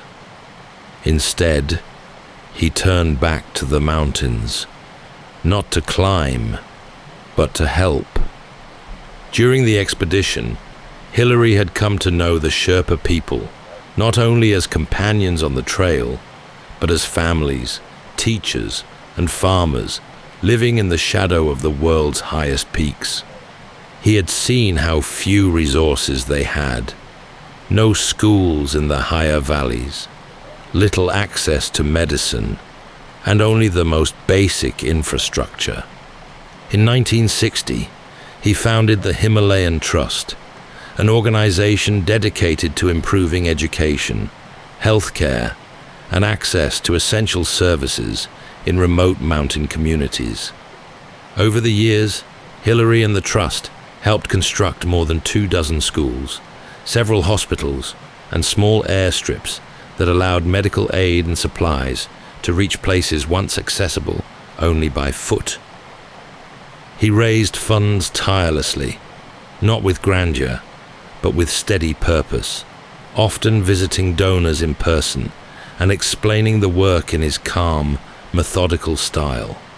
For the Sherpas, Hillary was more than a visitor or benefactor. He became known simply as Burra Sahib, the big man, not because of his fame, but because of his presence, his loyalty, and his actions. In 1975, tragedy struck when his wife, Louise, and youngest daughter, Belinda, were killed in a plane crash in Nepal. They had been on their way to join him for more of the Trust's work. The loss was immense, and Hillary grieved in the only way he knew, by continuing. He poured himself further into the mission, ensuring that the projects they had begun would endure. Over time, he became something of an elder figure in the Khumbu region, a familiar face, lined by wind and time, who had once stood atop Everest and now stood beside them in their everyday needs. It was this legacy that Hillary would later say he was most proud of. Not the summit, not the knighthood, but the bridges built between worlds. Though Everest had been the pinnacle of Edmond Hillary's climbing career, his appetite for exploration did not end there. In the years that followed, he sought new challenges, not in fame or conquest, but in discovery, endurance, and meaningful contribution. He ventured not upward this time, but outward into the vast cold reaches of the polar world. In 1958, he led the New Zealand component of the Commonwealth Trans-Antarctic Expedition, an ambitious crossing of the southern continent. Against expectations and orders, Hillary and his team pushed all the way to the South Pole, becoming the first to reach it overland since the legendary Amundsen and Scott expeditions nearly half a century earlier. In 1985, he took to the skies. Alongside astronaut Neil Armstrong, Hillary flew over the summit of Everest in a small twin-engine plane, a symbolic gesture by two men who had each, in their own way, stepped into the unknown and lived to tell the tale.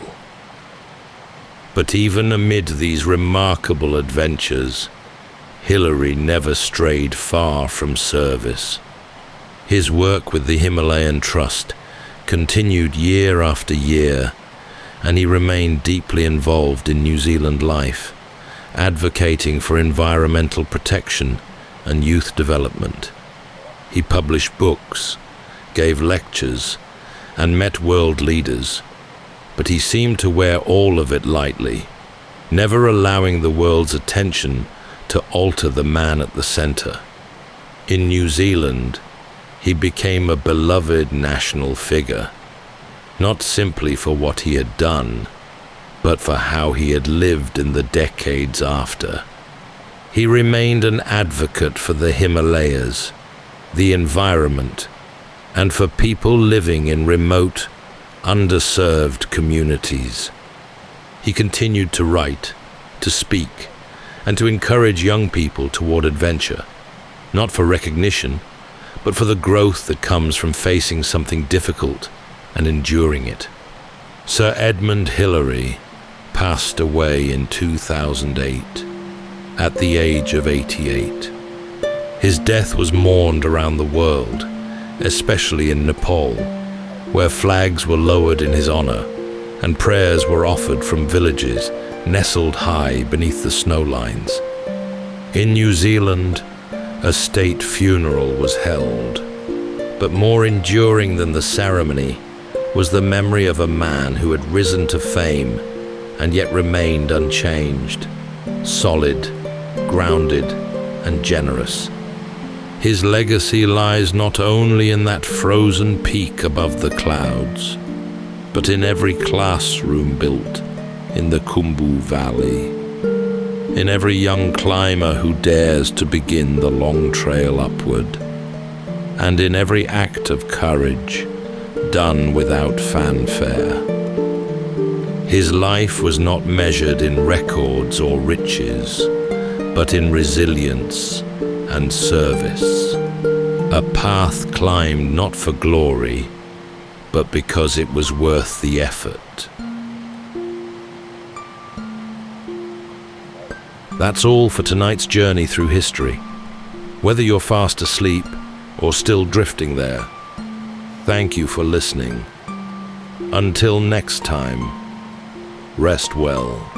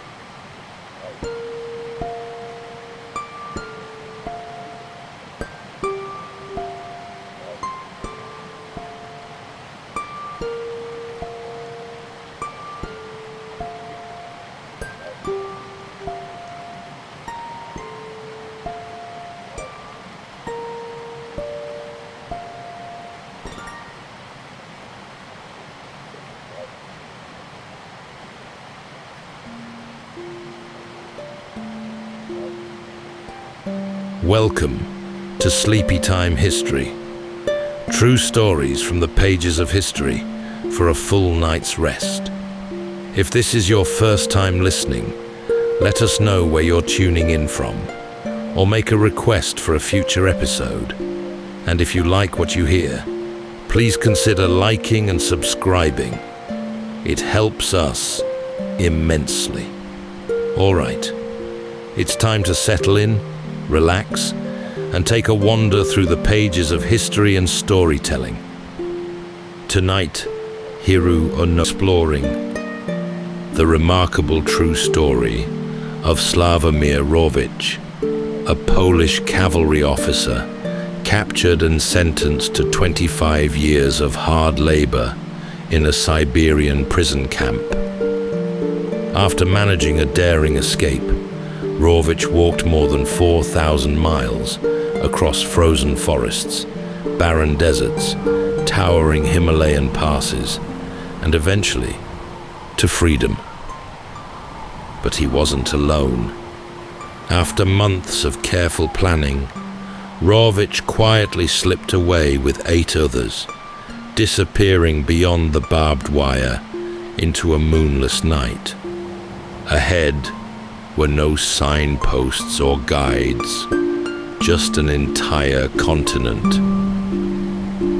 Survival meant moving onward through unforgiving wilderness, navigating only by a compass and the stars, from Siberia's endless taiga to the lush green valleys of India's Brahmaputra plain.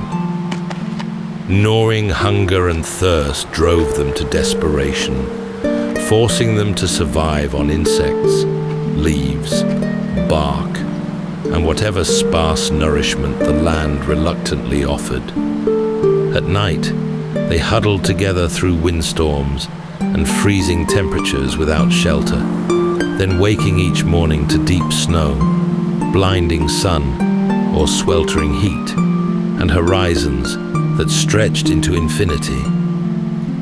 Then, most astonishing of all, near the journey's end, Rawicz claimed to have glimpsed 2 towering figures, covered in white fur, walking upright through the snow, never to be seen again. This is the story of a survivor driven forward by the human need to persist, one foot in front of the other, through sickness, starvation, grief, and overwhelming odds. And though some have cast doubts on parts of Rawicz's account, it still remains one of history's greatest tales of determination and relentless courage. Tonight, as we drift into sleep, we reflect not on the vast distances he faced, but on the steady resolve that carried him forward, mile after measured mile. So settle in, take a deep breath, and let's journey slowly with Sławomir Rawicz across the endless expanse of his long walk to freedom. The war had not yet finished tearing Europe apart when Sławomir Rawicz was taken. In the winter of 1939, he was a young officer in the Polish cavalry, sharp-minded, newly married, with a future that stretched before him like an open road. But all of that was swept aside when Soviet forces, now occupying eastern Poland, accused him of espionage. The charges were false, the process swift, and the punishment severe.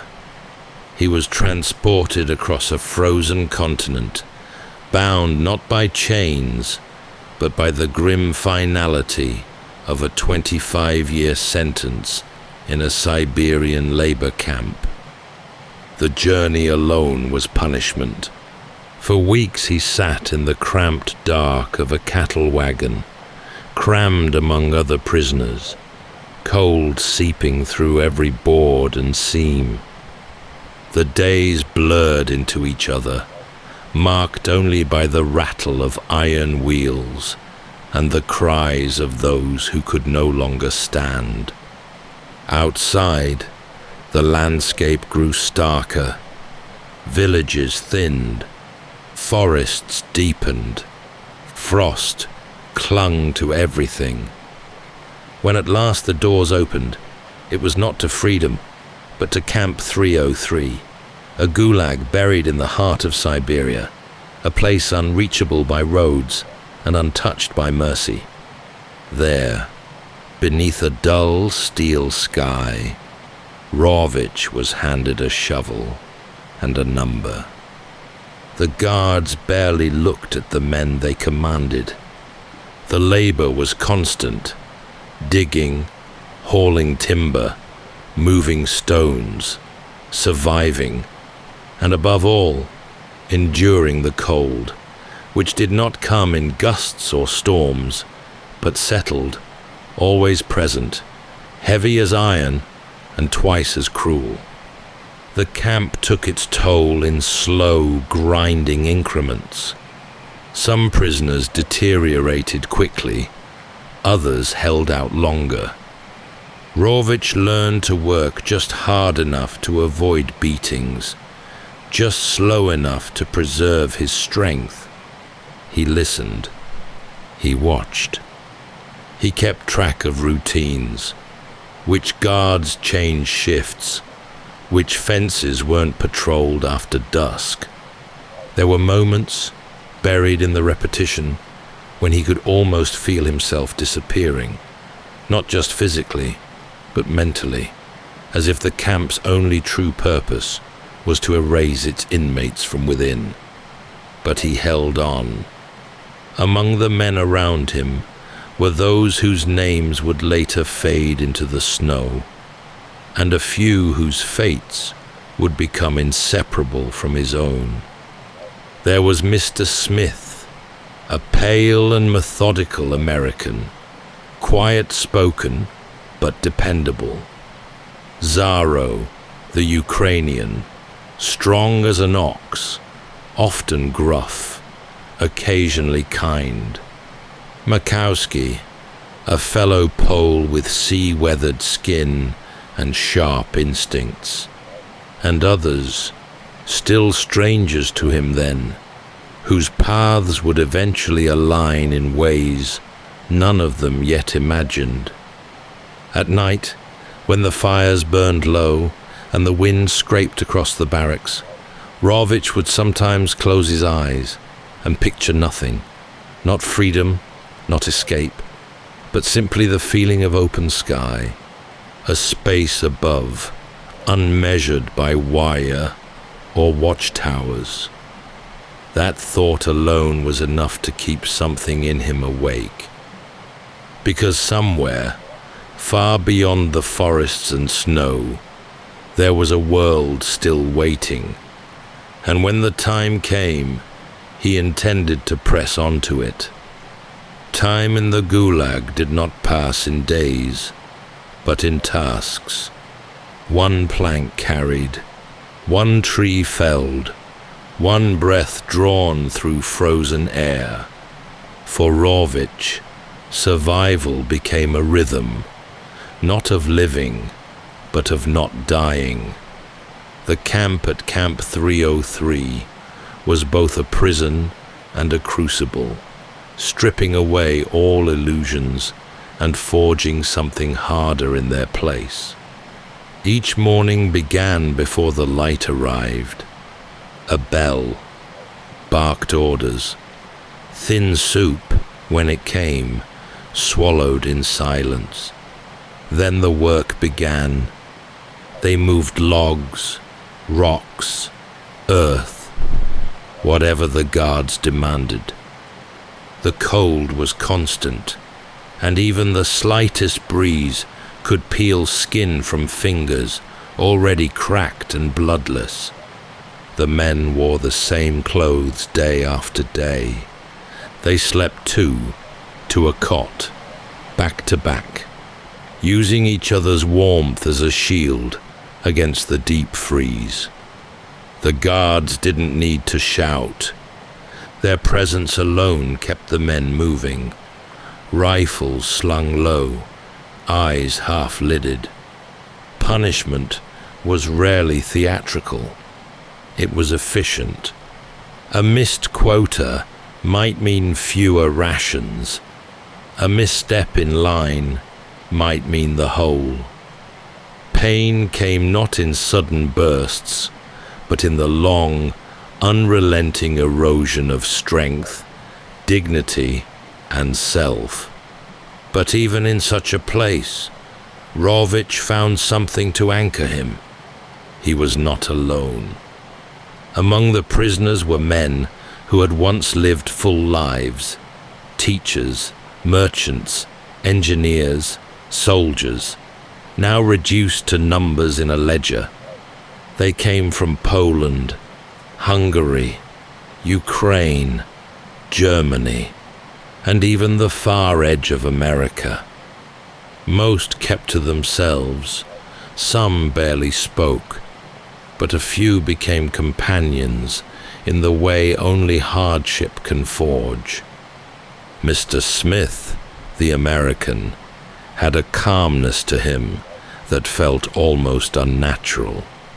He moved slowly, deliberately, as if measuring each motion to conserve what energy he had left.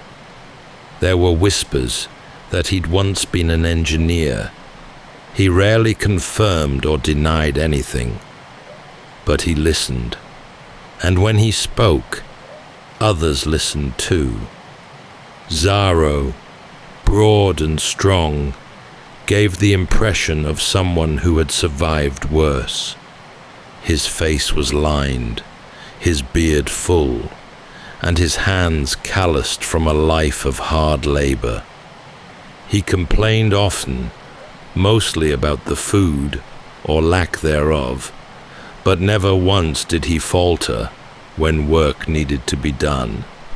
Makowski, also Polish, had the easy confidence of someone used to storms. A former seaman, he had a sailor's knack for reading people, for sensing tension before it arrived. He'd smuggled extra bits of bread more than once, and once stole a length of wire from a guard sled without being noticed. It was with these men, and a few others who drifted in and out of their company, that Rawicz began to imagine something more than just endurance. He watched for the patterns of the camp, the blind spots between towers, the timing of the guard changes, the distance between the outer fences and the tree line beyond. He studied the stars when they appeared. He listened to old men speak of places they had once known, and how far, roughly, they might be from Mongolia. There were maps in his head, sketched in memory and guesswork. There was no route, no plan, but slowly, step by step, the shape of possibility began to form. Escape. It was unthinkable. But then, so was walking to freedom.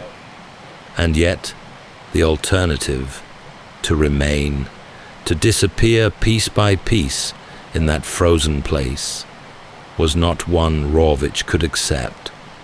Somewhere ahead was distance, hardship, the unknown. But it would be his to choose, and he was ready. The decision to escape came gradually, like frost creeping through cracks in a wall, slow, unnoticed at first, until it was everywhere. Sławomir Rawicz did not announce his intentions. He simply began to notice more, remember more.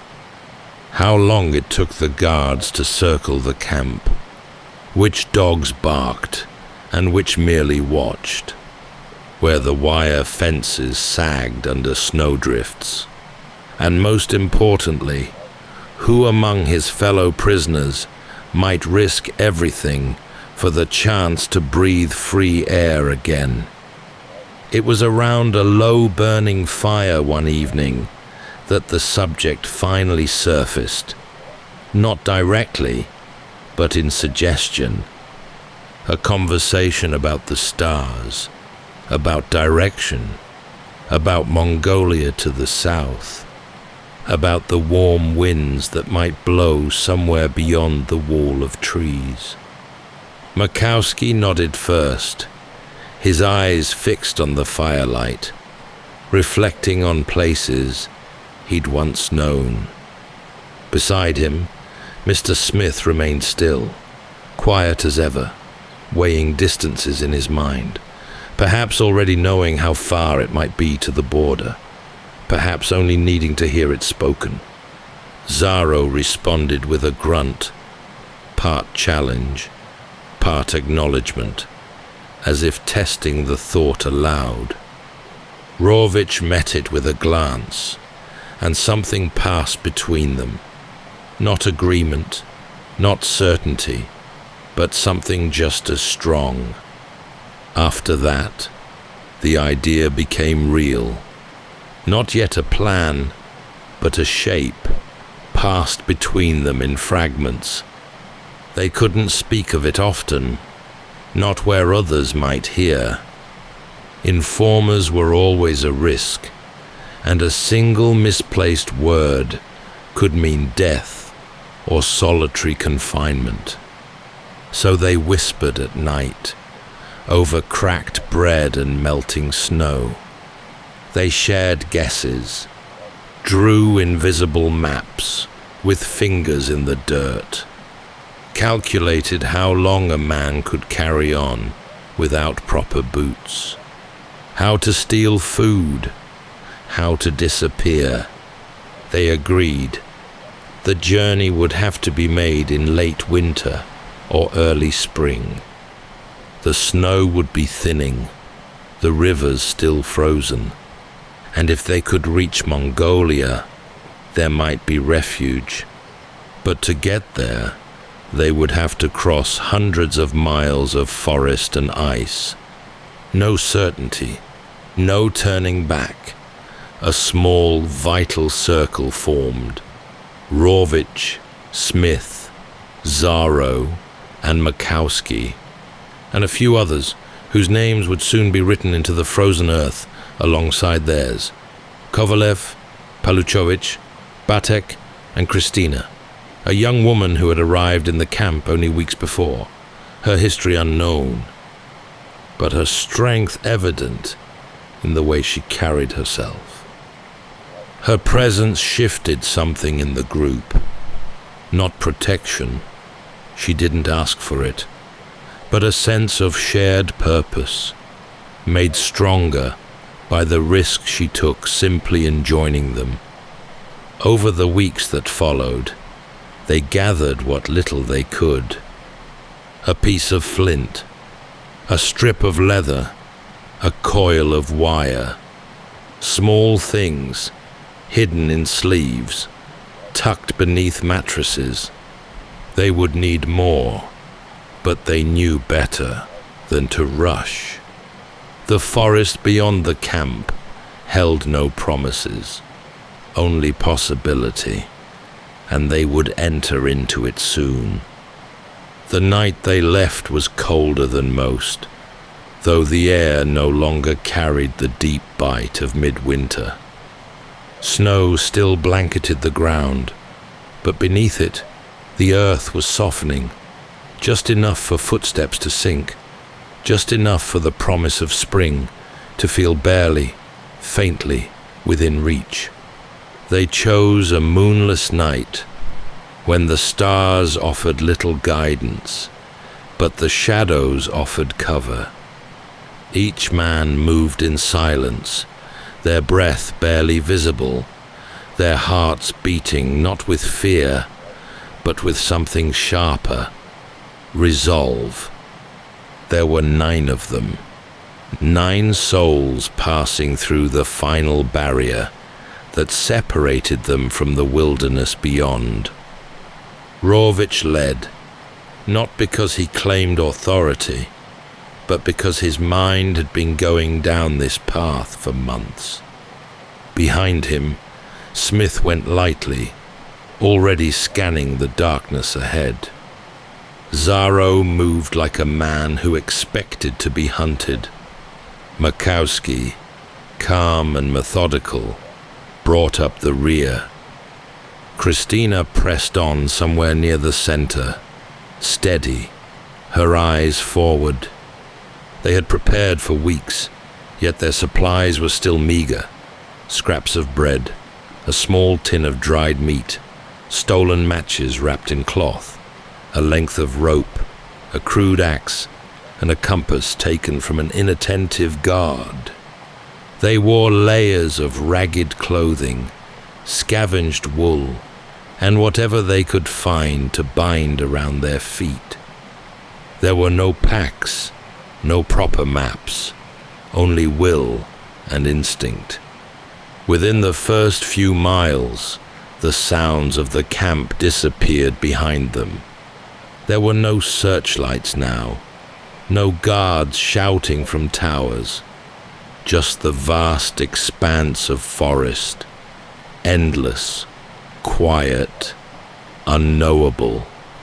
For days, they moved through the pines, following rivers when they could, watching the sun by day and the stars by night.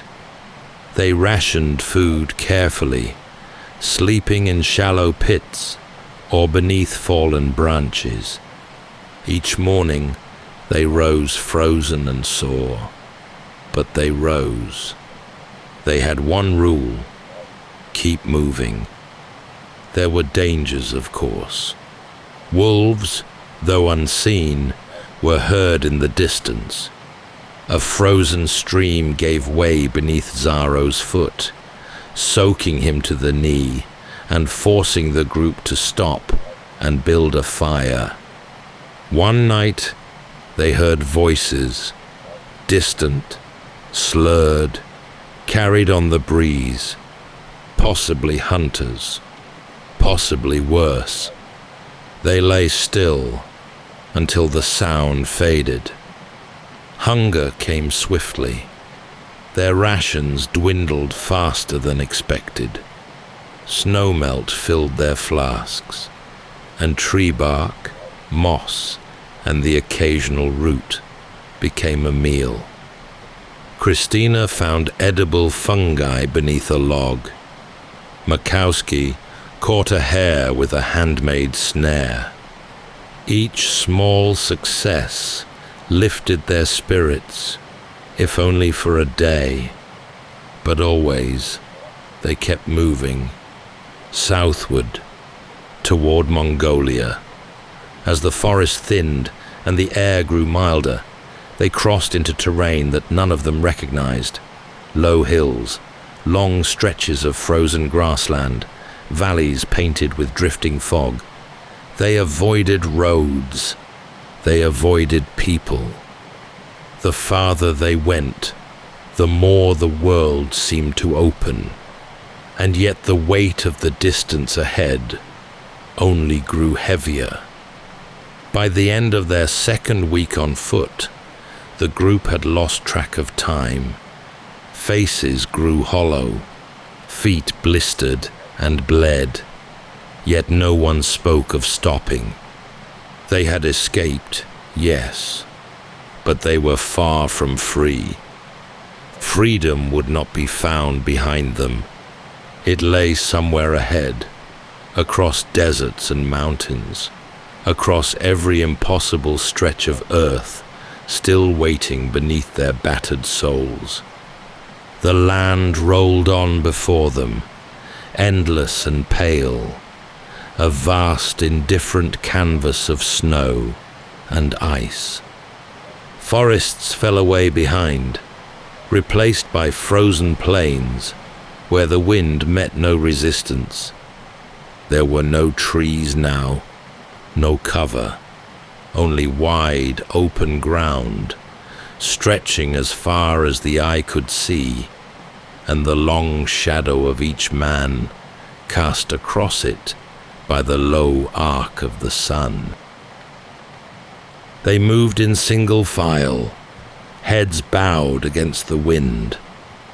The rhythm was slow, plodding, driven not by urgency, but by necessity.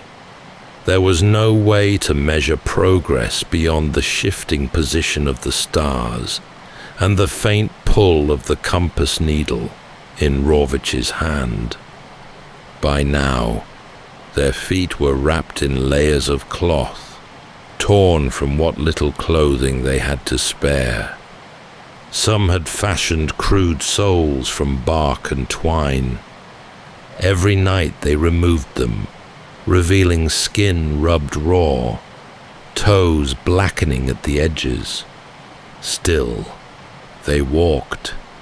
Food was nearly gone. They had long since finished the bread and meat. Now they scavenged.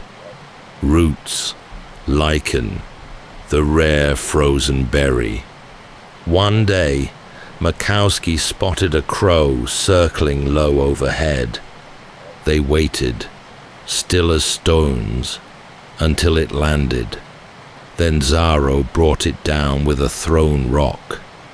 It wasn't enough for all of them, but it was something.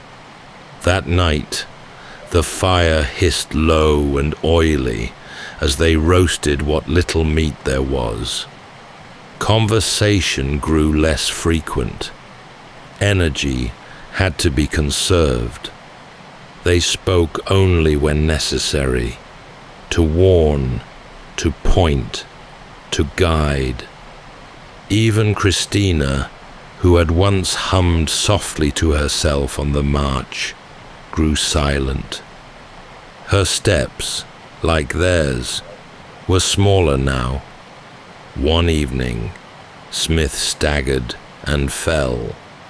His leg had given out, a twisted knee from a hidden patch of ice. He cursed softly, not in pain, but in frustration. Rawicz knelt beside him and said nothing. After a long moment, the others helped lift Smith onto a makeshift sling, a loop of cloth drawn between two sticks. He was light, lighter than any man his size should be. They took turns carrying him. No one suggested leaving him behind. The wind continued its slow, sweeping passage across the steppe. The sky above, pale and wide, offered no sign of change. No settlement, no ridge, only sky, snow, and their own breathing. At night, the stars returned, hard points of light in a vast dome. They curled together beneath what coverings they had, pressing close for warmth, bones against bones. Christina's cough was growing worse. Zaro had taken to walking with his eyes half shut, conserving effort.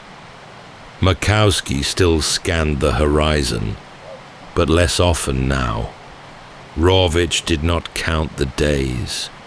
The numbers had become meaningless. There was only distance, behind and ahead. The only measure of progress was the act of continuing. Each morning, he rose with the same thought. One more day, then one more.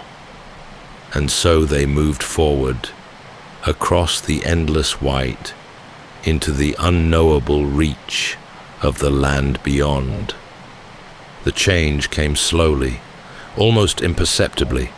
Snow thinned, the cold lost its teeth, and the ground beneath their feet grew firmer, drier, and strangely bare. Where once the world had been coated in ice and silence, it now stretched out in dull, sandy hues, vast and cracked. They had crossed from frozen Siberia into Mongolia, and before them now lay the next great trial, the Gobi Desert. It was not the heat that greeted them at first, but the emptiness.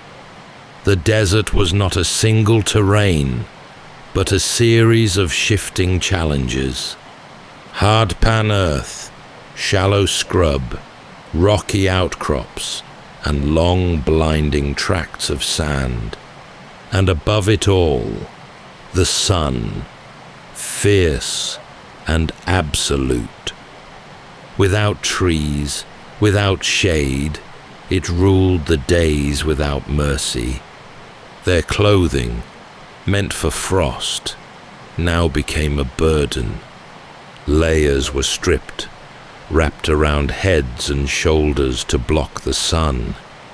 Their skin, already cracked from the cold, now blistered under the relentless glare. Lips split, throats dried. They had traded one form of suffering for another. Water was their greatest concern. Snow had once sustained them, melting in tin cups and flasks. Now, they scanned the horizon for any sign of wells or pools, any hint of moisture in a land that gave none. They found trickles occasionally, brackish puddles in shaded crevices or the base of cliffs. Once, they stumbled upon a goat trail that led them to a shallow spring, no deeper than a bowl. It was enough to live another day. Their bodies grew weaker. Hunger became a dull ache rather than a sharp pain. They spoke rarely. Every word cost energy. Christina's cough had deepened, and though she masked it with a scarf, they all heard it, rasping in the night, growing slower each day. Zaro's strength began to fade. His wide shoulders, once the anchor of the group, now slumped. Still, he carried more than his share, stubborn to the last. Smith, whose leg had improved enough to limp beside them, walked with a stick fashioned from driftwood they'd found by a dried riverbed. He did not complain. None of them did. Sometimes they passed bones, animal or human, it was hard to say, bleached white by sun and time. A warning, or perhaps a reassurance that others had come this way, even if they hadn't made it far. The days scorched them. The nights, surprisingly, still chilled. They wrapped themselves in whatever they had, curled under the stars, their backs to the wind. Sleep came in fits, broken by the sting of sand or the groaning of joints. Insects found them, small desert creatures drawn to heat and motion. They brushed them off and kept moving, and through it all, Rawicz watched the sun, watched how it arced across the sky, watched how it dipped each evening just a little farther to the west. They were making progress. However slow, however punishing, they were moving forward. The Gobi had no guards, no fences, no orders. It didn't need them. It simply watched, unblinking, and asked the same question of every traveler. How badly do you want to keep going? And each morning, Rawicz stood, bones aching, lips cracked, vision blurred, and took the next step. The Gobi did not roar. It did not rage. It simply pressed in, day after day, vast and unmoving, a land where the earth cracked and flaked beneath their feet, where the air shimmered with heat and illusion, and where each horizon revealed only more of the same. By now, they were shadows of themselves, shoulders sloped, cheeks hollow. Their clothing hung from them like draped rags, soaked through with sweat by day, stiff with frost by night. Even their footprints seemed to vanish behind them, swallowed by time. Food was almost gone, and water came only in sips, found rarely and guarded fiercely. There were times they went whole days without finding any, mouths too dry to speak, but the body, stubborn thing that it is, clung to life. It was Zaro who spotted the first snake, a flicker of movement across a patch of cracked stone. His hand darted out without hesitation, pinning the creature behind its head. The others stood back, watching as he lifted it, long, slender, writhing in his grip. No one asked whether it was safe to eat. They already knew the answer. That night, they built a small fire beneath the break of a low ridge. The breeze was mild, and for once, the sand did not bite. Zaro slit the snake with a sharpened stone, peeling the skin in long strips, the meat pale and fibrous beneath. They roasted it slowly, turning the pieces until the edges curled. It wasn't much, a few bites each, but after days of hunger, it felt like a feast. In the days that followed, they kept watch for more. They learned to move quietly near shade, near outcroppings and scattered rock. Once, Christina found a snake coiled beneath a dried bush, motionless in the heat. Makowski used his walking stick to pin it, Rawicz finishing it with a swift blow. They ate in silence, savoring the warmth, the brief illusion of strength. But food could not cure everything. Christina's cough had deepened. She no longer spoke unless asked. Her pace slowed. Twice, she stumbled without cause. Rawicz stayed close to her now, not out of pity, but out of a growing awareness that she was slipping. At night, she barely moved. Smith gave her his scarf. Zaro placed her near the center of the group when they lay down, where the warmth was strongest. There were hallucinations too. At times, they saw lights on the horizon, villages, campfires, lines of trees. They hurried toward them, only to find dry hills or piles of stone. Rawicz once thought he heard music, a piano, distant, echoing on the wind. When he told Smith, the American only nodded, not surprised. And still, no one stopped. Their shoes had long since given out.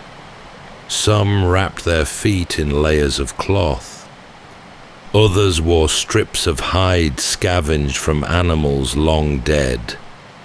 Blisters turned to sores, some toes blackened, but no one asked to stop. At one point, they passed what looked like a campsite. ancient, abandoned. A ring of stones, a rusted tin cup. It gave them no comfort, only the reminder that others had passed this way before, and perhaps not all had made it out.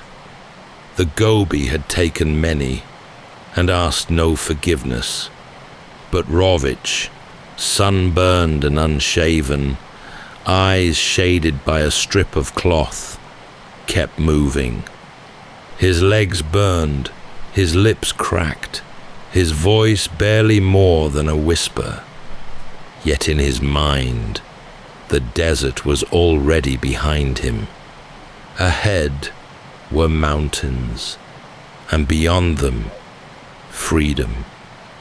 The desert, at last, began to change. Not in great dramatic shifts, but in subtle signs. A different curve to the land, a gentle breeze, a sky that no longer beat down with such cruelty. Scrub returned, then a sparse tree or two. Small streams ran in narrow channels, too shallow to drink from, but promising. The air grew thinner, cooler, and then, far in the distance, something vast rose on the horizon. Mountains. Not the low ridges they had seen before, but true giants, the northern reaches of the Himalayas, broad and immovable, dusted in white even in spring. The men stopped when they first saw them, not speaking, not even moving for a long while.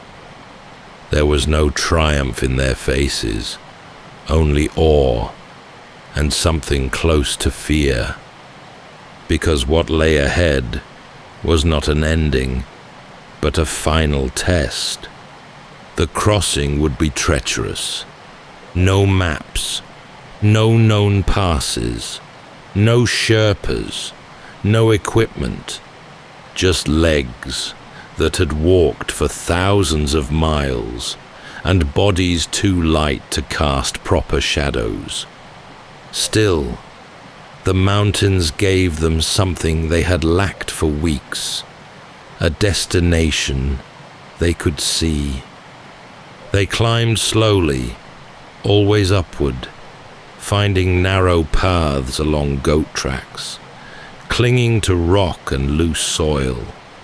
The air thinned with each ascent, forcing them to stop more frequently, lungs aching for oxygen. Breathing became a task of its own, drawn deep, slow, deliberate. It was in those higher elevations that Christina fell behind. She had grown quieter with each passing day, her strength leached by the desert and the constant movement. Rawicz had kept close, helping her over stones, through streams, offering his arm when the trail narrowed. But now, each step was a mountain for her. Her lips were pale, her eyes unfocused. They paused in a small glen, sheltered by rock, and gave her their remaining water. She drank, slowly, carefully, as if trying to make the moment last. That night, they built a fire, the first in days, and sat in a rough circle. She passed in her sleep before dawn. No words were spoken. They wrapped her in the last of their spare cloth, buried her where the earth was soft enough, and stacked stones to mark the place.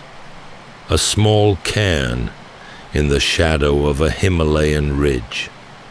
She had traveled farther than most ever would. They moved on. The passes grew colder.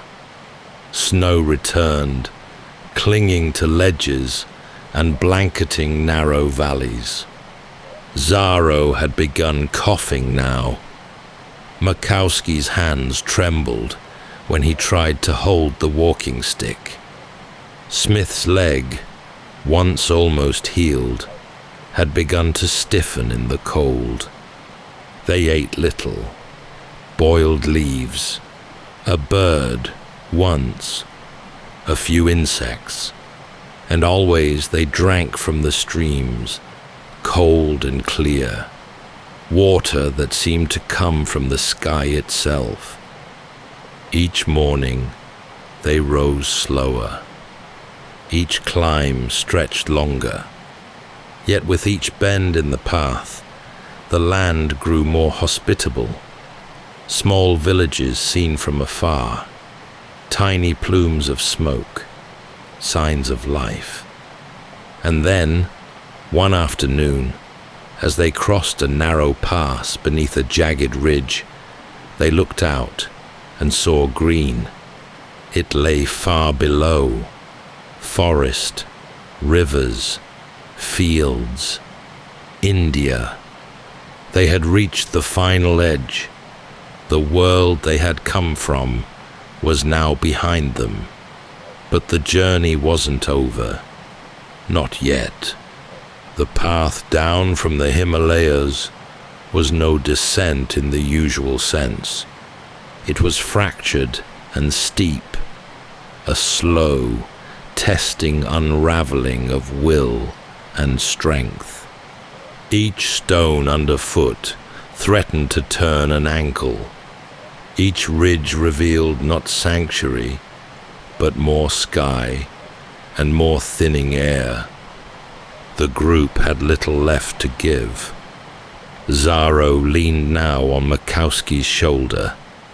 Smith hobbled stiff-legged, his injured knee wrapped in strips of cloth. Rawicz felt every breath as effort, but he moved still with purpose, scanning the mountainside, not for paths, but for anything. A trail, a stream, a way down. One evening, as they climbed toward a narrow saddle between peaks, they saw movement on a snow-covered slope across the valley. Two shapes, distant but distinct, made their way upright across the ridge. Tall figures moving across the snow. At first, the group froze, unsure if what they saw was real. The figures were broad-shouldered, covered, it seemed, in hair or rough hide, and they moved not with the scampering gait of animals, but with deliberation. No one spoke. The creatures didn't appear to see them. Or perhaps they did, and simply didn't care. They passed through a break in the rocks and disappeared, leaving only a vague trail behind them in the snow. There were no answers and no desire to chase them, but the sight lingered.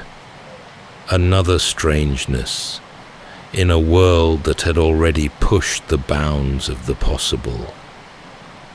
That night, they found shelter in a low, narrow cave used before by goats. The scent of animals still clung to the stone, warm, earthy, oddly comforting. They crouched inside, grateful for cover, and built a small fire from gathered twigs.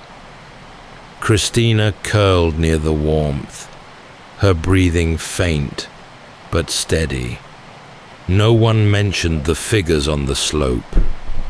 They had already seen too much to be frightened by shadows. In the morning, they entered into a world transformed. The wind was softer. The sky carried warmth. The peaks behind them now seemed softened, blurred by morning haze. And far below, threading through the valleys, they saw it. Green, forests, fields, signs of life.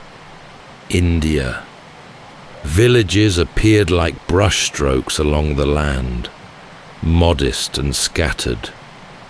The group moved toward them with care, aware of how they must look. Hollow-faced, clothes in tatters, their voices barely above whispers. But they were received not with fear, but with food, warmth, a place to sit and rest their legs. Soon, British officials were contacted. The survivors were taken into care, fed, clothed, examined. And as Rawicz sat beneath a proper roof for the first time in nearly a year, he allowed himself to stop thinking about the next step. There were no more steps. They had walked across half the world, from barbed wire and watchtowers to towering peaks and strange, silent figures in the snow. And somehow, they had arrived. In the months that followed, the noise of the world returned, not suddenly, but in slow layers. The rhythm of footsteps was replaced by the murmur of voices, the rustle of clothing not made from rags, the soft scrape of cutlery in bowls. The men who had once counted every step now sat on benches in rooms with walls, learning once again how to be still. Rawicz spoke little at first. There was food now, warmth, safety. British officers in India had taken them in, given them rest, medical care, and time. But what had passed between the camp and the cave was not something easily translated. Even when asked, Rawicz spoke plainly. Facts, not embellishments. They had walked. They had survived. That was enough. Of the original group, only a handful remained. Zaro had fallen ill not long after they reached India. His strength, which had carried them through so much, had simply run out. Smith, the quiet American, stayed in the north for a time, then disappeared into the folds of post-war chaos. Makowski, ever resourceful, made his way to the coast, seeking ships and familiar tides. Their names faded from the record, but not from Rawicz's mind. Christina, buried beneath a cairn of Himalayan stone, remained the silent heart of their journey, a reminder of what it had cost. Rawicz eventually made his way to England.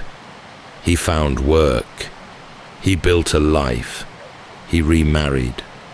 Years later, he would write down the story, not for fame or fanfare, but because someone asked, and he felt it deserved to be remembered.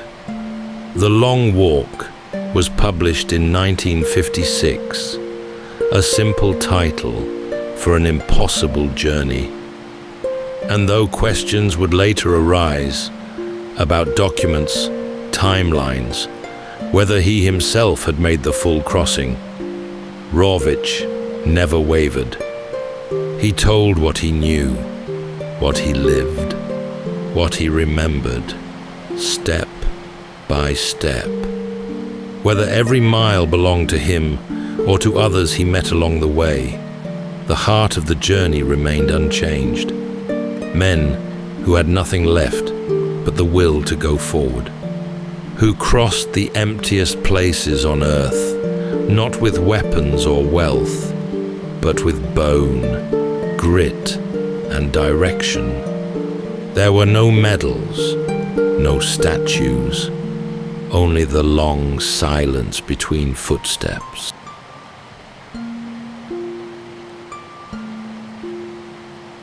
That's all for tonight's journey through history.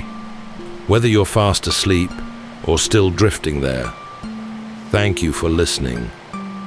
Until next time, rest well.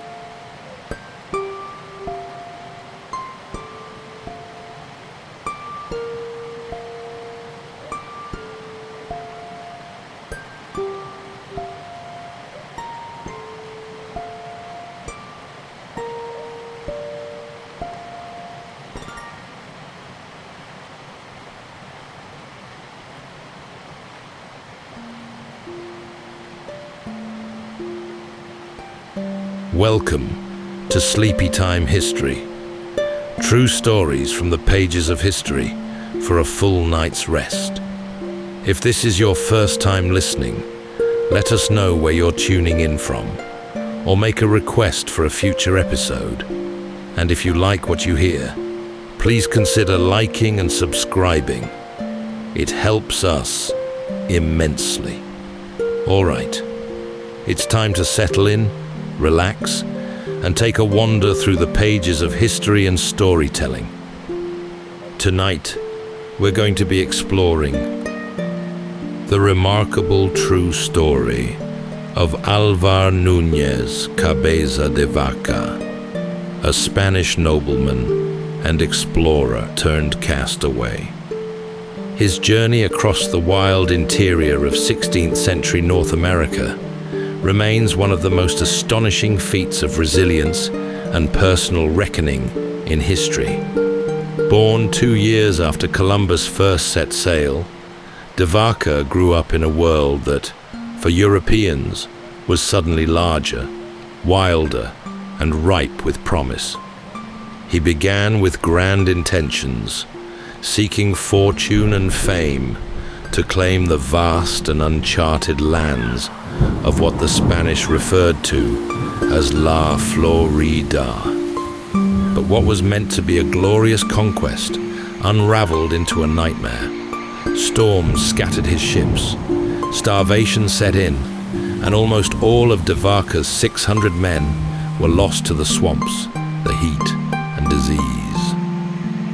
From the low, marshy shores near present-day Tampa Bay to the rugged highlands of northern Mexico, de Vaca and his 3 remaining companions traveled more than 3,000 miles over 8 long years, unarmed, half-starved, and often at the mercy of strangers who spoke a language they could not understand.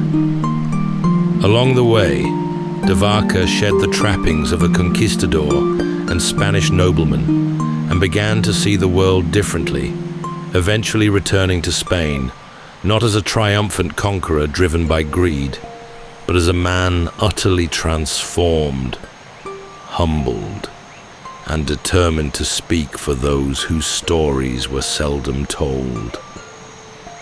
Tonight, as we drift into sleep, we'll follow in his footprints through tangled forests, vast plains, and sun-scorched canyons, tracing the quiet strength of a man who crossed the unknown through patience, learning, and a curious grace.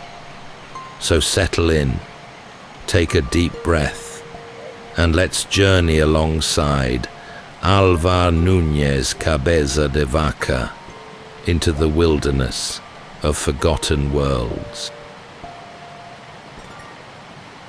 In the final years of the 15th century, Europe stirred with the thrill of new discovery. Maps grew stranger, borders less certain, and the scent of distant lands drifted even through the narrow stone streets of Castile. Into this shifting world was born Alvar Nunez Cabeza de Vaca, just 2 years after Columbus had been commissioned by Queen Isabella and King Ferdinand to sail westward. De Vaca came from a family of modest nobility, proud of its lineage, but not wealthy. His forebears had earned honor on the battlefield, and that legacy followed him throughout his youth. As Spain expanded its reach across oceans and empires, men like de Vaca were taught to believe in their own destiny, as if greatness might be found simply by stepping into the unknown, with the king's seal in one hand and a sword in the other. He served briefly in Spain and abroad, learning discipline, gaining rank, and proving himself as both a soldier and a man of courtly bearing. But behind the formal training and polished manners, a restless energy stirred. He was not born to idleness, nor content to wait for glory to come knocking. When an opportunity arose to join an expedition bound for the unexplored reaches of La Florida, he accepted without hesitation.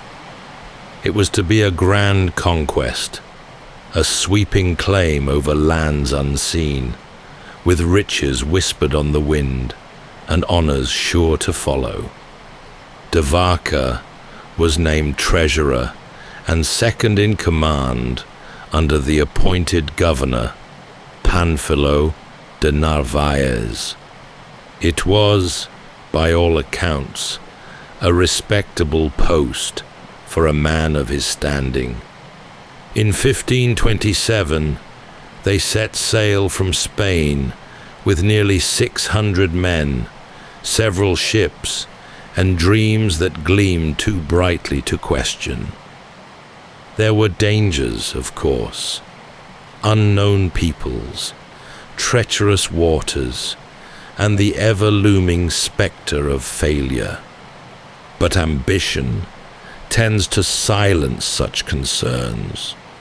From the Caribbean, they turned north, toward the unsettled lands along the Gulf.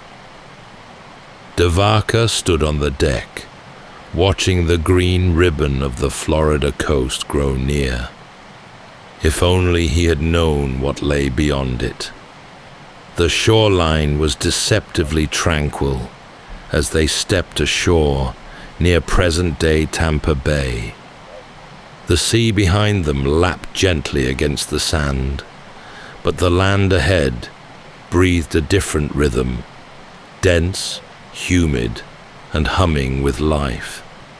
They arrived in early spring of 1528, guided more by royal orders and ambition than by any real knowledge of where they were. The maps, such as they were, told them little.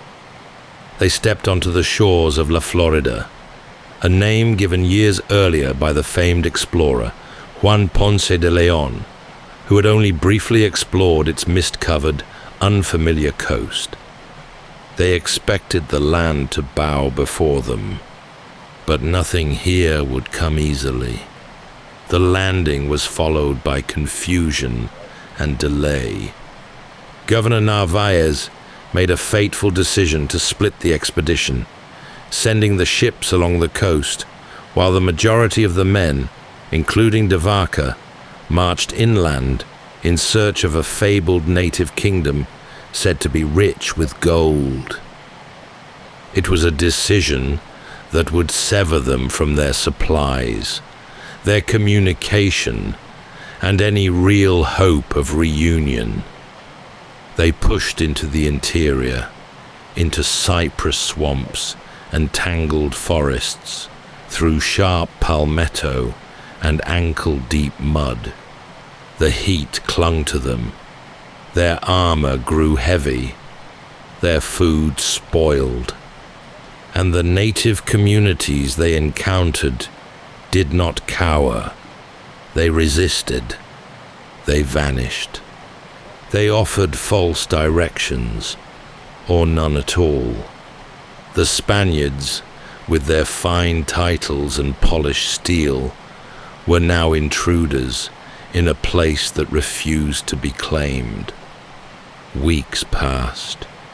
Their supplies thinned. So did their resolve. The land gave little. The rain came hard.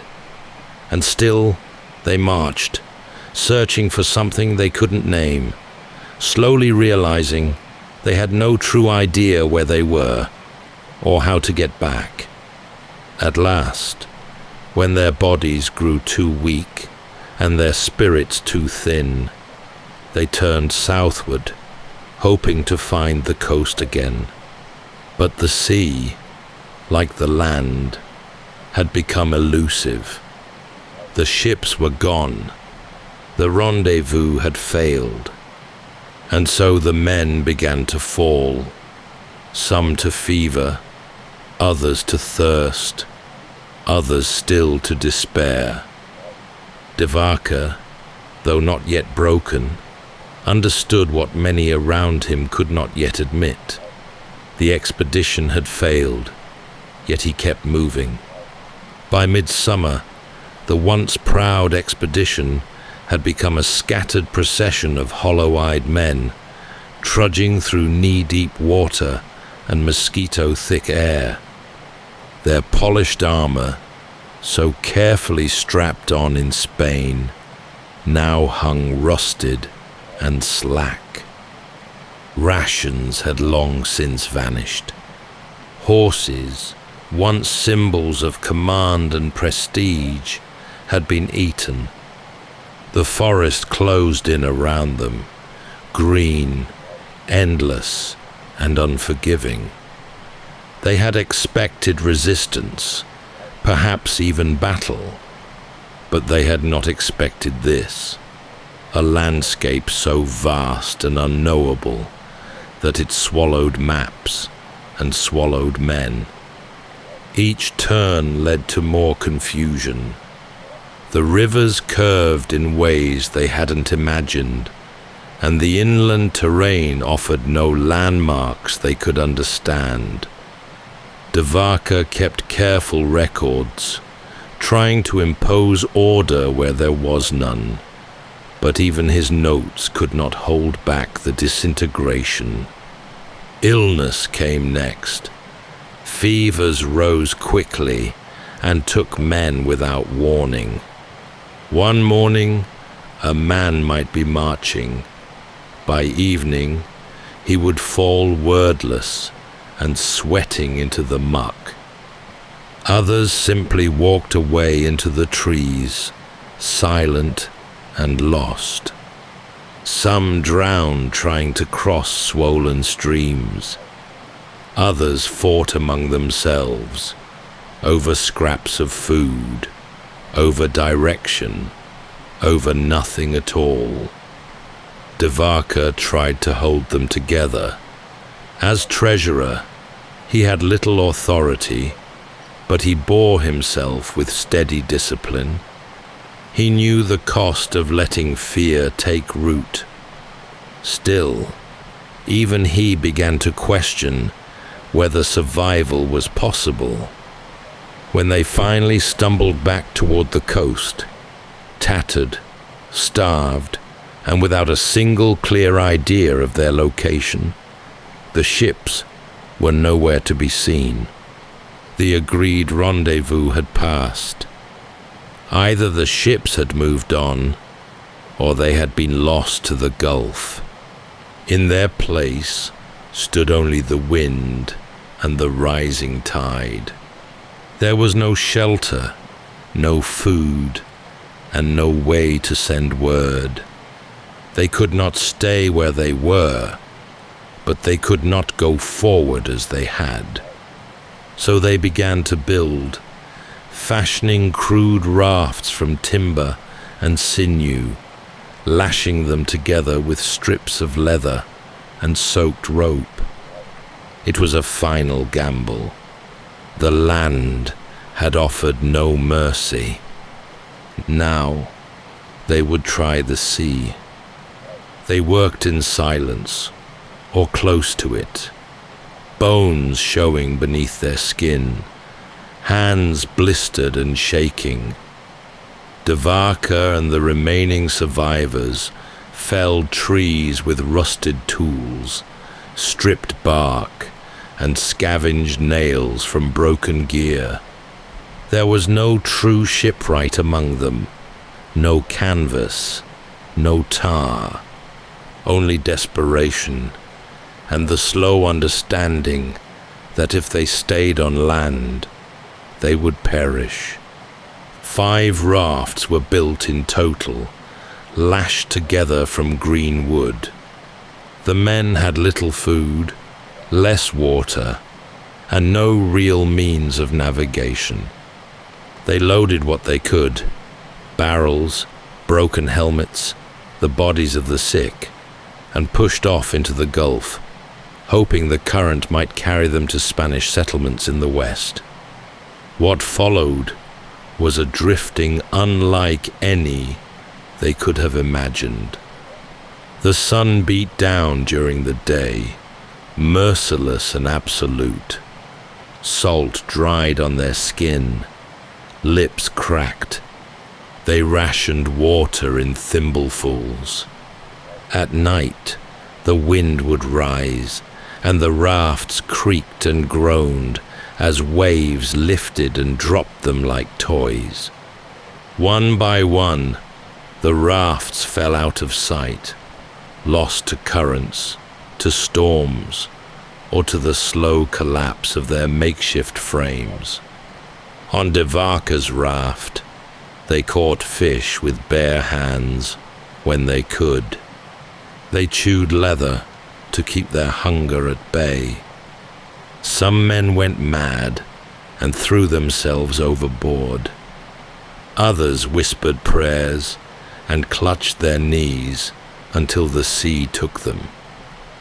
After many days, so many they had lost count, land appeared. Not the rolling coastlines of civilization, but a thin, low ribbon of sand. The raft broke apart in the surf, and the men dragged themselves ashore with what strength remained. Only a handful were left. They had reached an island near present-day Galveston, though they did not know it by name. All they knew was that they were still alive, and that this strange new land would offer no welcome. The sand was cold beneath their bodies. Salt stung their eyes. What few had made it to shore now lay sprawled and heaving, too weak to speak. Some wept. Others simply stared at the tree line ahead, not yet knowing whether it would offer shelter or further trial. The place was desolate. Low dunes, scattered brush, and the cry of gulls overhead. The survivors had no weapons, no food, and no sense of where they were. They could no longer imagine rescue. The sea behind them had given them back to the land, but at a cost that few could bear. Soon, they were found. The people who emerged from the forest were cautious, watching the strangers from a distance. They spoke no Spanish, and the men had no words for them in return. But the island's inhabitants knew what starvation looked like. They offered food, roots, shellfish, a little warmth, and in return, they watched. The Spaniards, proud men who had once carried royal orders, now bent their heads and ate without speaking. But survival came with terms. Over the coming days, the balance shifted. The survivors, too weak to leave, were absorbed into the rhythms of the people around them. Some were taken in, others were enslaved, used for labor, watched carefully, kept at the edge of the fire. De Vaca, separated from his companions, found himself living not as a leader, but as a captive, subject to new customs, dependent on others for his life. The land was unfamiliar, but it was not empty. He was now a guest, or perhaps a prisoner, in a world that had no interest in the titles he once held. Over time, he would learn its patterns. He would come to understand the language, the cycles of food and weather, the expectations placed on him. And though he would suffer still, through illness, isolation, and grief, he would not die. Something in him had begun to shift. The days slipped into seasons, and Vaca did what the land required. He endured. Stripped of power, stripped of possessions, he survived by listening more than speaking, by watching more than acting. In time, he learned to carry what was needed, to gather what was useful, and to disappear when it was safer not to be seen. He moved between groups along the Texas coast, sometimes traded, sometimes allowed to stay, always aware of how little control he truly held. He fell ill more than once.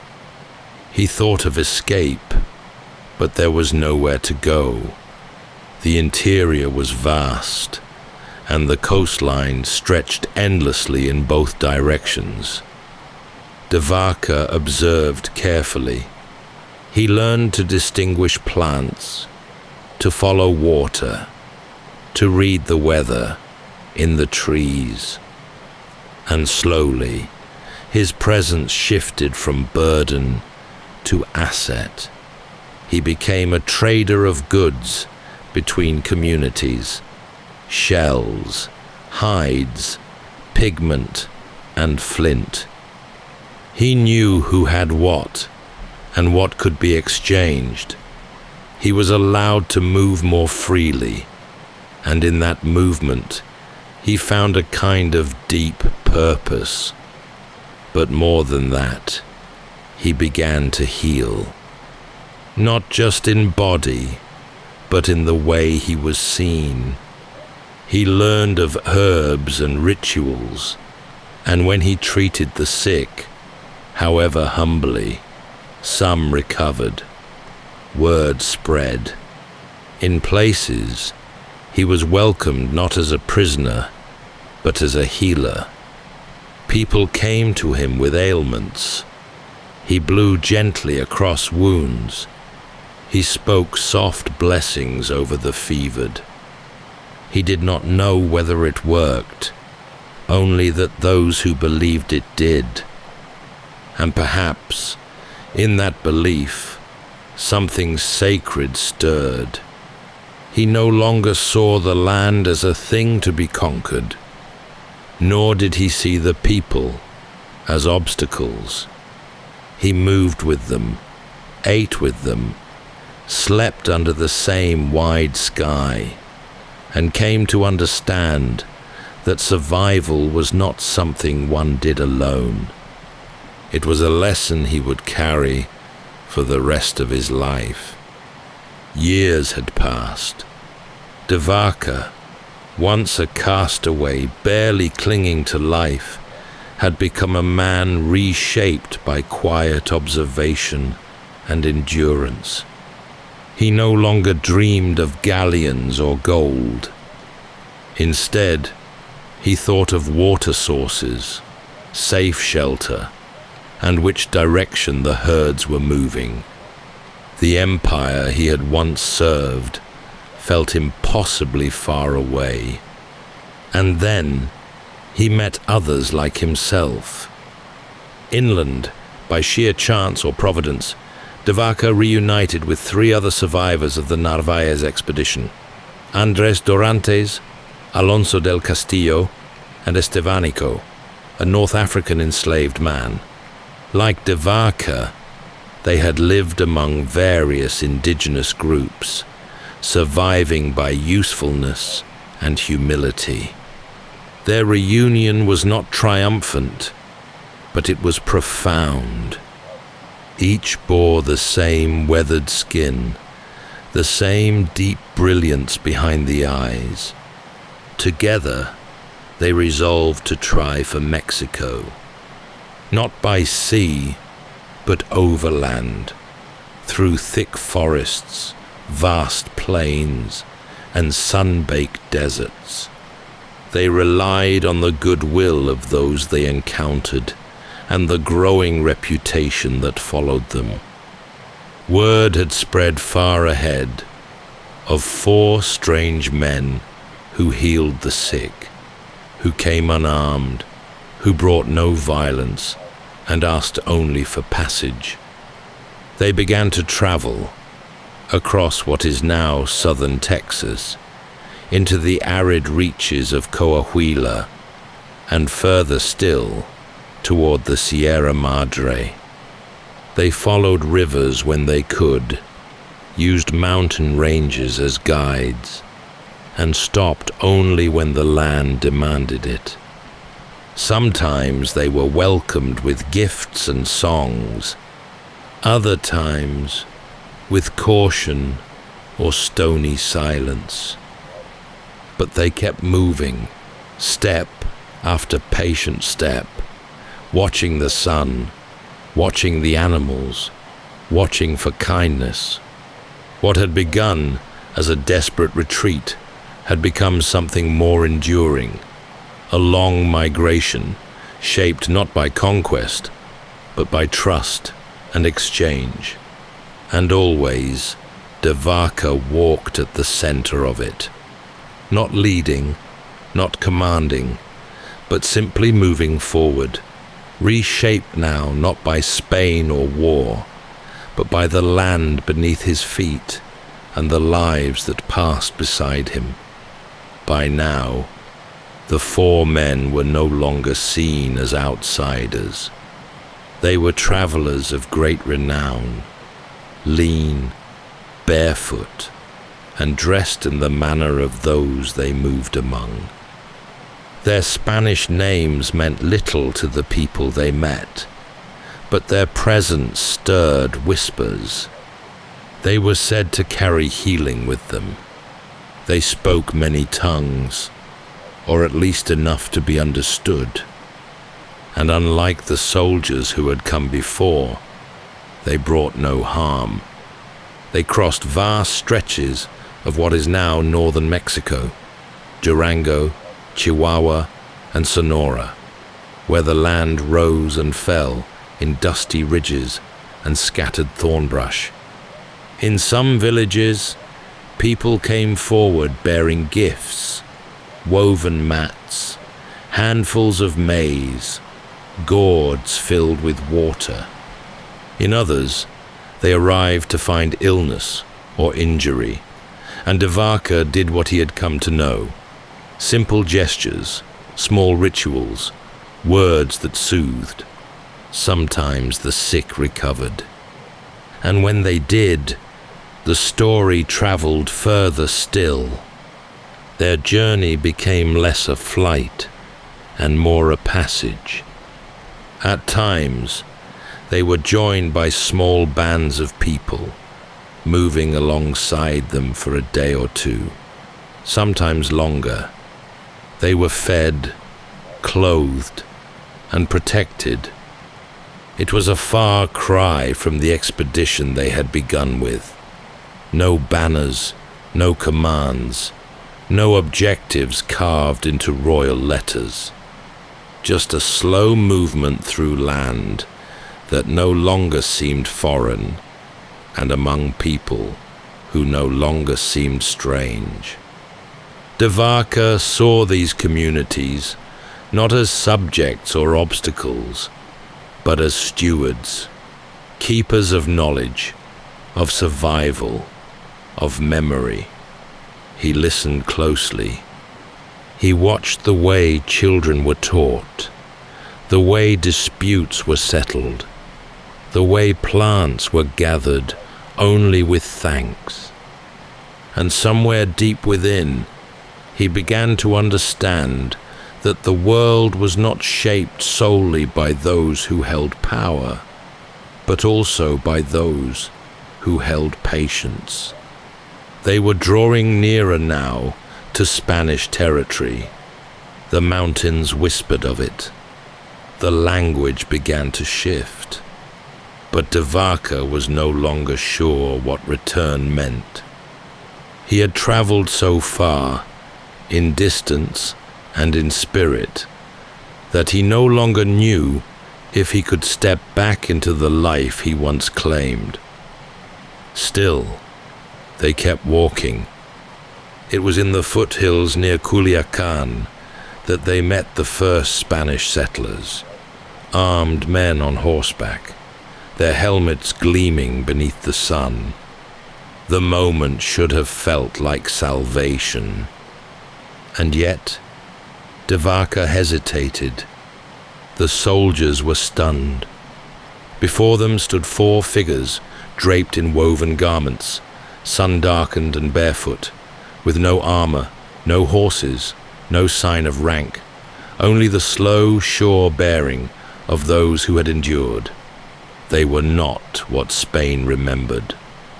The men were taken in, given food and clothing, and ushered toward the colonial outposts of New Spain. From there, they were sent to Mexico City. There were questions. There was disbelief. There was the uncomfortable feeling, Vaca sensed, that their survival had come at the cost of something Spain did not fully understand. He was no longer the man they had sent away. In the months that followed, Vaca gave his account to the authorities. He described the journey, the suffering, the loss of nearly 600 men. But he also spoke of the people they had lived among, of their kindness, their customs, their strength. He told of healing, of cooperation, of the land's unyielding rhythms. It was not the tale of conquest they had hoped for. It was something else entirely. Eventually, Vaca sailed back to Spain. The crossing was smoother this time, but his heart was unsettled. Home felt altered, or perhaps it was he who had changed. The court received him with some respect, but also with suspicion. He had not returned with riches. He had not claimed new territory. He had only survived and changed. He would later be sent to govern in South America, but even that post ended in controversy. He never again held true power. His last years were lived in the shadows of greater names, and his death passed without much notice. In the long annals of conquest, Alvar Nunez Cabeza de Vaca remains an anomaly. His name does not echo alongside Cortés or Pizarro.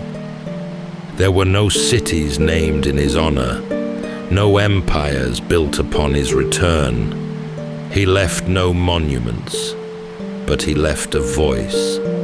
In La Relación, the account he later wrote, Vaca reflected on a journey that had tested him, reshaped him, and taught him what power could not.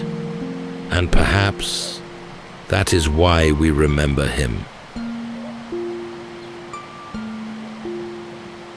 That's all for tonight's journey through history. Whether you're fast asleep or still drifting there, thank you for listening.